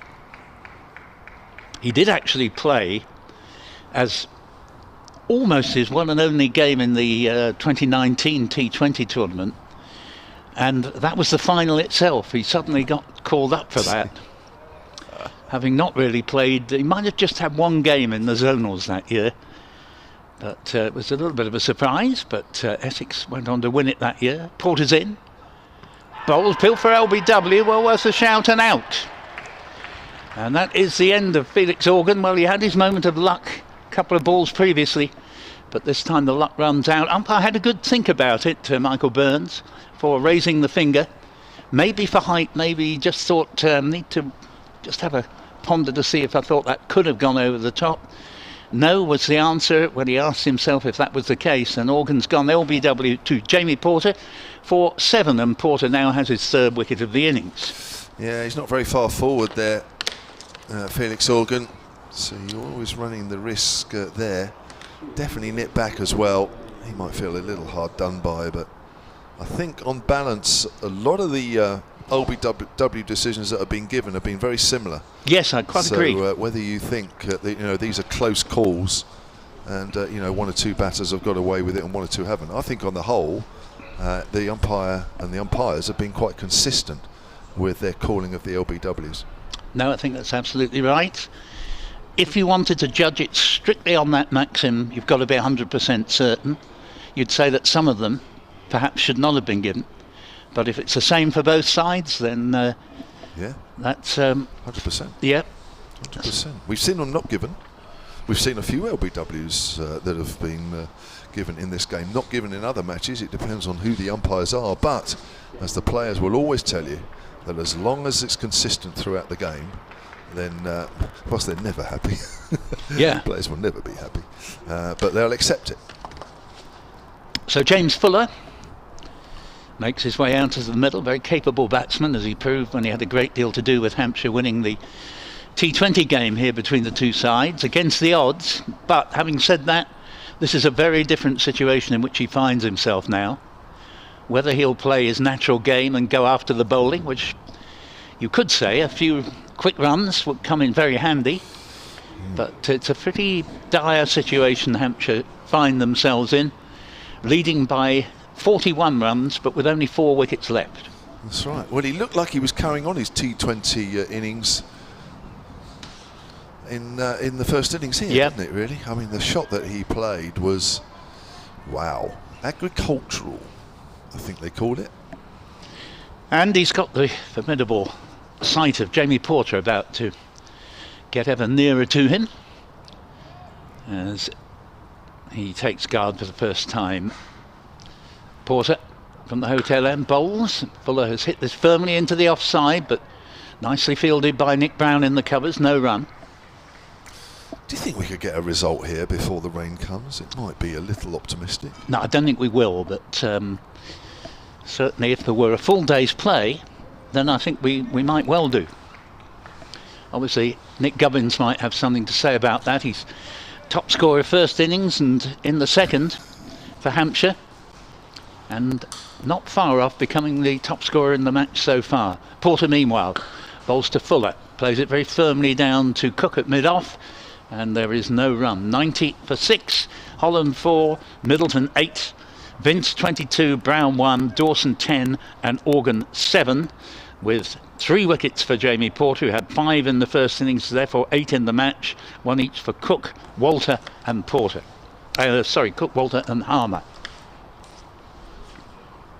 Porter reaches the top of his run-up, not an overly long run-up, comes in from the hotel end, bowls, and ball is hit back to the bowler. Very good fielder to his own bowling, Jamie Porter. 90 for 6 on the board. Yes, it's been hard work. What are we into the 36th over? Hampshire not only cut those behind the whole of their first innings. And still after this, another 9 overs to be bowled before tea can be taken. So assuming the rain doesn't arrive first, we're going to be well after 4 o'clock. Porter in bowls, Fuller defends, Brown fields in the covers, and that is the end of the Porter over. 15 overs, 4 maidens, 3 for 37. Got 5 for 37 in the first innings, so currently 8 for 74. And what a game he's having with Hampshire 41 in front on 90 for 6. Gubbins 35 not out, Fuller yet to open his account. The ground staff are still hanging around the covers. They've been there for quite a while now. They are literally hovering. They are, by the hover cover. Indeed. And whilst it continues to look as though it could rain at any moment, it has not yet. But the ground staff clearly not taking any chances. It's not much of a walk back to the tunnel area, but they feel that it's not too far away. We think it's not too far away. Our apps suggest it's not too far away. As Harmer bowls, forward is Gubbins again with a big stride. Plays it into the ground. And well, for Hampshire to sort of retain a serious interest in the game, you feel that Nick Gubbins must not be dismissed today. Agreed. He's certainly batting as though he doesn't want to be dismissed. On the back foot, cuts it away, but finds the fielder out at deepish cover. He probably missed the boat a bit there, because it was a little bit of width and a little bit short from Harmer, and I think Gubbins would normally hit that for 4. Harmer again from that pavilion end. Round the wicket, there's a drive. Gone past extra cover, so they'll come through for a single. That's good mopping up at wide mid-off. Michael Pepper. Yeah, be a single. Takes Gubbins on to 36. Adam Rossington so far is the top scorer in the game with 39. He was out this morning, first wicket down. Only added 3 to his overnight total. So Gubbins is closing in on that. Just shows you how difficult batting has been throughout the 3 innings that we've had so far, or 2 and a bit innings really, or 2 and nearly 3 innings. And Rossington got the 3 runs that were all he added today from the very first ball of the day's play. And that was it for him. Yeah. Although he lasted 17 minutes in total this morning as Harmer bowls. Oh, he's playing a missing. That ball's turned out of the rough. Oh, that's a good take from Rossington. It was. A good delivery there from Harmer. If you're watching the live picture feed, watch this turn out of the rough. Here comes Harmer. Bowls it, just throws it out there. It's come back a long way. Near right angle. Long way. Here he is again then. Bowls. Slightly quicker this time. Fuller's on the back foot. Plays that back to the bowler. So 91 for 6. We have 40 overs to do after this in the day, which we won't get in, as that's turned away on the fine leg area, and that'll be a single. Good calling from Gubbins, calls him through.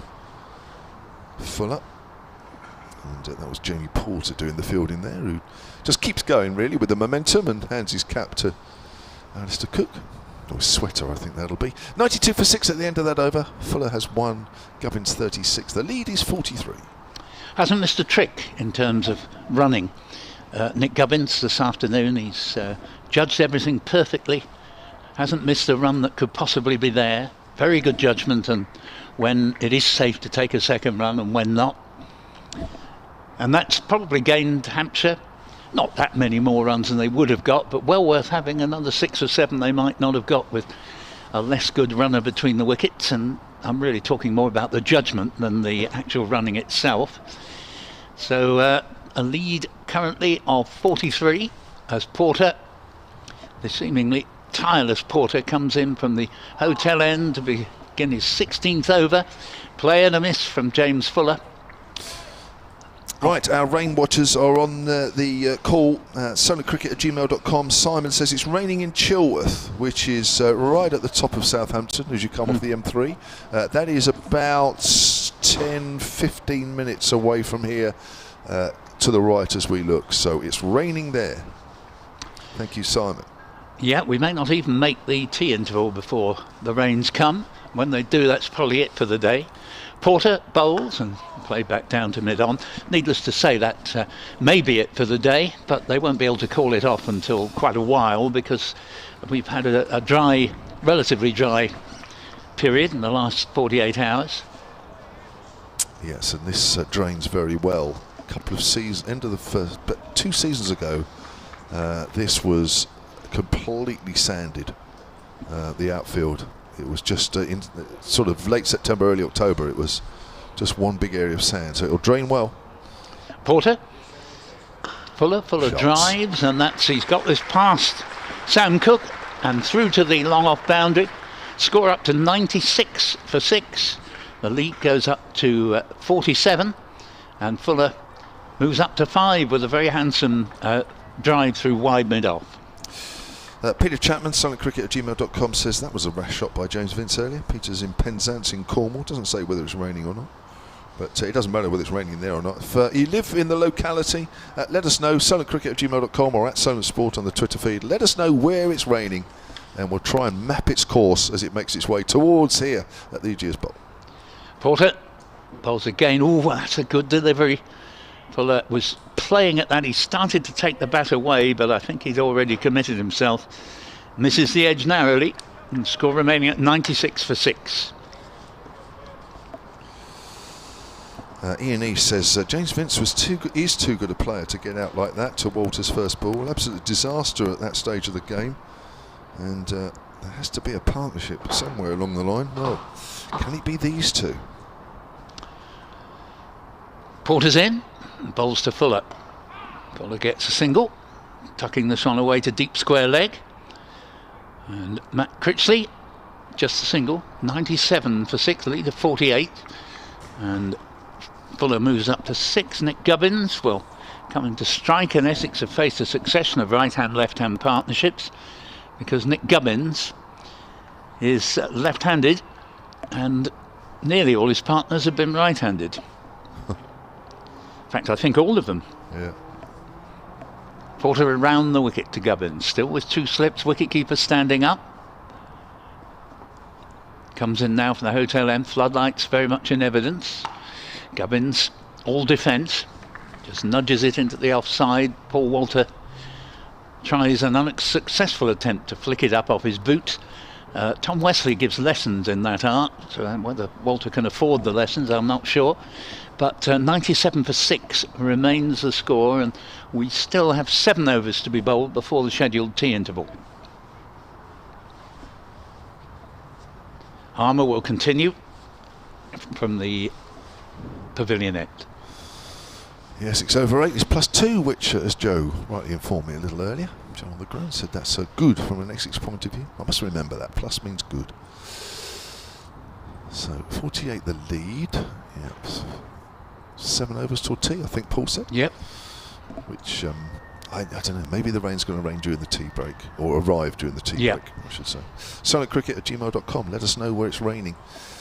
We know it's raining in Chilworth, suburb of Southampton. That's pushed quietly out on the leg side by James Fuller. And I know 1 or 2 people always get in touch when the rain's coming. At Silent Sport on the Twitter feed, let us know. Harmer bowls full, driven by Fuller up towards deep mid-off. Interesting, he's got a deep mid-off and a deep mid-on and a deep mid-wicket and a deep square leg for James Fuller there. Fuller moves on to 7. 98 for 6, the lead is 49. So, Hampshire, who'd lost 4 wickets with the score on 49, have at least doubled that score since they made the runs they scored their own. They have. King Gubbins quite happy to dead bat most of the deliveries that he faces. Does so again. The run rate overall in this innings is just over 2.5. I must admit, at long periods that doesn't feel like that. It feels a lot less. As Harmer bowls outside off stump and left alone, close to the off stump. Yeah, that was a quicker delivery, possibly the arm ball, and certainly Gubbins, well, you could say showing fine judgment, but it could also have been his undoing. Harmer again, that's a quicker ball, just follows Gubbins a little bit, just touches that out square on the offside. Great thinker, Simon Harmer, always looking to ask himself, what's the next variation I can bowl? Here he is again from that pavilion end, that's a bit more flighted. Gubbins again, happy just to play that into the ground. End of the over, 38 overs to do in the day. We certainly won't be getting all those, or if our weather wraps are to be believed. 98 for 6 then, Gubbins has 36 and Fuller has 7. Yeah, it's been one of those days where the weather forecasters always looked as though it was bang on track to be proved right. So, 49 in front, but only 4 wickets left to play with. Hampshire still got Kyle Abbott due in at the next drop, and he is, as he showed in the first innings, with 23 not out, more than capable. Then there'll be John Turner and Mohammed Abbas, the only remaining batsman for Hampshire.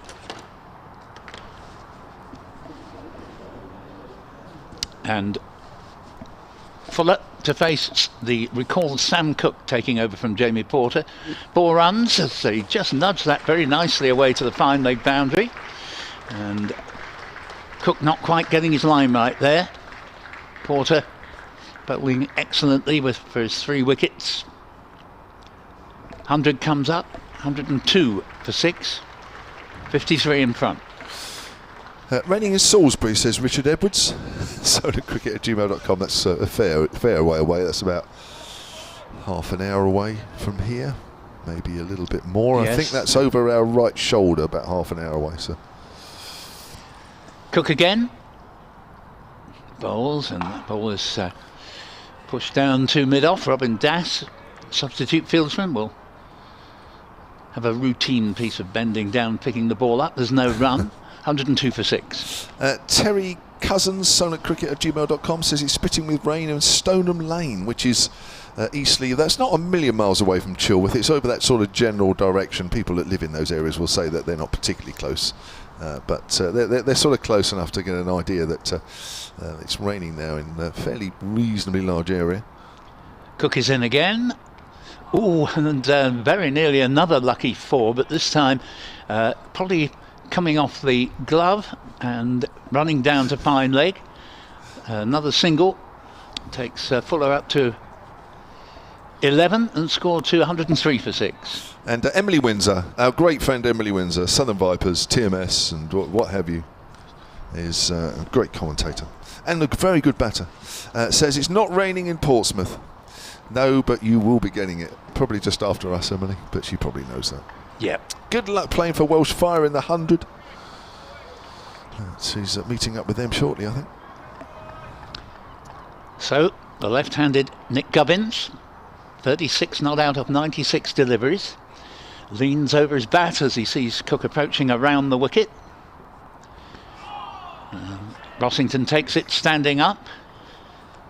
I think I might just have favoured giving Walter another over or 2 rather than recalling Cook, who hasn't quite been as good as he can be in this innings. I would say probably in the match generally that Porter has been the one really to take the eye, which pleases me simply from the point of view that for several seasons now Cook has very definitely been the more impressive of the two, and good to see that Porter is very much back among the wickets big time. It's not that Cook's bowled badly, but he just hasn't been at his very best, as this next one is very well taken, I must say, by Rossington there. Beats the forward prod of Nick Gubbins.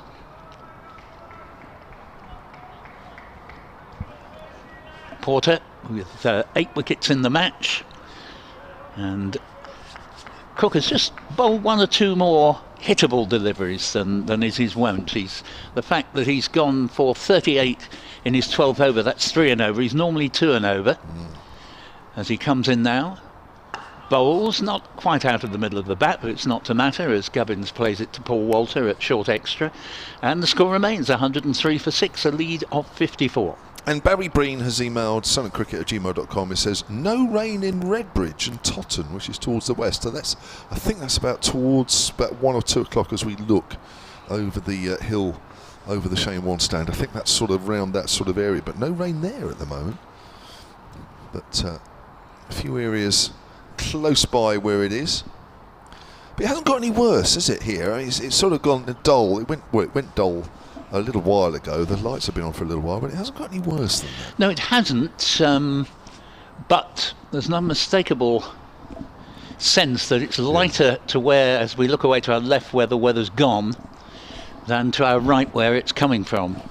Sort of northwesterly sort of flow. Yep. Harmer to bowl to Fuller with slip and leg slip. Cook and Brown respectively. Bowls, and Fuller is beaten in the flight here, but manages to get it away to square leg for a single. He moves along to 12, 13 in fact, and he will score quite quickly whatever he's there. 104 for 6, lead of 55. Essex would very much like another breakthrough before the rains come. Tea interval now be I think a further 3 overs after this one before tea can be taken as Gubbins plays the next Harmer delivery back to the bowler. No, further 4. Floodlights very much in evidence. Got a silly point now. Gubbins plays it just past the silly point. Nick Brown, who had been at leg slip but now has been switched in front of the wicket, and he is extremely silly there. Particularly for a man who was concussed in this previous match. Harmer bowls, gives us plenty of flight, and that's probably going away for 4. Chase for Tom Wesley, but unavailing. Just flicked away very nicely past mid-on. 40 to Gubbins, who's just become the highest scorer in the match with that blow. 108 for 6. Round of applause. Great effort. Real determination. Yes, he's played with the utmost patience here. Harmer bowls to Gubbins again, and makes sure he gets this ball straight to ground, because he's got Nick Brown no more than 2 yards from the bat there. Silly point. No run. Harmer in again. Bowls to Gubbins. Forces this one away into the onside. Chase round the boundary here, and tremendous attempt to stop it, but it's gone for 4 more. 112 for 6. And Gubbins up to 44, getting that one again to the mid-wicket boundary. A little bit squarer than his previous one, which was sort of through wide long on. And so a good overlap from a Hampshire point of view. The lead suddenly leaps up to 63. Quickly round Division 1, Northamptonshire 342 all out, Lancashire 121 for 1.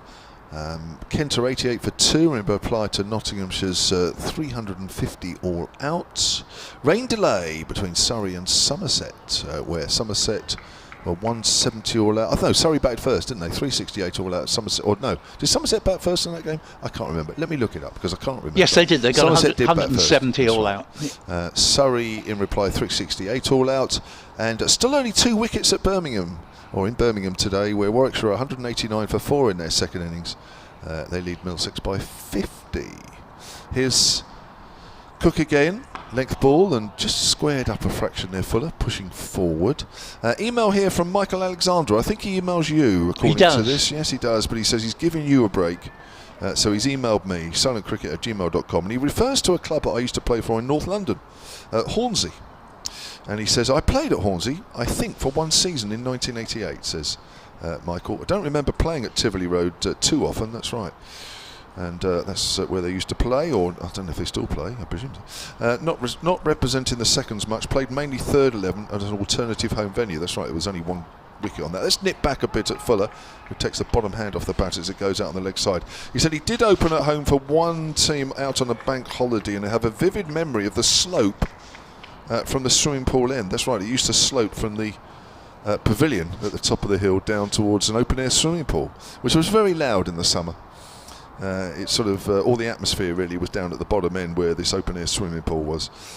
He says, just remember the slope being awkward. Just wonder if you felt the same. No doubt you coped with it without too much trouble. Well, I wouldn't say too much trouble, but I suppose I coped with it. Here comes, almost bounced outside the off stump, and Fuller just sort of leans back as it goes past the top edge of his bat.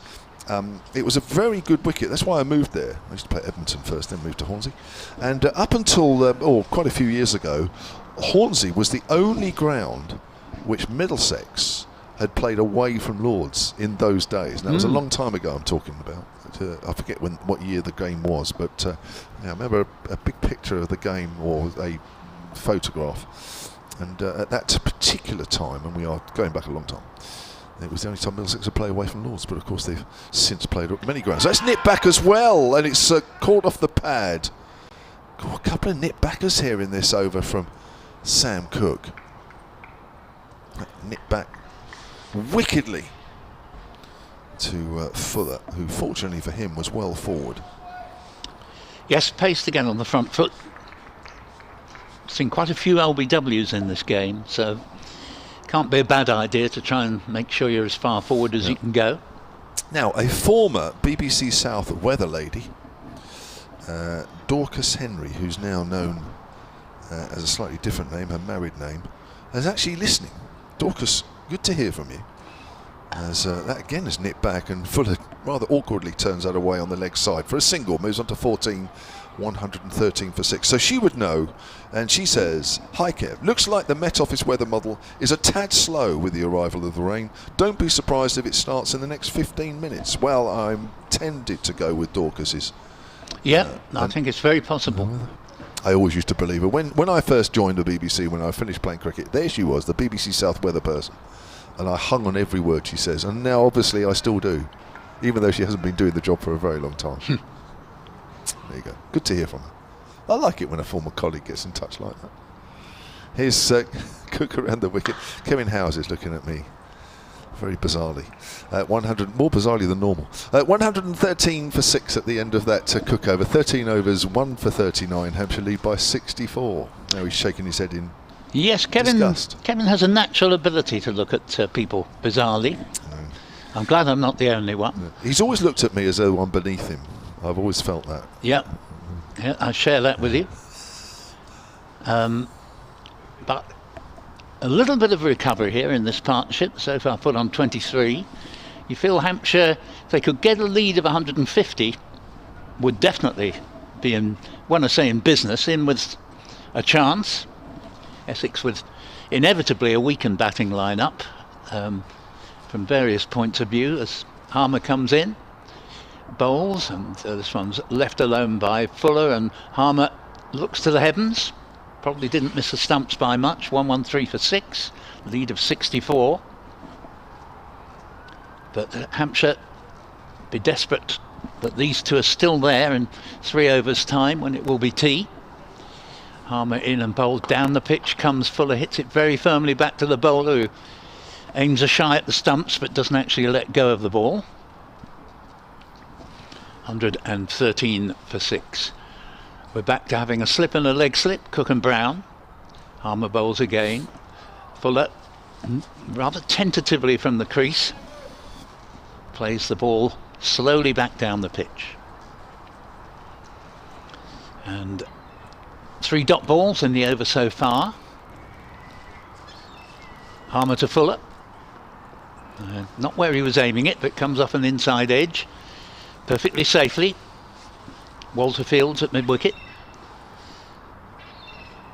Gubbins looking on from the non-striker's end. A splendid 44. Top scorer in the first innings with 25.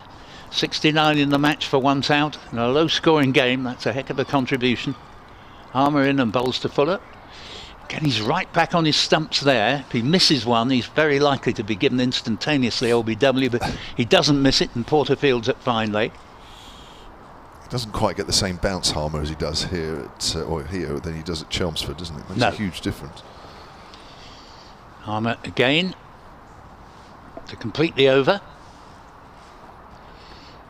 And Fuller very watchfully stabs it into the offside, no run. Maiden over. 9 overs, 2 maidens, 1 for 22 for Essex's off spinner. And the lead continues to be one of 64, and we now have 2 overs up to the tea interval. Continuing on the rain watching theme, Liam Williamson, sonatcricket@gmail.com, says it started to rain in Warsash. Shame, as I plan to come down today after work. Now Warsash is, I think it's a suburb of Southampton. It's certainly east of Southampton anyway, away to our left, but not too far away. So it seems it's raining in a few places, but not here. Yes, bizarrely almost, because that would be an area that you'd expect the rain to arrive a bit later than here. Yeah. It quite often rains at home, and my home's about 15 minutes away, and it hasn't rained here, and vice versa, but earlier it suggested it was rain. Oh, that's bounced on Gubbins. He takes the bat away, and he's beaten Rossington standing up, and that's 4 byes. Now, we were talking earlier about this, about Rossington standing up to Cook and also to Porter, and he was, at time to time, would have a little bit of a trouble with the extra bounce that these bowlers get from time to time. There was an example. Yeah, I think well, perhaps he is going to come back to stand up, but whether it's wise, I'm not sure, because I wouldn't say Gubbins is greatly giving. It's not like Vince, who was visibly leaving his crease. But however, he is standing up, and probably would have stopped that if he hadn't been. Yeah. On 17 for 6 then. Gubbins was able to react, not so much Rossington there. That's straight, and he pushes that to mid-wicket. Colin Burt has emailed sunnycricket@gmail.com, says raining in Fordingbridge, albeit lightly but getting dark. Now that's not a million miles, for the purposes of this, that's not a million miles away from Salisbury, which somebody emailed earlier and said it was raining in Salisbury. So we're building a map here. In fact, the picture I'm painting of the rain around is probably better than I'm doing on the game, which I'm not sure that's the purpose. I'm not here really to paint a picture of the weather, although it helps. I'm really here to paint a better picture of the game, which I will try and concentrate on. As he comes around the wicket, Gubbins plays that late and plays it out towards a point. Why are you looking at me like that, Kev? Are you trying to work out what I'm saying? You should work me out by now. You've known me for long enough. Oh right, yeah. Well, you're still looking at me. Yeah, you're right. Yeah, actually, yeah, that's your look of you're beneath me. You're right. I've seen that so many times. Yeah, he's just emphasised that, Kev. So that's my look when I look at you, that you're beneath me, and he's just emphasised that as well, which is, I don't know, it's just set me back a little bit, if I'm honest. Here comes Forster again, round the wicket. Cook. Cook it is, sorry, apologies. See, I'm concentrating now. I'm concentrating. My eyes are off Kevin Howes. Blame Kevin Howes. I do, He's often. got to you. It's gone under your skin. I do often, but unfortunately nobody at the BBC believes me. Because he's still here. 117 for 6. And this is the penultimate over before tea. And clearly the goals around feel that tea is imminent. As in comes Cook around the wicket again to Gubbins. Again, it's too straight, really. Gubbins is easily playing that away on the leg side, although he doesn't get a run. Russell Winston has emailed silentcricket@gmail.com, says heading back through Bassett, and there are a few spots there. That's right, Chilworth, Bassett, sort of Stoneham Lane, which are all sort of reasonably close together. The rain is around there. That's about 10-15 minutes away. As the crow flies, or as the seagulls fly. Here's Cook once more. He's into his 14th over, coming towards the end of it. Bowls to Gubbins again. Bit of bounce there, but Gubbins is on top of that one. Plays it out to point, and there's no run. 117 for 6. Maiden over for Sam Cook. 4 overs out of those 14 are runless. 1 for 39. Yeah, that was a much better over from Cook, and it needed to be well played, and indeed was, by Nick Gubbins, who will be hoping that he doesn't have to face another delivery before tea, and quite possibly before the end of the day's play. Wouldn't be at all surprised if the rain started during the tea interval, but we've probably done well to be able to say we get 2 sessions in. Correct. Particularly as tea is very, very late, and afraid I've missed my 4 o'clock update. Yeah, not your fault, entirely mine. Harmer's in, bowls, and that ball not convincingly from Fuller. It's not really what he was aiming for, but he's got 4 runs down to third man as he had a flay at that outside off stump, and it flew off the outside edge down to the boundary. 121 for 6, and Fuller moves up to 18. Yes, what's done me is the fact that the tea interval is so late that I haven't been watching the clock properly. Apologies. No, not from you. It's entirely my fault. Harmer's in, bowls, and this ball is played in the offside. Gubbins will have to face again before tea because they've taken a single. Fuller moves to 19, 122 for 6. Well, it sounds like there is a bit of rain on the ground now, because Joe, who's on the ground, says there is a bit of light rain in Block S. So there we are. There's probably the first few drops on the site. Oh yes, there is an umbrella down to our right. Yeah, I think it's coming. Yeah.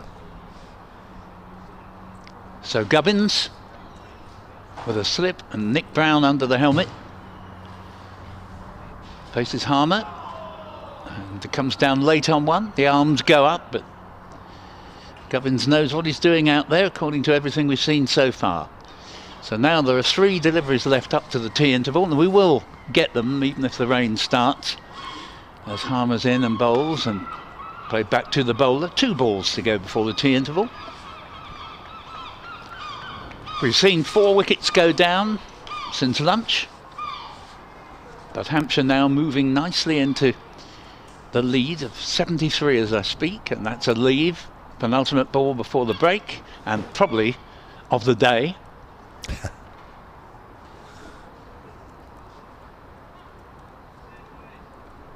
Harmer. Last ball before tea. Bowls to Gubbins. Stretches forward and beaten by that one. Rossington whips the bails off. Batsman hadn't left base. Tea. Hampshire. 122 for 6. Lead by 73. With Gubbins top scorer in the match. 44 not out from 115 deliveries. James Fuller has 19 not out. And these two have added 32 very useful runs up to the tea interval. As you hear the hover begin to make its way out, and we believe the rain has started, and we believe we're probably through with the day's play. So 100 runs exactly scored by Hampshire between lunch and tea for the loss of 4 wickets. James Vince for 22, Ben Brown 1, Liam Dawson for 10 and Felix Organ for 7. So the Hampshire lead is 73 and they have 4 wickets remaining. Whether those 4 wickets or some of them are carried over to day 3, we'll have to wait and see, but as you can hear, as Paul says, the hover cover coming over the ground. So we will take a break, and if you're watching on the live picture feed, we'll keep the screens open. We'll wait and see if we reconvene after 20 minutes, or indeed if it might be a little longer than that. We'll be back on the BBC Sport website and app if indeed that is the case, and also the same if you're listening to us on BBC 5 Sports Extra, and if you're listening to us on that medium, then we will hand you back to Kevin Howells.